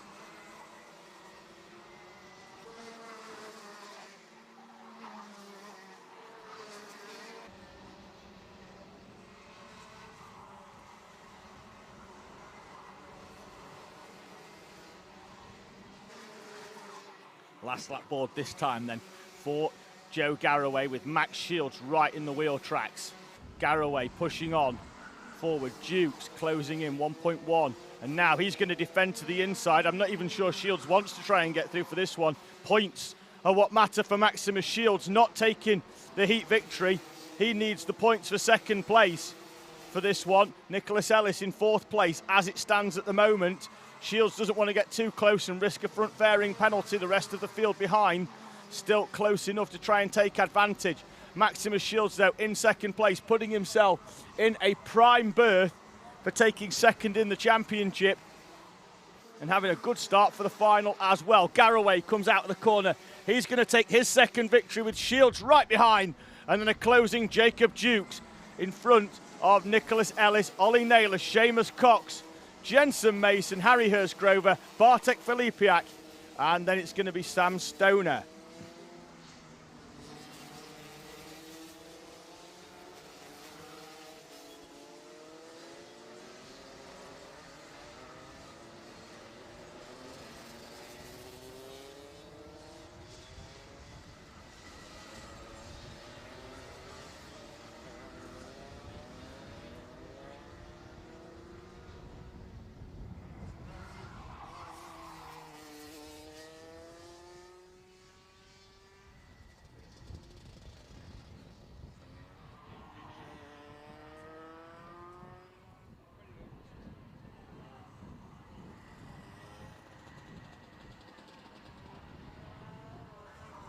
He slid out, went into the tile, spun round, I had to go right round the outside. Driven Dreams take one. Driven Dream. This isn't a sport, it's a lifestyle. And it does take over your life.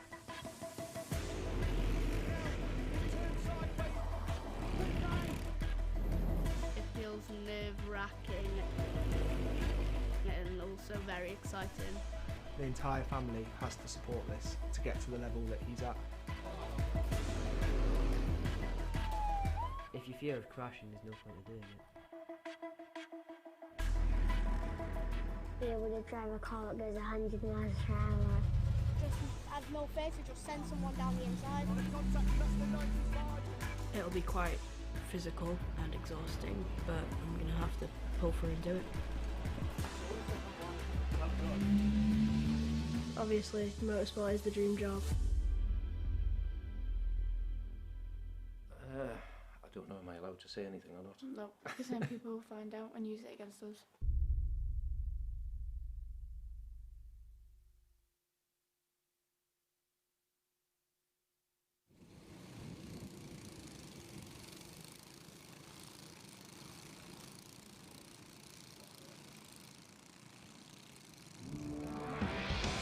He slid out, went into the tile, spun round, I had to go right round the outside.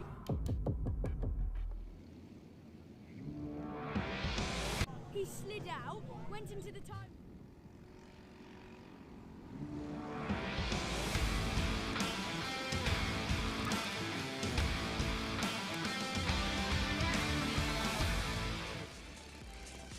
12 karts and 8 places available in the Honda Cadet A final for you here then today at Ellough Park. Cameron Tipping starts on pole position with Freddie House to go on the front row alongside Harris Ali and Sam Hayes row 2, Riley Sims-Ezard and Maximus Lewis on row number 3. Lewis Hall and Rio Wardali are on row 4 with Max Housego and Joshua Owen, Isaac Huburn and Alfie Forrester. Great to see Lewis Hall back out there after the incident in heat number 4 for our Honda Cadets. He's going to be going off P number 7. And for this one, despite the fact that the win will put you a little bit higher up, it's going to put you in 21st for the final. The all-important position is P number 8. It's in the drop zone. That's the important one. Let's see if any of our drivers can get into that all-important P8 and make it into the main event at the end of the day. We're away and racing. It's a good start from House to go off the outside of the front row. He's going to try and slot straight back in second place. Cameron Tipping, then Harris Ali up into third with Riley Sims-Ezard and Lewis Hall with a great start, already up from 7th into 5th place past Sam Hayes, Maximus Lewis and Joshua Owen with a good start. He's currently up in 8th place. That's the important position.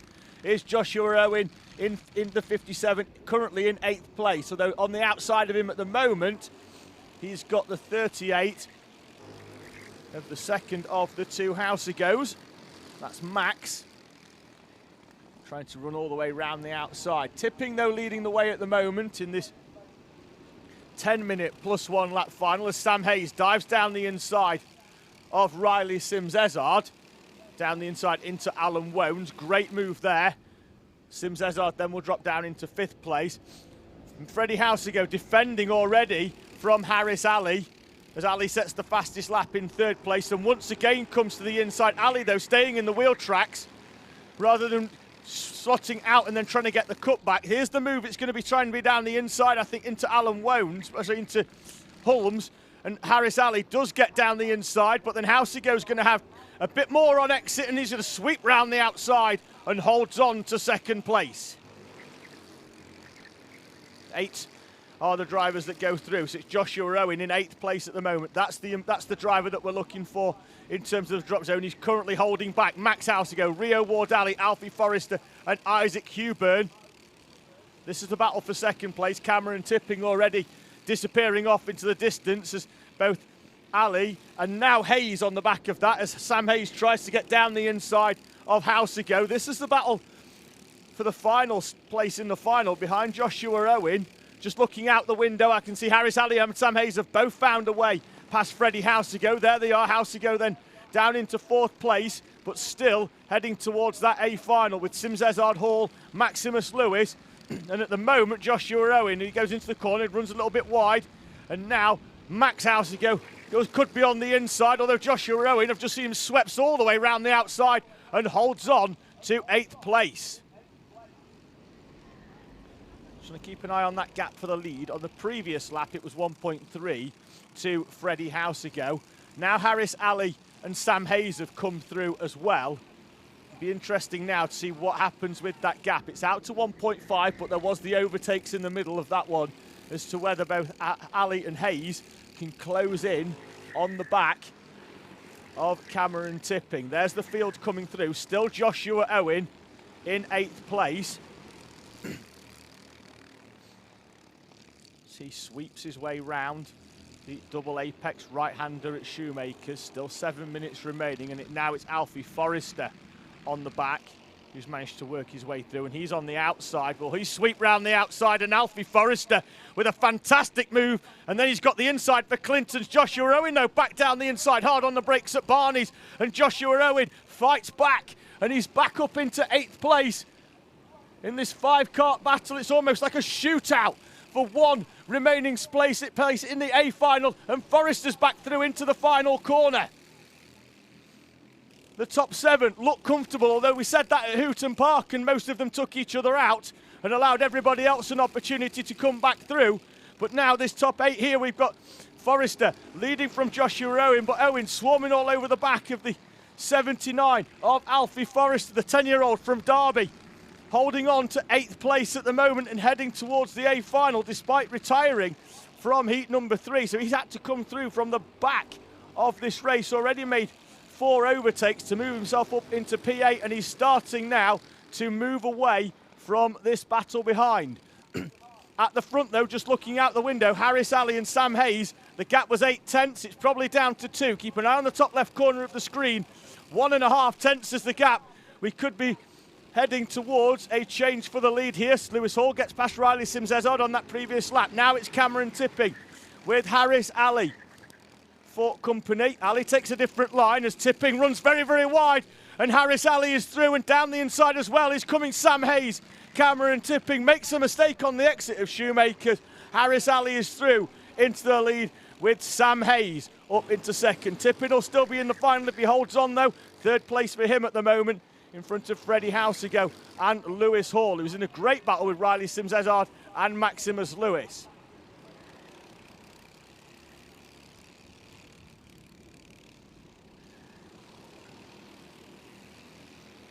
Almost at half race distance, it certainly will be when they come through here.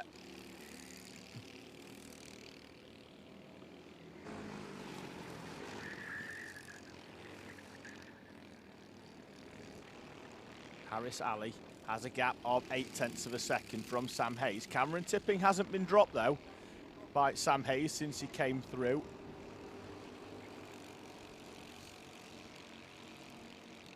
The field spread now, the top 4 looking very, very comfortable.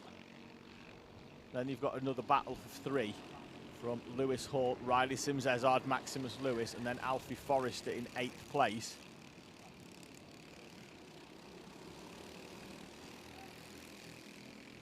And then after that, it's the Max Housego, Rio Ward-Ali, Joshua Owen and Isaac Huburn. Probably throughout the day and for most of the rounds, the race with the most pressure on it for these drivers, because they know that it really, really does matter to get them through to that A final.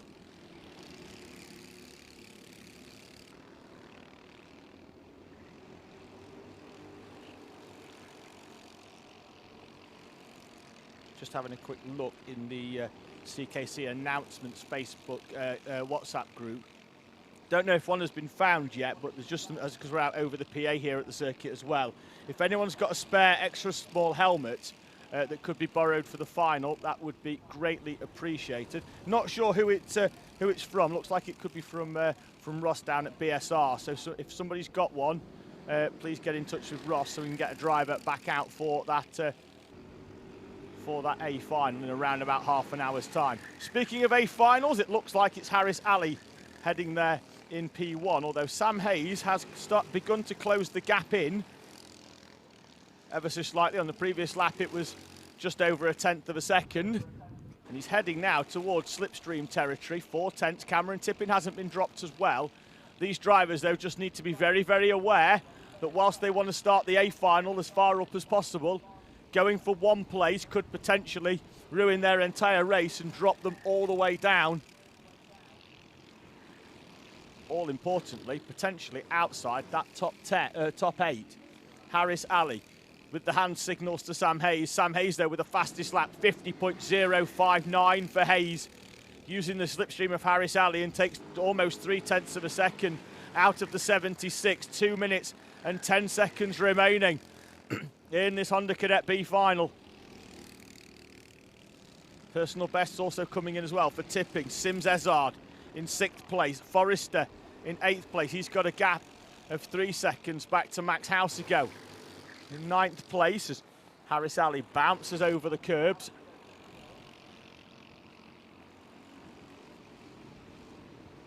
Hard on the brakes into the right-hander at Alan Wones.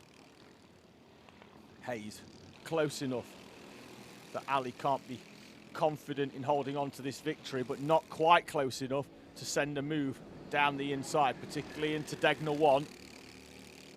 He's just a lot closer though on exit, and if he can get Shoemakers right, this double apex right, he's right behind the 76. He could have a chance here as they head down towards Hulmes. Elects not to though. The bigger picture obviously getting through at the end of the day. Minute remaining, plus the 1 lap at the end of this 10-minute plus 1 lap heat.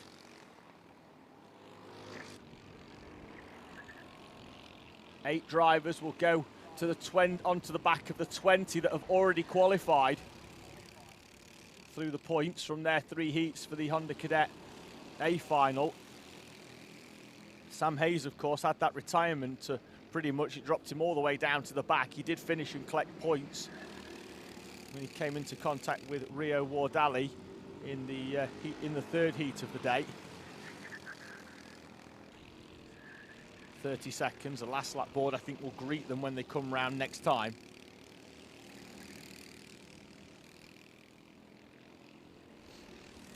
Hayes still close enough to Ali that Ali can't feel comfortable. So flash through that right-hander at Clinton's. Interesting to see whether Harris Ali actually goes defensive on this final lap or not, as Hayes goes down the inside into the final corner, and Sam Hayes with 1 lap remaining, last lap board is out, and Hayes with a fantastic move down the inside to lead the Honda Cadet B final. Harris Ali gets a good move down the inside. They're side by side as they head down towards Shoemakers. Ali has to drop back in off the back of Sam Hayes. Hayes then round that double apex right. Half a lap to go. Up towards Holmes, and then there's contact into the back of Hayes by Harris Ali. Hayes rides it out as they head down the middle straight towards O'Rossi. Then the right at Clinton's. 1 heavy braking zone into the right-hander at Barney's, and Ali's lined this one up. Has half a move, has a look down the inside. Hayes holds on. And now I don't think Ali's going to be close enough as they head down towards Alan Wones for the final time. Hayes very late on the brakes, almost outbrakes himself into there. Could that cost him into the final corner? Ali closes up, but Sam Hayes will come through to take victory in the Honda Cadet B final from Harris Ali and Cameron Tipping. Freddie Housey goes in 4th, then we await the rest of the field to come through. Lewis Hall, he's going into the A final, along with Riley Sims-Ezard, Maximus Lewis, and Alfie Forrester in P8. Your remaining runners coming through then. Rio Wardali comes through in 9th place in front of Max Housigo, Isaac Huburn as well. And then Joshua Owen will come through, having valiantly held on to that 8th place in the early part of the race. He will come through to be classified in P12.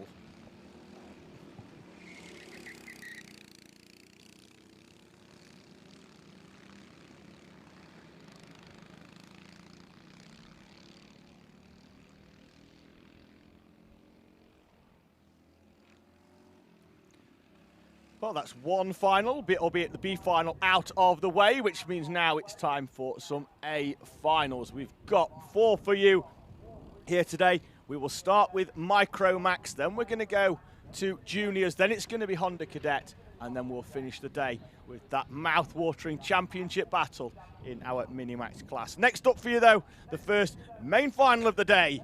It's time for Micro Max.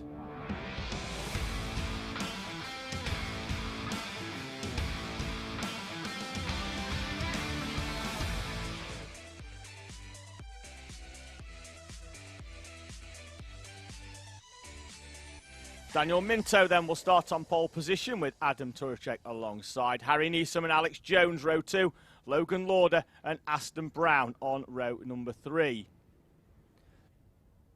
7th will be Dax Farah. He's got Lucy Lovell alongside Ella Lucia, and Jos Hushka are on row 5 with Caden Simpson and Sebastian Clark on row 6. Then it's Max Wheatley, who's drove really, really well but had that disqualification in heat number 1 for a technical compliance, hence why he starts from 13th place. He's got Jack Hutchinson for company, and then Toby Dukes with 2 retirements. Today he starts in 15th place. Let's see if he can make any progress through. He's not had a huge amount of track time today because of those issues. The 2 drivers to watch though, one there is the champion-elect, number 57, Aston Brown. He's just got to stay within touching distance of that 30 of Jones. And we'll keep an eye out on that championship battle all the way through this Micro Max final.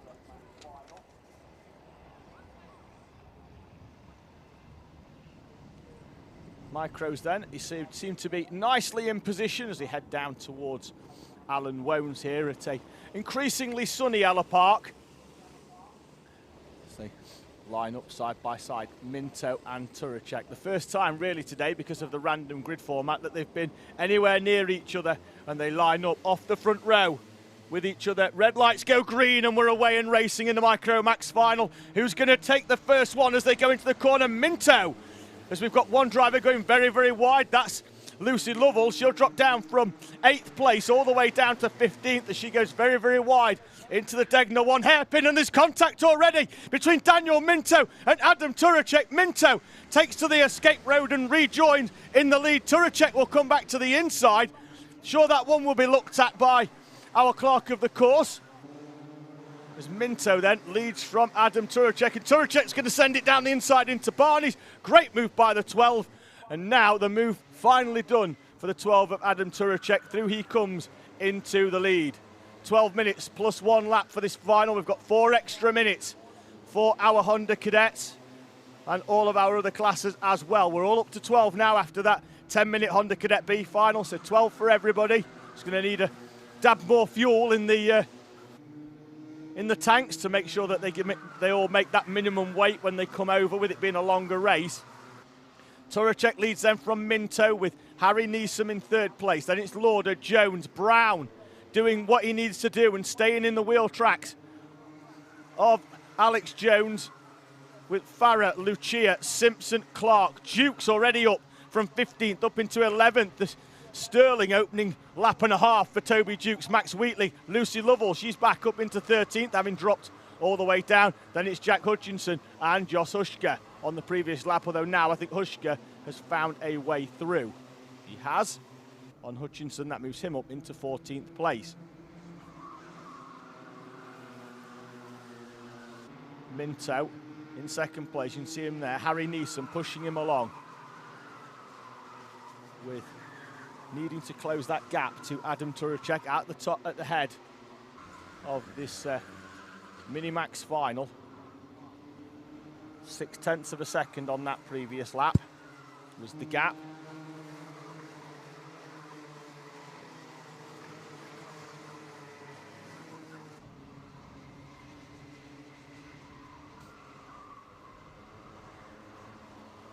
So make their way through. There's your championship battle on screen between the 30 of Alex Jones and the 57 of Aston Brown. 6th will be enough for Brown to take the championship here. Just having a quick look at the sheet. So make their way down the straight towards the double apex right at Shoemakers. As is often the case in finals, there's sometimes a bit of a lull in the middle part of the race, with drivers now being in positions that are much more representative of their actual pace after 3 heats.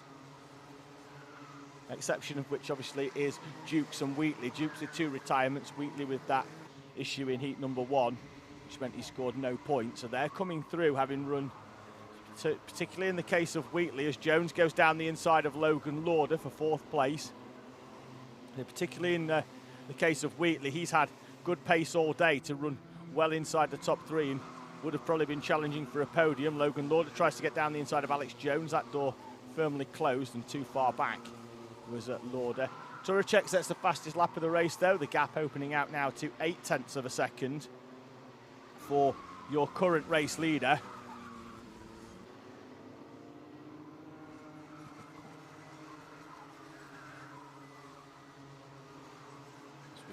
Approach 1/3 race distance. Jones, Lauder and Aston Brown.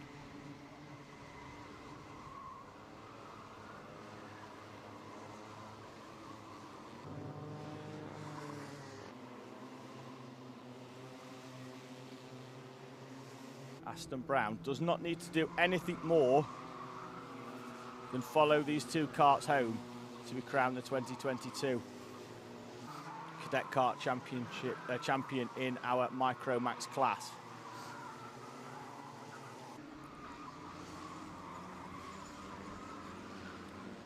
Once again, you can hear these tyres absolutely squealing as the track comes up to temperature.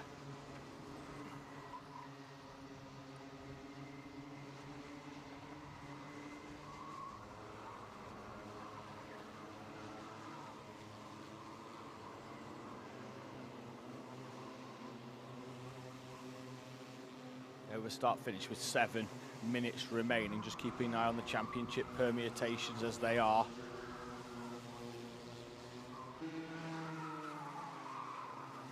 As Harry Neeson tries a move down the inside of Daniel Minto into Shoemakers. Not sure Minto would have been a fan of that one, because he really probably wants them to work together and try and close in on Adam Turacek in front.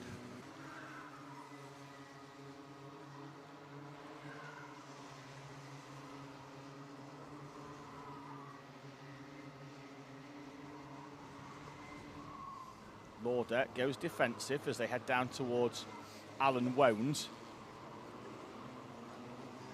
Half an overtake, half defensive though, as they head down towards that final corner. Neeson still behind Minto. This is the battle for fourth down into 6th place in the background as they flash back in from behind them tyres. Behind them, Toby Dukes is up into 7th place from 15th.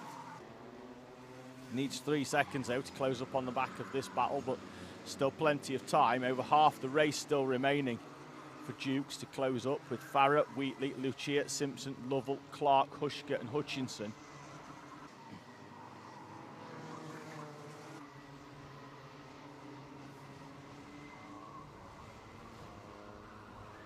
Aston Brown gets a bit of a cutback there on Logan Lauder. Lauder went slightly wide and Brown tried to get alongside, but really doesn't need to. I don't know what the message has been to him, is whether he just needs to sit and be comfortable. Adam Turacek, another fastest lap, 48.051, not far from going sub 48, as the 12 at the front of this race continues to push. Minto with a gap of 1.4 seconds to try and close in, with Harry Neeson also currently in 3rd place,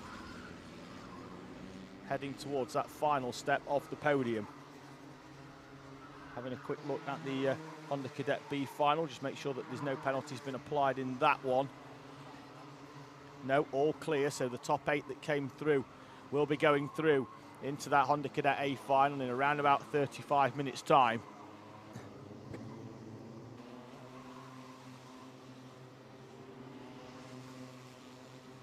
Four minutes and 40 seconds as Neeson now sets the fastest lap, with Minto setting a personal best. The gap was 1.4, now it's 1.2. Question now is, was that a good lap from the 2 following, Or has Adam Turacek gone too high with the tyre pressures and they're going to start to cook now? It was the plan for Turacek to pull away at the start and try and build up a sufficient gap so that the pack couldn't close him down. In about 15 seconds or so, we'll find out. The gap was just under 1.3 and they came over the line on that previous lap. We'll keep an eye out on your race leader as he now comes over, and the gap has indeed gone out again, so it looked like it was just a good lap on the previous lap from Minto and Neeson. Back out to 1.5. So Turacek holding on.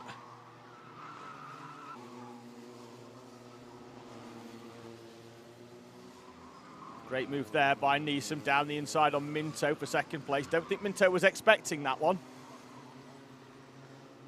He didn't particularly defend it, and Neeson took advantage halfway through. And I get the feeling now, with the gap going out again to your race leader, that these two are just going to turn this one into a scrap for second place. They've got enough of a gap to Alex Jones, and Minto is back down the inside of Harry Neeson into the right-hander on exit to Alan Wones. He's back through into second place.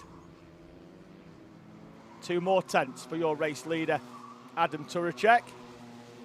Gap out to 1.7 as this battle behind, and now Neeson comes to the inside. Closed off by Daniel Minto. And that means that Neeson's going to have dropped back by a few kart lengths as he had to get off the throttle briefly. Minto in second place. Neeson considered a little move down there into Clinton's, but you do have to almost be alongside to even make that one work. So Minto there in the 28 Hunter Motorsport kart holding on to second place. Now has a bit more of a gap than what he had on the previous lap to Harry Neeson. They've pretty much been nose to tail for all of it.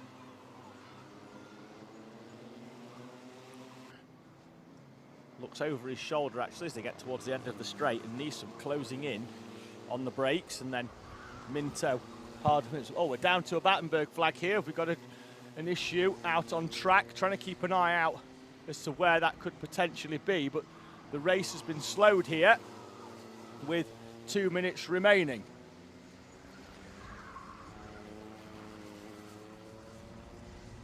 Looking out of the window, it's not clear as to what the potential issue is here, but that gap from Turacek is really, it will be closed right up now.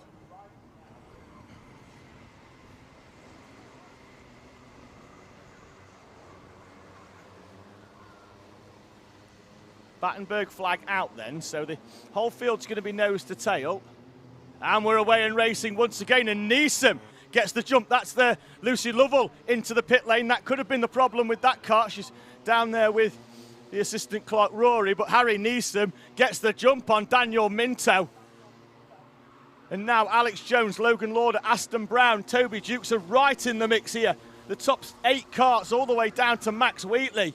All nose to tail as the race nullified for the best part of a lap to aid in the recovery of that kart down there.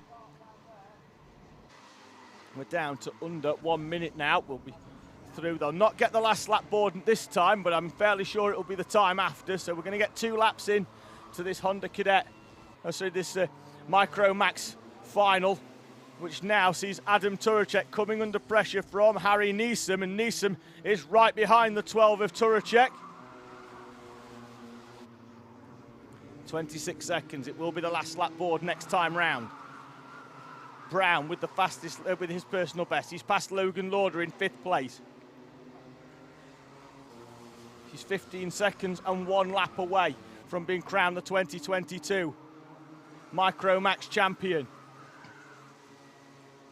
Turacek, though, will lead them. There is some potential for lap traffic, although I think Jack Hutchinson's got enough pace to be too far away. He's in the 31 kart as they head towards the final few corners before the last lap board will be out this time as they come over start finish. Turacek, who's led every lap of this race. Minto's going to try and come down the inside of Neeson and does, but then carries too much speed in, goes in there far too hot, and Harry Neeson slots back through into second place. And this gap for the final 2 steps on the podium, Turacek could have enough here if these two keep battling it out to hold on for victory. The gap was out to almost 2 seconds, then it got reeled in because of the Battenberg. Neeson, though, is right on the back of the 12. He's pulled away from Minto a few times. Turacek parks the 12 in the middle of the track as they head out of Barney's and down towards Alan Wones for the final time. Minto with a late move down the inside, and then there's contact between Minto and Harry Neeson, and Alex Jones comes through for second place. Turacek's going to take victory with a fantastic flag-to-flag victory. Neeson drops out of the top 3 with Jones in second, Minto third, Neeson fourth, Lauder in 5th place, and Aston Brown crossing the line in 6th place, which is enough to crown him the 2022 Micromax champion here in the Cadet Kart Championship. Toby Jukes gets 7th in front of Max Wheatley, Ella Lucia and Caden Simpson, with Josh Husker, Sebastian Clark, Dax Farrer, Jack Hutchinson and Lucy Lovell, who retired with 6 to go. There then, on the screen, the 57 of Aston Brown, your 2022 Micromax champion here in the Cadet Kart Championship.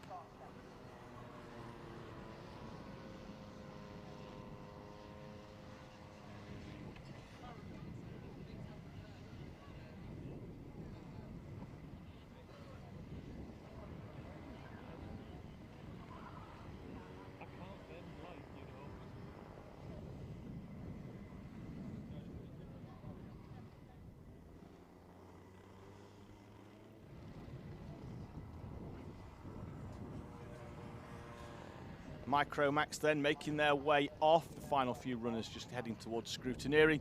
Next race up then, it's time for Junior Rotax.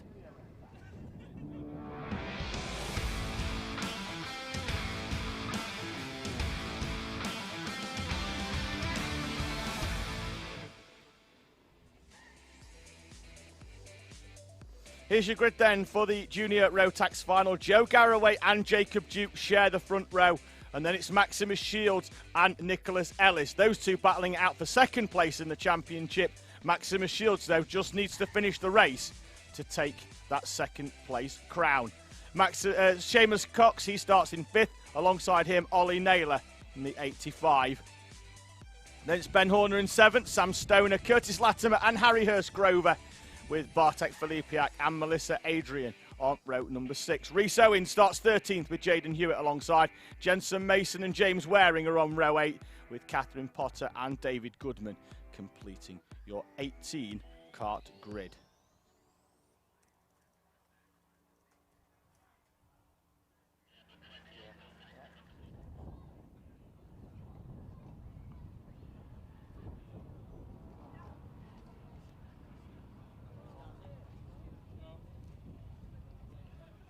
Just having a quick look down there, and heading down towards the dummy grid, just walking down, and see Cameron tipping in the background, Harry Neeson as well, and there's some celebrations there for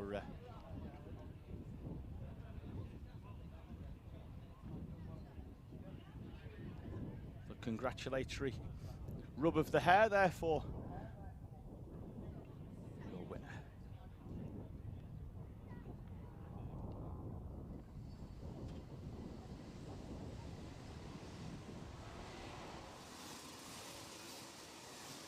Juniors then making their way out, Joe Garraway and Jacob Dukes at the head of this one, with Maximus Shields and Nicholas Ellis in 3rd and 4th. Once again, a race where the top 2 haven't really been pitched against each other too much because of their random grid scores, so they'll be interesting to go off the front row together. 104 points for Garraway, 102 for your 2022 Junior Rotax champion here in the JKC, Jacob Dukes in the 34.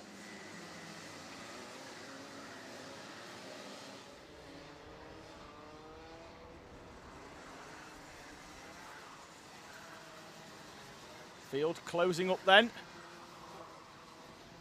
as they head round towards the that looks far enough away that it's not going to bother us on the industrial estate on the way in, but nonetheless it is some smoke there in the distance on pretty much the far side of the entrance road. Here we come then, Joe Garraway leading them round, dictating the pace, and it's a very, very slow one from Garraway. Then you can hear as they put the power down, away he goes, and Joe Garraway will lead them over the line with Jacob Dukes and Maximus Shields immediately down the inside of Dukes. Then it's going to be a drag race down that back straight. Shields relents and Dukes comes through into second place. Shields then in third with Nicholas Ellis in fourth place. In front of Seamus Cox, although that is going to be brief as Ollie Naylor looks to go down the inside, although Cox runs it all the way around the outside on the rumble strip and drops back into fifth. There's a move in the background as well coming through down the inside. Keep an eye out on who that is. It could be Ben Horner making the moves in the 12. Been really, really impressed with him in his first outing in the juniors here today at Ellough Park.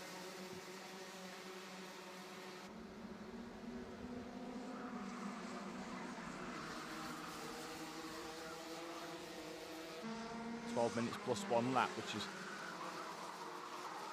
some 50% more than the 8 minutes plus 1 lap heat. So these drivers who have worked tirelessly all day as well, particularly now as the autumn sunshine bakes Ellough Park, are really going to have to work hard in this final race of the day. And Garraway defending what it appears already down there into Alan Wones from Jacob Dukes, Maximus Shields and Nicholas Ellis. The top 4 nose to tail. Then there's 2 kart lengths back to Seamus Cox and Ollie Naylor, and then there's a little bit more back to Curtis Latimer. So it's pretty much 1 through to 6, all nose to tail, split by a fraction, a thousandth over a second.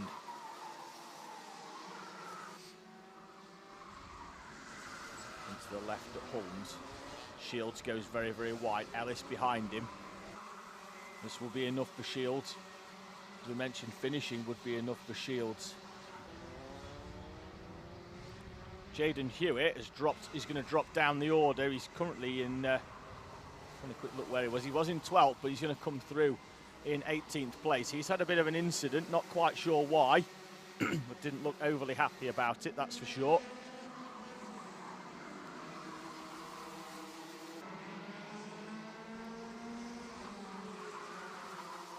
Still nose to tail in this battle for the lead.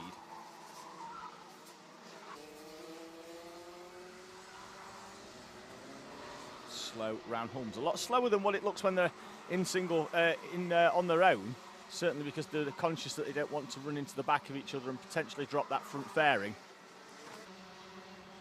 This may do though is allow Curtis Latimer, Sam Stoner and Ben Horner to close right up on the back of this one if the pace does slow with them battling, because Latimer, who on the previous lap was 8 tenths off the back of Ollie Naylor, keep an eye out on that one, because I think that one's going to come down ever so slightly. It's down by another tenth or so, but he's still there or thereabouts, as now Dukes and Garraway are tight with each other, and Dukes is through. Good move down the inside, then he defends. That's the 7 of Nicholas Ellis, who was in 4th place. He's dropped all the way down the order.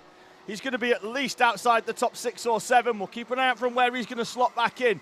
But the 7 of Nicholas Ellis, who was under pressure from Cox and Naylor, battling on the back of Maximus Shields. Cox is still there, as is Naylor as well.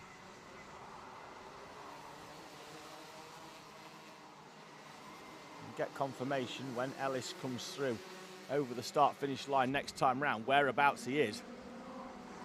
Drops down to at least 7th. It's going to be 9th, 10th by the time the rest come through. And now there is confirmation that he's outside the top 10 in 15th, 16th place for Nicholas Ellis. Then Jaden Hewitt as well is through. That's dropped him down from 4th place into 17th.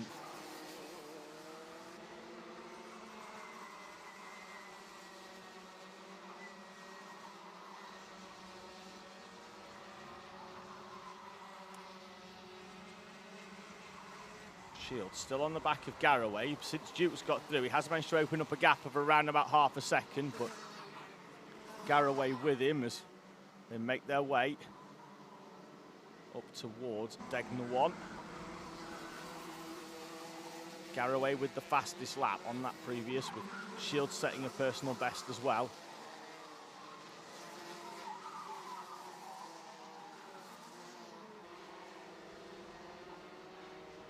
Garraway be able to close back in here in this much longer race than what we've had, so tyre preservation, also tyre pressures with them coming up as they get warmer really are quite important. Naylor and Cox nose to tail in that battle for fourth place. Looks like in the background you'll catch the move from Naylor down the inside of Seamus Cox and up into fourth. Cox, though, I think he's going to come back down the inside into Shoemakers. Naylor's going to try and run around the outside and carry a little bit more speed. See whether he can get a move done down into Holmes, but ultimately not close enough to have another go at Seamus Cox.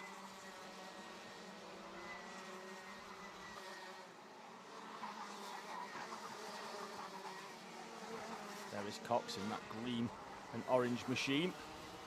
Half race distance when they come over, plus that one lap at the end, of course, sees Jacob Dukes leading from Joe Garraway. The gap out to 0.4 of a second.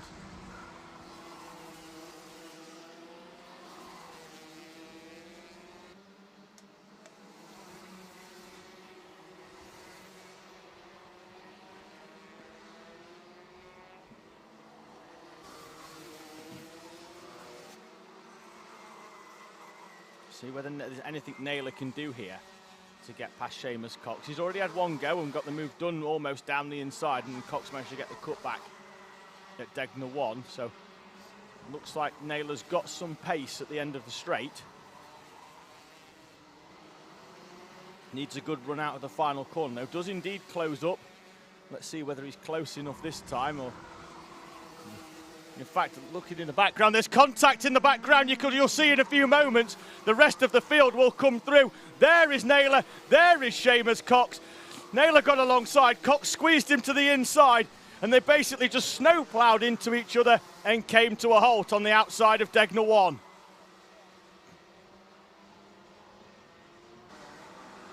Bartek Filipiak down the inside of Rhys Owen. Then there's contact behind Rhys Owen from, looks like James Waring. The top three then now. We're going to have a comfortable run to the checkered flag and the podium. Shields telling Garraway that he wants to go forward. He's not going to challenge him for this one. He just wants to push him on towards the front. Shields, knowing that he doesn't need to finish any higher than where he is, he just needs to finish the race in general. I don't think he's going to do anything stupid. In that 181 machine, the 13-year-old from Wetherby, wise beyond his years when it comes to racing. I'm fairly sure he's just going to ride this one home towards the checkered flag. Third place on the podium, and also second place in the Junior Rotax Championship here in the JKC. 4 minutes and 1/3 of the race remaining. Your championship winner and leader, Jacob Dukes, currently leading this race by 0.6 of a second from Joe Garraway. With Shields in third, then Jensen Mason, Curtis Latimer and Ben Horner, Sam Stoner, Harry Hurst-Grover, Melissa Adrian and Bartek Filipiak in 10th place.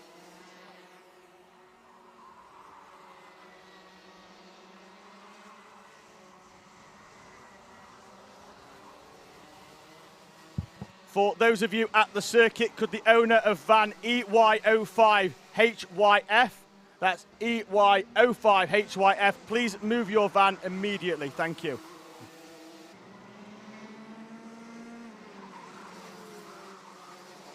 Three minutes remaining then in this Junior Rotax final. Dukes with a gap of 0.6 of a second from Joe Garraway and Maximus Shields. Then they've got 7 seconds back to Jensen Mason, who's come all the way through. Great drive from him to move him up into 4th place, having retired pretty much from the opening race of the day to run up in 4th place. Great effort for him. Caught up with him during our paddock walk and has dipped in and out of this championship all year, involving some of the longest treks up to Rowra and then down to Lydd.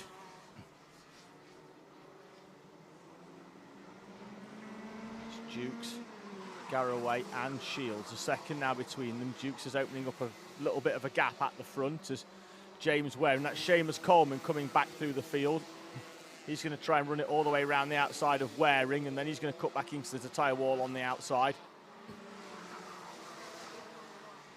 With Rhys Owen in front of them in that 99 kart.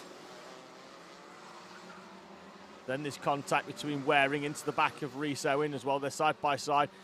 Where's Cox in all of this? Is he still there? I think he had to back out of it ever so slightly. In fact, he's disappeared. And Seamus Cox, his day will end in retirement. You saw in there he was just pumping the throttle pedal.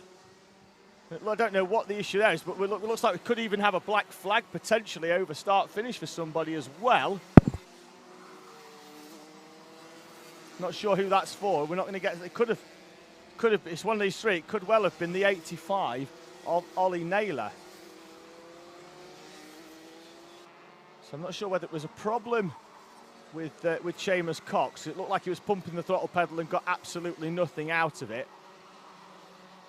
We'll keep an eye out for other drivers potentially peeling off into the pit lane with 1 minute remaining. Dukes now has a gap of 1.3 from Garraway. Shields in third place. Happy, it seems, to do what is necessary and follow the 158 kart home. 46 seconds remaining then.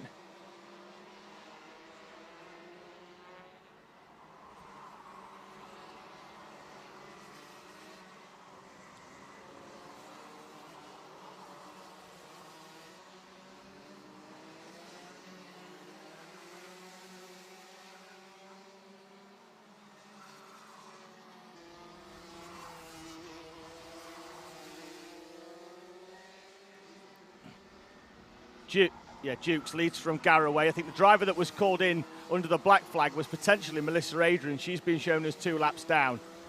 So looks like Dukes as they come round. He'll get the last lap board next time. Then it's Joe Garraway. Maximus Shields then in third place. The driver to watch here. All he's got to do is get that kart to the checkered flag, and that will be enough for second place in the championship for Maximus Shields. Just got to follow Garraway home. Doesn't need to do anything silly in this final 45 seconds of this junior Rotax final here at Ellough Park. Board is out already. It looks like the leader, Jacob Dukes, has caught up with a little bit of lap traffic. Managed to negotiate that successfully. Behind him, Garraway and Shields may well need to do exactly the same as well. Although won't need to do anything overly silly. Although Shields is going to try and get down the inside of Garraway.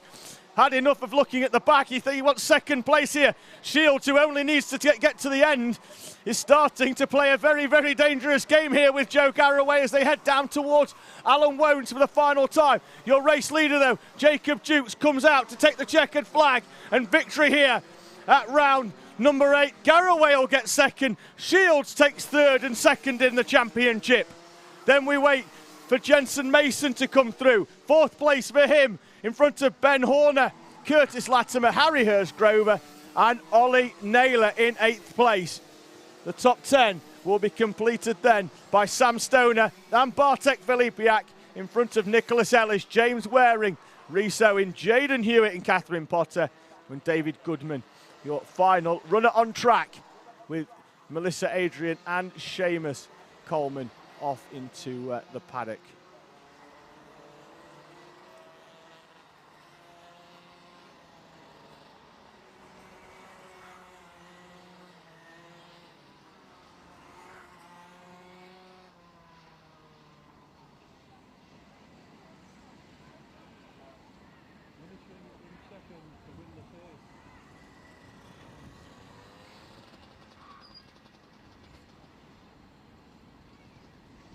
Juniors are off the track. We've got 2 more races then of the 2022 Junior and Cadet Kart Championship for you. The first one of those 2 will be Honda Cadet. Then we go to Minimax for their final. So the penultimate race of 2022 is almost with us. It's time for Honda Cadet.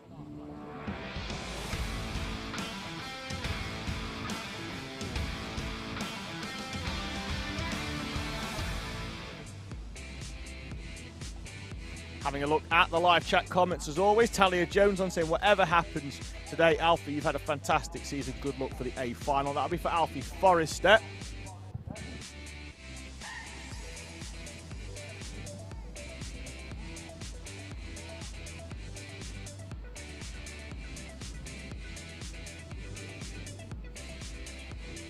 Honda Cadet then are in the background. It will definitely be Thomas Potter on pole position. He's got 101 points from his heat. So that's going to put him right at the front then for our Honda Cadet A final. Alongside him on the front row,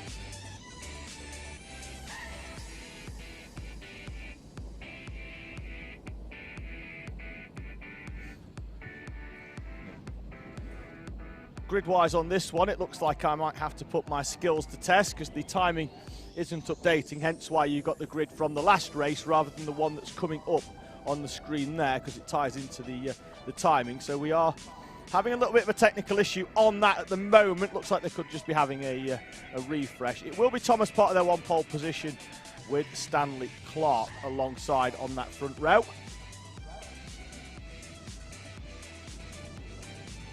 This championship, whilst already being tied up by Harris Roberts, who we'll see in the Minimax final in about 20 minutes time, still has a battle going on for second down to sixth in the championship. They came into this one with James Fabricius in second place in front of Larry Price, Thomas Potter, Harris Alley and Amy Peacock. So we'll be able to update at the end of this race where everybody has finished in their championship battle, in terms of points, of course.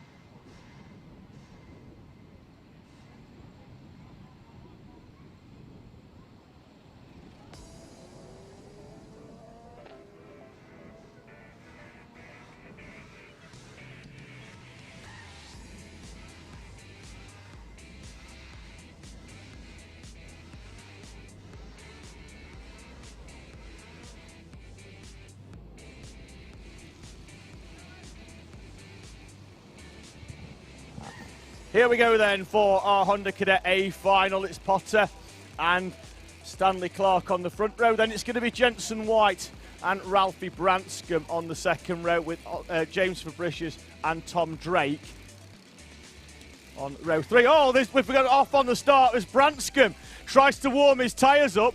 He's gone off down there into the wall for Ralphie Branscombe. He's going to have to wait for the entire field to come through. And Ralphie Branscombe, who was in fourth place, rejoins the field, but have that kart having gone end-to-end into the tyre wall. I wonder whether there's any pushing on that front fairing even before the race begins.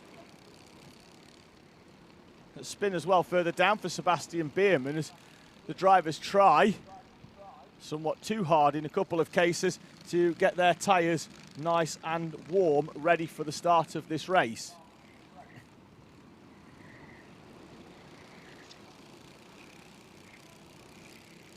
Round they come then. Potter from Stanley Clark, then Jensen White will be in third place. Ralphie Branscombe should be fourth. The gap there will be for him to come through and into position, so hopefully he can make his way through. They should leave a gap for him. Everybody else rolls themselves nicely into position.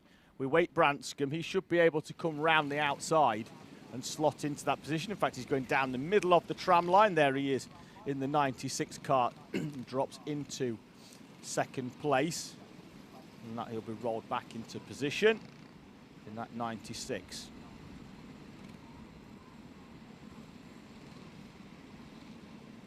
"28 karts then.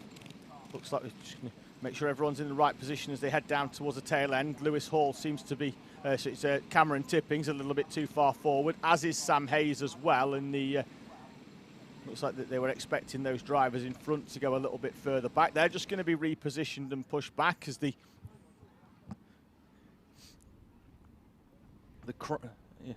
crowds here gather up there on the viewing gantry. Red light, then green. We cut to the race and we're away and racing here in this Honda Cadet A final. It's a good start from everybody as they make the run down. Potter over the curbs on the inside. We've got one driver going very, very wide round the outside. We'll try and find out who that is in a moment's time. So they make their way down. Looks like everybody, though, still running. So whoever went wide could have been Maxie Lewis. He's dropped down to the tail of the field. Isabella Stansmore-Wilson is well out of place as well, having qualified inside the top 20. She's now down towards 25th place, so could well have been her. As Max Wheatley tries to go down the inside there, we see Joshua Sullivan. That's not going to work, and he slots back in, but then we'll have an opportunity at the next corner. Potter leads from Stanley Clark and Jensen White. That's your top three. Ralphie Branscombe, George Ralston, Jack Collinson, Alex Lynn. Then it's the 91 of Fabricius, Tom Drake. As Fabricius goes down the inside of Alex Lynn, Max Williams does the exact same to Ayrton Rye as well. Timing is back with us. And Ayrton Rye, that Nauseo panel wobbling from side to side. Probably not going to involve that driver coming into the pit lane, but certainly not going to do the eyesight any good as that wobbles around in front. And then the hard on the brakes down there into Alan Woes. Max Greatrex goes very, very wide. As Harris Ali starts making his way through the field. Potter from Clark at the front of this final. We're only a minute in, of course, as Greatrex makes another move down the inside into the final corner at Alan Wones before that. The official final corner, which is unnamed here. We'll call it the Alpha Live turn. I think we might as well get some coverage down there. Potter from Clark and White, the top three. The gap half a second. The top five have broken away ever so slightly with Ralphie Branscombe and George Ralston in front of Jack Collinson, James Fabricius, Alex Lynn, Tom Drake, and Max Williams. That's your top 10. Contact in the bit of background there we saw between Collinson and Fabricius. They've managed to ride that one out though. No harm done between the two of them. Potter, who'd opened up a gap of around about half a second, has had that one reeled in by by Stanley Clark and Jensen White. With Branscombe and Ralston coming along as well. Plenty of time in this one. We're only at a quarter race distance, 9 minutes remaining of this 12-minute final. Potter's opened up a bit more of a gap, seems to be strong. Round O'Ross's in Clinton's and then down towards Barney's. Clark, however, seems to be very strong round this final complex of corners and really does close up. Not sure whether this game of tit for tat in terms of where they're strong on the track is going to benefit either of them, because neither can pull away from White. And then Branscombe down the inside of Jensen White into the Degner 1 hairpin to begin the lap. That moves him up into third place.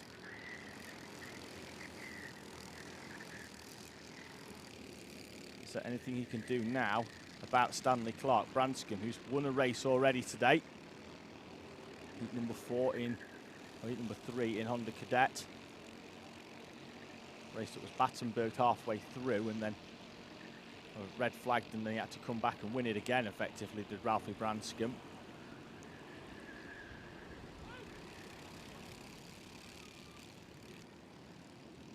Potter then, is there anything that Clark can do?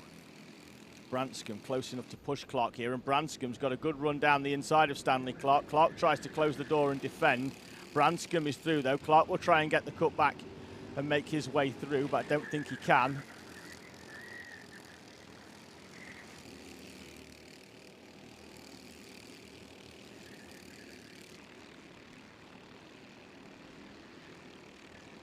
Look over the shoulder once again from Thomas Potter. This time he sees it's Ralphie Branscombe, not Stanley Clark, right on the back of him. We know Branscombe is strong down the start-finish straight, as he can make that move into that first corner, as he has done on a number of occasions already, to get past Jensen White, to get past Stanley Clark. Can he do it on Thomas Potter? Right in the slipstream, moves to the inside for Ralphie Branscombe, and he is going to go through and into the lead. Potter, though, will get the cut back to the inside. Branscombe will run him a little bit tight. Potter, though, back through into the lead. So Branscombe's lead lasting about 4 or 5 seconds. Tries the same move, though, down the inside into Holmes, and Ralphie Branscombe's through, and this time he makes it stick. Ralphie Branscombe leads from Thomas Potter, Stanley Clark and Jensen White, with George Ralston there as well in 5th place.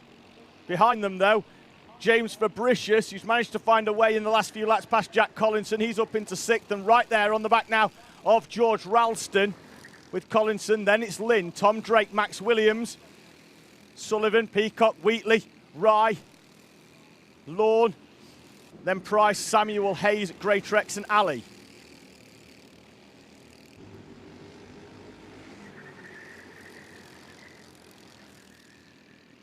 Branscombe leads from Thomas Potter. Potter, who's led from the start of this race until that last lap when Branscombe managed to find a way through.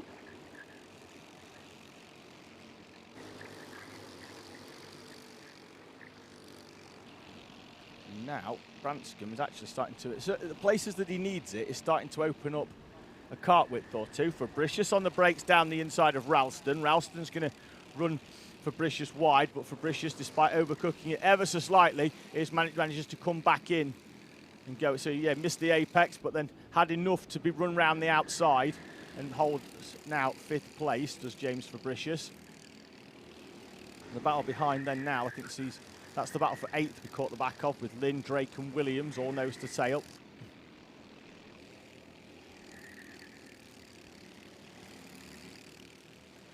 Down the middle straight they go, head behind the steering wheel for Jensen White.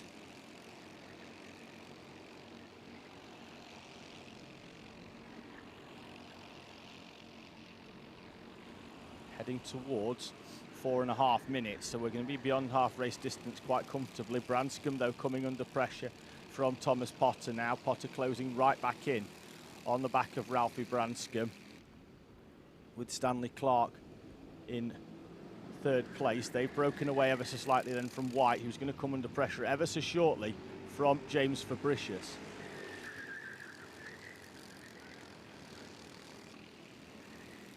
Potter almost got the nose down the inside of Branscombe there.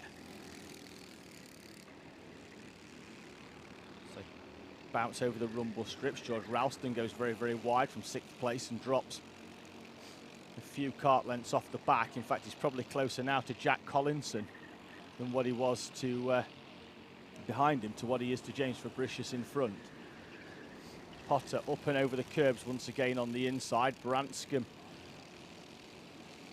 holds on though, 0.2 of a second. This is your top 3.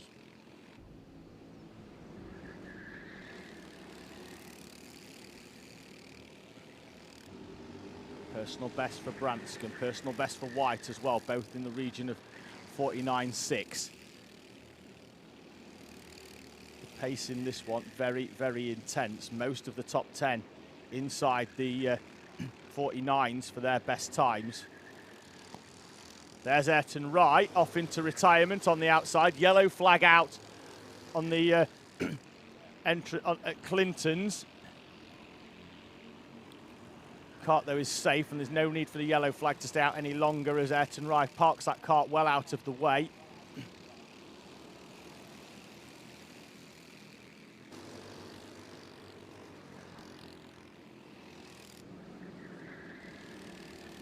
Two minutes and 45 seconds remaining.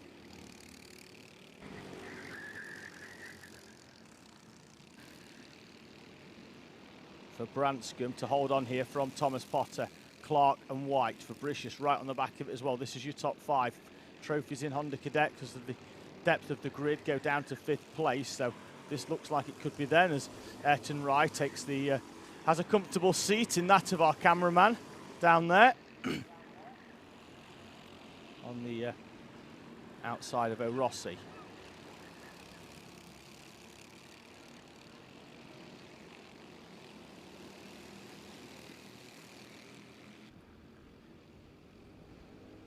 Fastest lap of the race from Thomas Potter, 49.440, reeling in Ralphie Branscombe at the head of this race.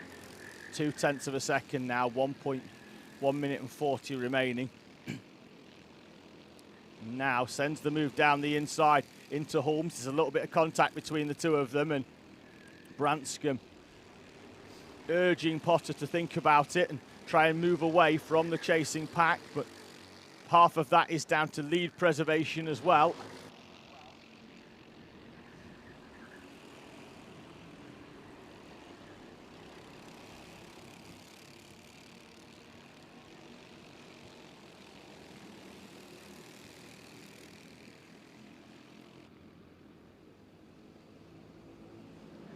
Enough of a gap there though for Branscombe that he doesn't have to defend that corner, although then he slides slightly wide with Potter in behind. Keeping an eye on that last lap board as the time at the top starts to go down. Potter once again down the inside of Branscombe into Holmes. This could allow Stanley Clark to get alongside, although they all shuffle back into an order, and Thomas Potter once again leads this race.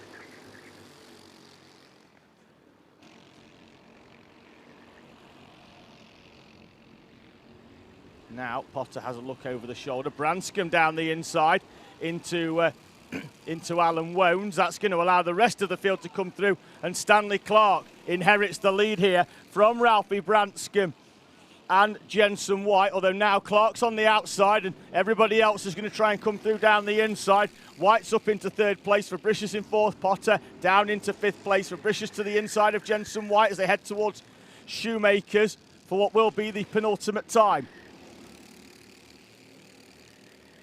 Caught that in the background there. Looked like Potter went up in the air as he rejoined the track where the concrete finish and the grass started. He's dropped off the back now of Jensen White. Stanley Clark, though, leading from Ralphie Branscombe round the right-hander.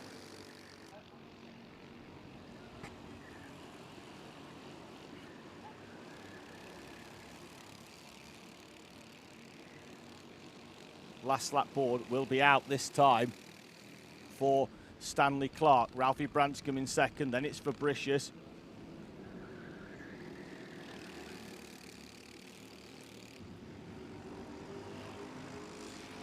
It's the top five, nose to tail.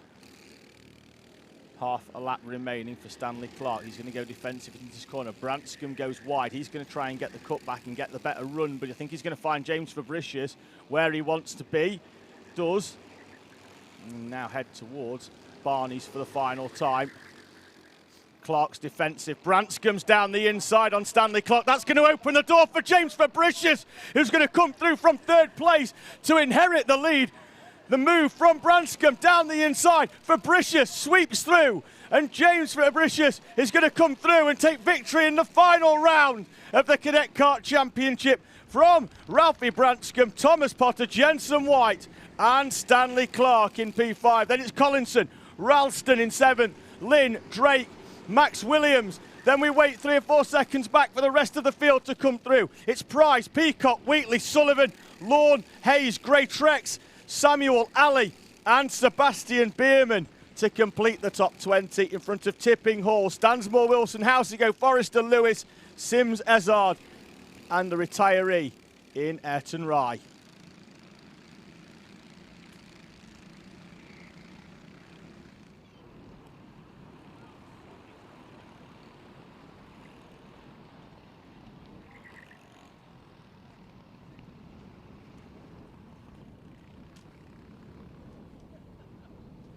So as long as everybody gets through their scrutineering okay with no drop downs, the positions as they finish mean that James Fabricius finishes the championship in second place from Larry Price, with Thomas Potter, Harris Ali and Amy Peacock then completing your top 6. So the top 5 in the championship as it stands on track, with the results still in abeyance, awaiting post-race scrutineering. Harris Roberts obviously took the championship back at Houghton Park. James Fabricius in second place, Larry Price in third, Thomas Potter and Harris Ali, your top 5 in the championship here in the CKC.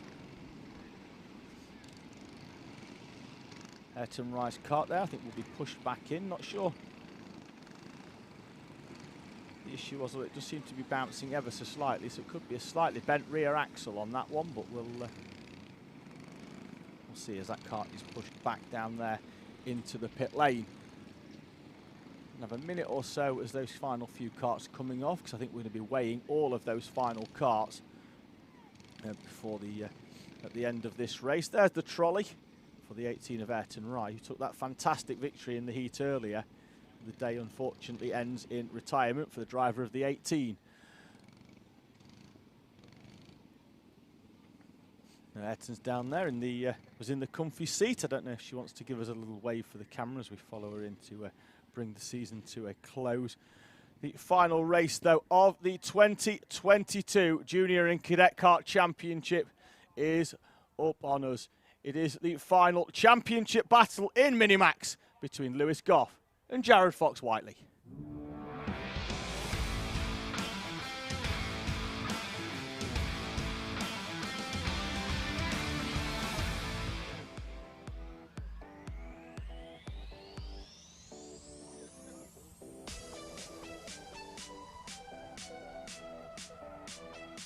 Here's the grid then, with Oliver Fabricius on pole position, his 1 win and 202 points, and the faster lap than Lewis Goff sees him start on the inside of the front row. Goff alongside. Then it's Fox-Whiteley and Barlow with Benjamin Lee and Ben Adrian on row number 3. Row 4, Harris Roberts and Jack Burgess with Freddie Lyons completing the results. Basically here in this one, as long as they finish inside the top 5, whoever finishes in front, be it Lewis Goff or Jared Fox-Whiteley, they will take the championship.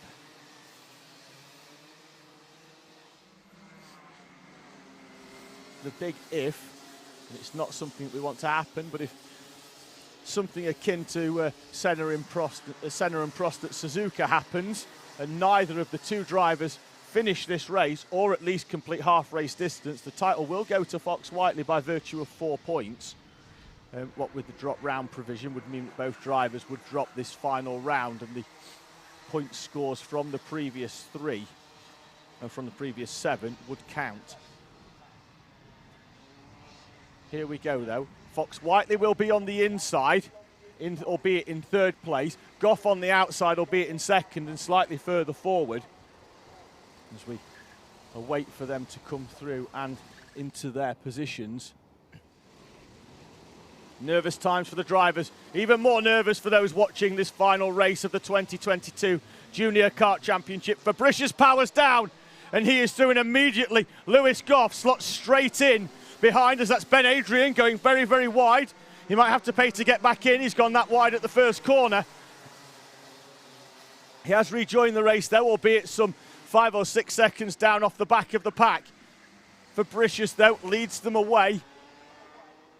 And if he stays there, it will be a very, very nice trip back for the Fabricius family with 2 race victories.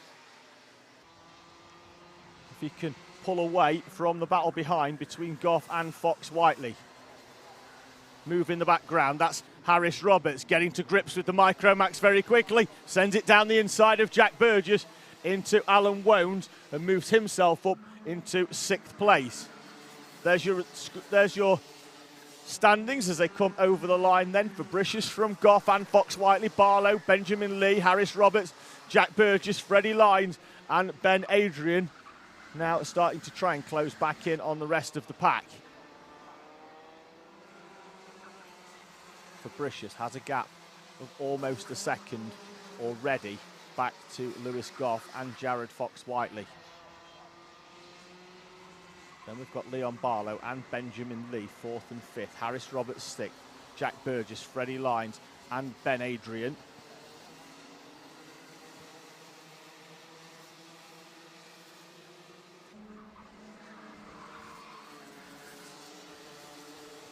Field a lot more spread than what it was earlier on when we had the top 4, as it is now running round with 6 tenths between each other. It's 1.6 already.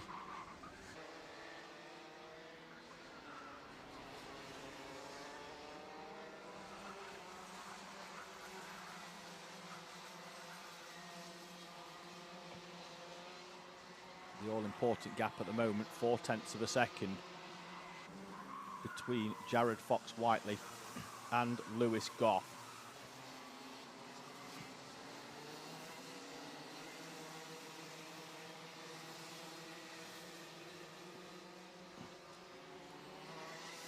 Just getting reports in from there out of the track that one of the top 3 or 4 is got quite an odd sound coming from the engine. We'll try and keep an eye out on that as it is at the moment.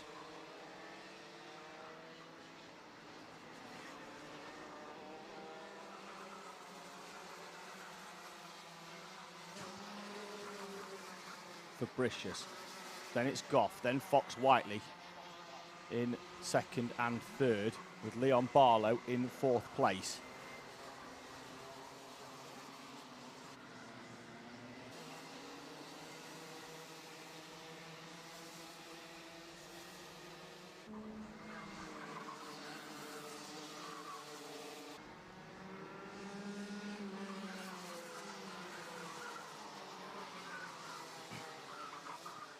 Harris Roberts now right on the back of Benjamin Lee, battle for 5th and 6th place respectively.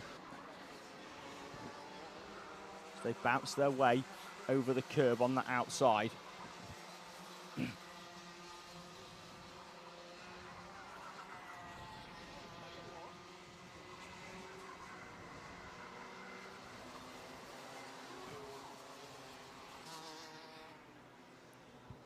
There's Goff in front of Fox-Whiteley, the gap 0.3 of a second. Fabricius still leading the way with Leon Barlow in 4th place.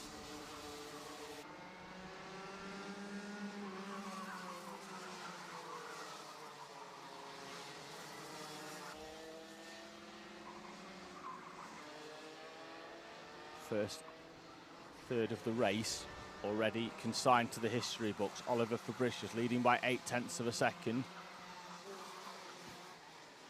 Gap fairly consistent as it has been in the last couple of laps. Back to Fox-Whiteley and Lewis Goff. Goff in 2nd place, Fox-Whiteley in 3rd. Fox-Whiteley right on the back of Lewis Goff.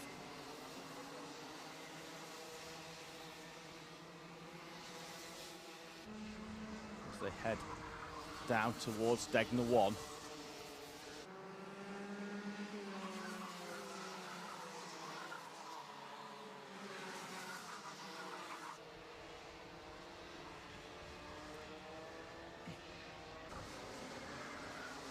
The left-hander at Holmes. This is the battle for 5th place between Benjamin Lee and Harris Roberts. Roberts really starting to grow into this mini-max as he heads round the right-hander and then the left at Barney's. Fabricius' lead starting to be reeled in ever so slightly by Fox-Whiteley and Goff. Goff in 2nd place, remember.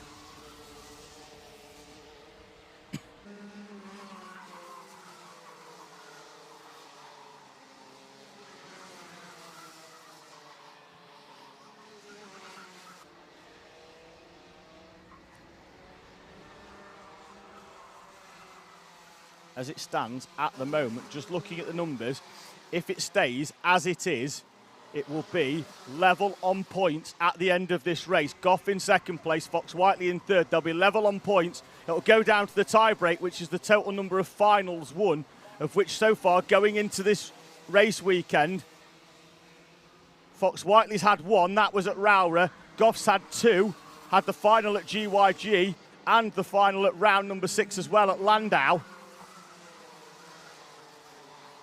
So it will go down to a tie-break as it stands with the 2 drivers currently in 2nd and 3rd place respectively. They'll be tied on 926 points after 8 rounds of racing all across the UK. The gap closing in though on Fabricius. If they move into the lead, then that's going to be a different animal because the point difference between those 2 racers, between 1st and 2nd is 5. 2nd down to 3rd is 2. And then there's a further 3 all the way down into 4th place.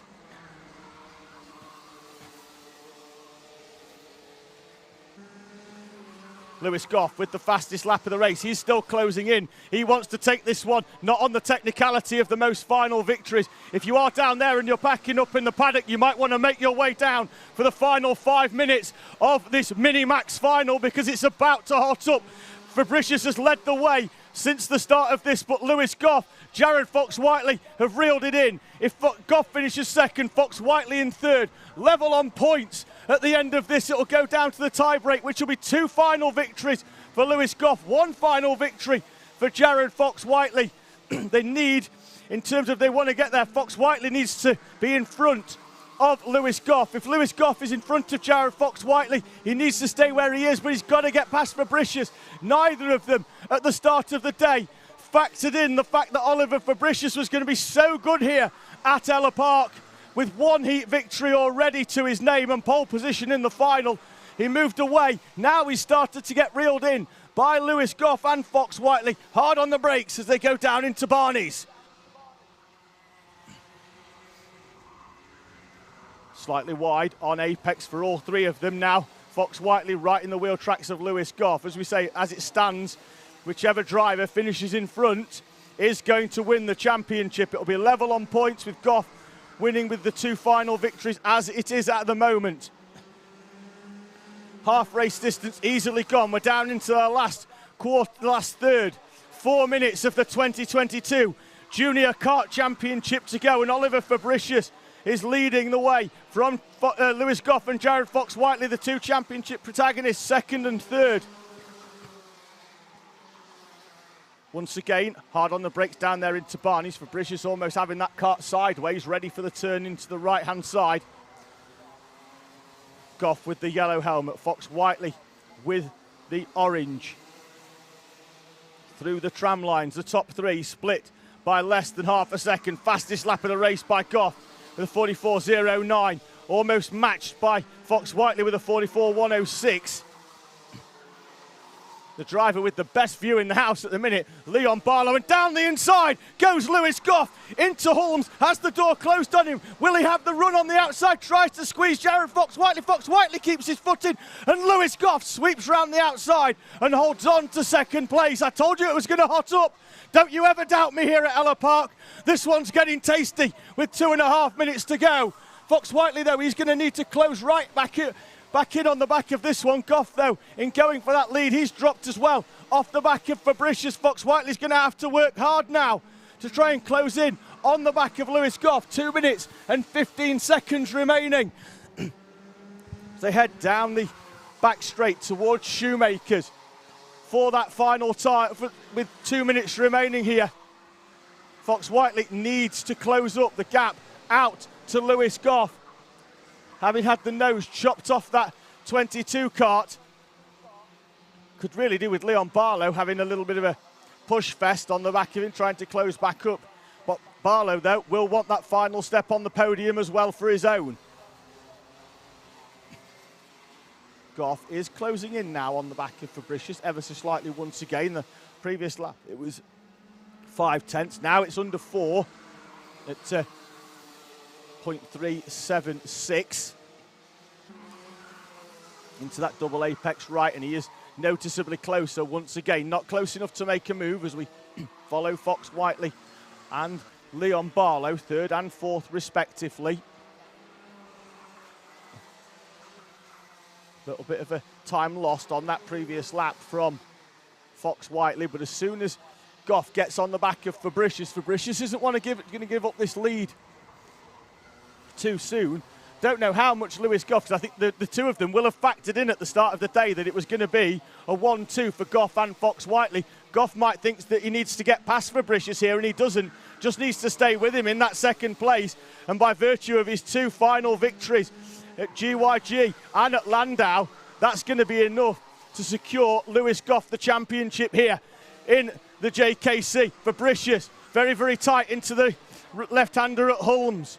Now Goff is right in the wheel tracks. Let's see, though, whether they get backed up into Jared Fox-Whiteley. Don't discount Fox-Whiteley yet, because as soon as these 2 start battling, the 22 will be right back in the mix. What Goff needs to be careful, though, is that he doesn't apply any pressure to the back of Oliver Fabricius and drop that nose down. A 5-second penalty will drop in behind Jared Fox-Whiteley as Fox-Whiteley pumps in the fastest lap of the race, 44.015, 6/10 of a second quicker than those in front of him, and he's really now starting to wind the screw in on those in front of him as Fabricius goes defensive. There's lap traffic in front, but I don't think it's going to come into play. 1.5 laps remaining. The last lap board being ready for the final showdown of the Junior Kart Championship. And now Fox-Whiteley is right there, right on the back of Lewis Goff and Oliver Fabricius. Nervous times for all of our drivers, more so for those spectating, myself as well, as this season comes down to a fitting end. Into Degner then for the final time. Fabricius leads from Lewis Goff with Jared Fox-Whiteley in third place. Fabricius goes defensive to the inside. It's going to be a white line job, I can assure you, as they head down towards Hulmes. Goff in second place. Fox-Whiteley in third. Fox-Whiteley needs to get in front of Lewis Goff here. Goff will win the championship. It'll be level on points as it stands. Fox-Whiteley is going to have a couple of opportunities. This is contact into the back of them. Goff comes through though into the lead. Lewis Goff round the outside. There was contact into the back from Jared Fox-Whiteley. It shot Lewis Goff through and into the lead. And Fox-Whiteley's lost third place as well. Lewis Goff is your 2022 Junior Kart champion in our Minimax class. Fabricius second, Barlow in third, and then Jared Fox-Whiteley crossing the line in fourth place in front of Harris Roberts, Benjamin Lee, Ben Adrian, Jack Burgess and Freddie Lines.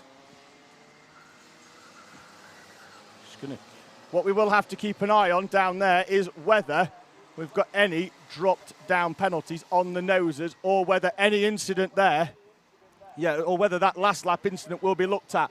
Don't know if we can have a quick look at it again on the replay of that last lap incident down there into Barney's. It was Lewis Goff in second place, and he was right on the back of Oliver Fabricius. Doesn't look like Goff's overly happy down there. It looks like he shook his hand back. We'll watch it on the screen for those of you at home as well. Contact into the back there, and that has forced Fabricius wide. Goff into the back of Fabricius, and then ultimately then further down, Jared Fox-Whiteley drops down into fourth place. Leon Barlow into third as well. Punch steering wheel from Fox-Whiteley. Don't know if he's got a drop nose penalty as well. Either way, we'll see, because that's going to, if it does, it'll drop them much further down the standings. You'll have to keep an eye out, I think, on social media for this one as to where it puts our two drivers. Although there was three places between them. And if that is the case, even if they drop to say 6th and 9th respectively, that will give Lewis Goff the championship by 1 point. We'll keep an eye out on the timing here, because I don't think we're going to get this one wrapped up in terms of getting an official result in before the end of this live stream. We'll keep an eye out as to where it is on the at the moment. We're still not getting any confirmation in terms of whether we've got whether anything for drop downs is being sent in or not. In terms of the actual finishing positions, it was Goff in the lead with Fox-Whiteley in fourth place. Then they had over 5 seconds back to Harris Roberts. So even if 5-second penalties are applied, that will drop Lewis Goff down into third place, and Jared Fox-Whiteley won't drop any further than fourth place. So in having a look at that, if that is the case, and Lewis Goff then will drop down into third because of a drop down, and then a fourth for Jared Fox-Whiteley, assuming they are the only two drivers, it will send the championship to Lewis Goff by a single point. There is still plenty going on down there. The Goff family seem very happy. I'm sure there's a lot of adulation, a lot of relief down there after a enthralling championship battle between Lewis Goff and Jared Fox-Whiteley. Just going to keep refreshing down here in the commentary box to see whether we get anything on that. Like I say, as long as there's if it finished as it was, or there's no other penalties, I think that this one, with the over 5 seconds from fourth place Jared Fox-Whiteley down to Harris Roberts in fifth place, means that this championship will be going to Ossett in West Yorkshire, and the championship trophy will be in the hands of the four of Lewis Goff.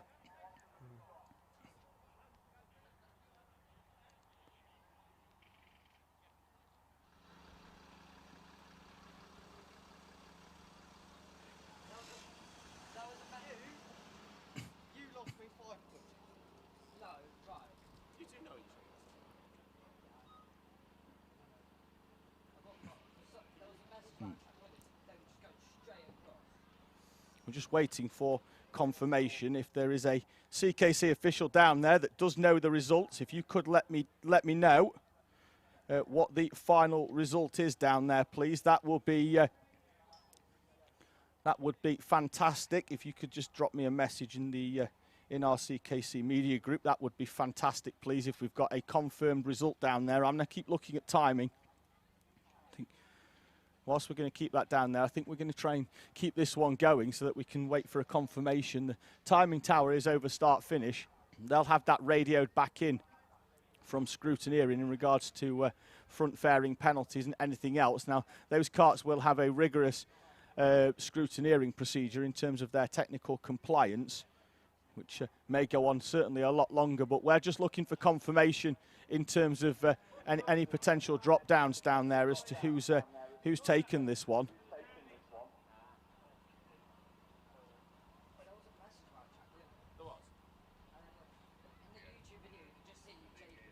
Still nothing on the timing, as we see Benjamin Lee's kart there being sorted out. Still support coming in via the live chat, with Frey Eden pretty much summing the final up brilliantly with what a final. Fabricius leading from start to finish until that final lap that forced him wide. Don't know if he's got a drop down as well on that one, but he was the driver at the front. Don't think he had much in terms of his nose to go into the back of anybody. So we'll still got nothing on there. Like I say, as long as there's nothing too untoward, it does look like that this one will be the way of Lewis Goff, the driver that won it when he came over start finish. The positions first and fourth place between the two of them will be enough, even if that drops Goff down by 3 places, and then even so, it might even promote with Fabricius. If he's got a penalty, that may promote Leon Barlow up as well. So still interesting times down there, but as it stands, it looks like the championship will go to Lewis Goff by what will be a single point, 924 to 923, if they are confirmed in 3rd and 4th place respectively, as we suspect they are. A championship that until halfway round the final lap was going to be settled by a tiebreaker. It was going to be level as the two drivers went round in 2nd and 3rd place respectively between Goff and Fox Whiteley. You can see down there in the background the karts just going through their scrutineering and their technical compliance, so that's why we're not getting the full result in yet. We're just waiting for confirmation on those drop downs, because normally in terms of anything post-scrutineering, it could be anywhere up to half an hour, and as much as I like my voice, I don't think there's going to be much of it left, and I don't think you at home or in the paddock will want to listen to it for that long either. So what we might have to do at some point is slap our producer for saying that he doesn't want to listen to me for half an hour either. And we might have to keep an eye on the Cadet and Junior Kart Championship Facebook page for final confirmation of your champion. Might also be worth checking out the Facebook pages of both Jared Fox Whiteley and Lewis Goff, because one of them will be announcing some very, very good news probably in the next 10 or 15 minutes or so. And that might be the quickest way for you to find out which of those two drivers will be crowned the 2022 champion here. There's a lot of interesting eyes going on down there to find out who is into position.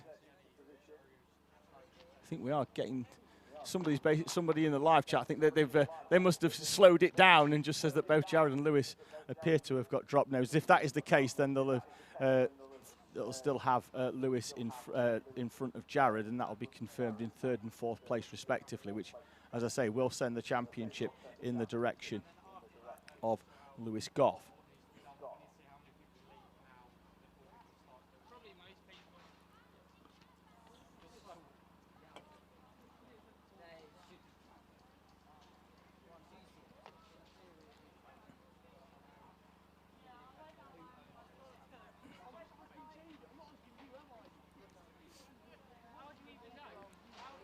Just having a look there. I'm waiting for a driver to run out with his arms in the air out of scrutineering.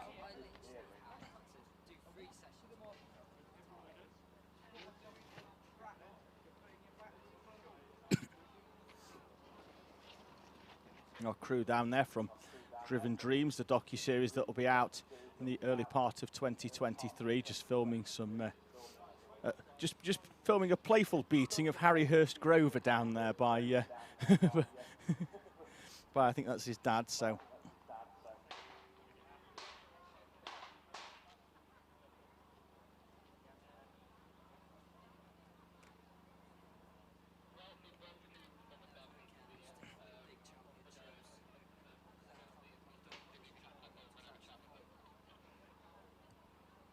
Just having a quick look now, because I've just had a little bit of an update from down in Parc Ferme from a CKC official. Have had it confirmed to us in the commentary box that both Lewis Goff and Jared Fox-Whiteley did indeed get drop-down penalties. That will be 5 seconds added to both of their race times, which will drop Lewis Goff down into 3rd place, Jared Fox-Whiteley down into 4th. But that will give Lewis Goff the 2022 Junior Kart Championships in the Minimax class by a single point.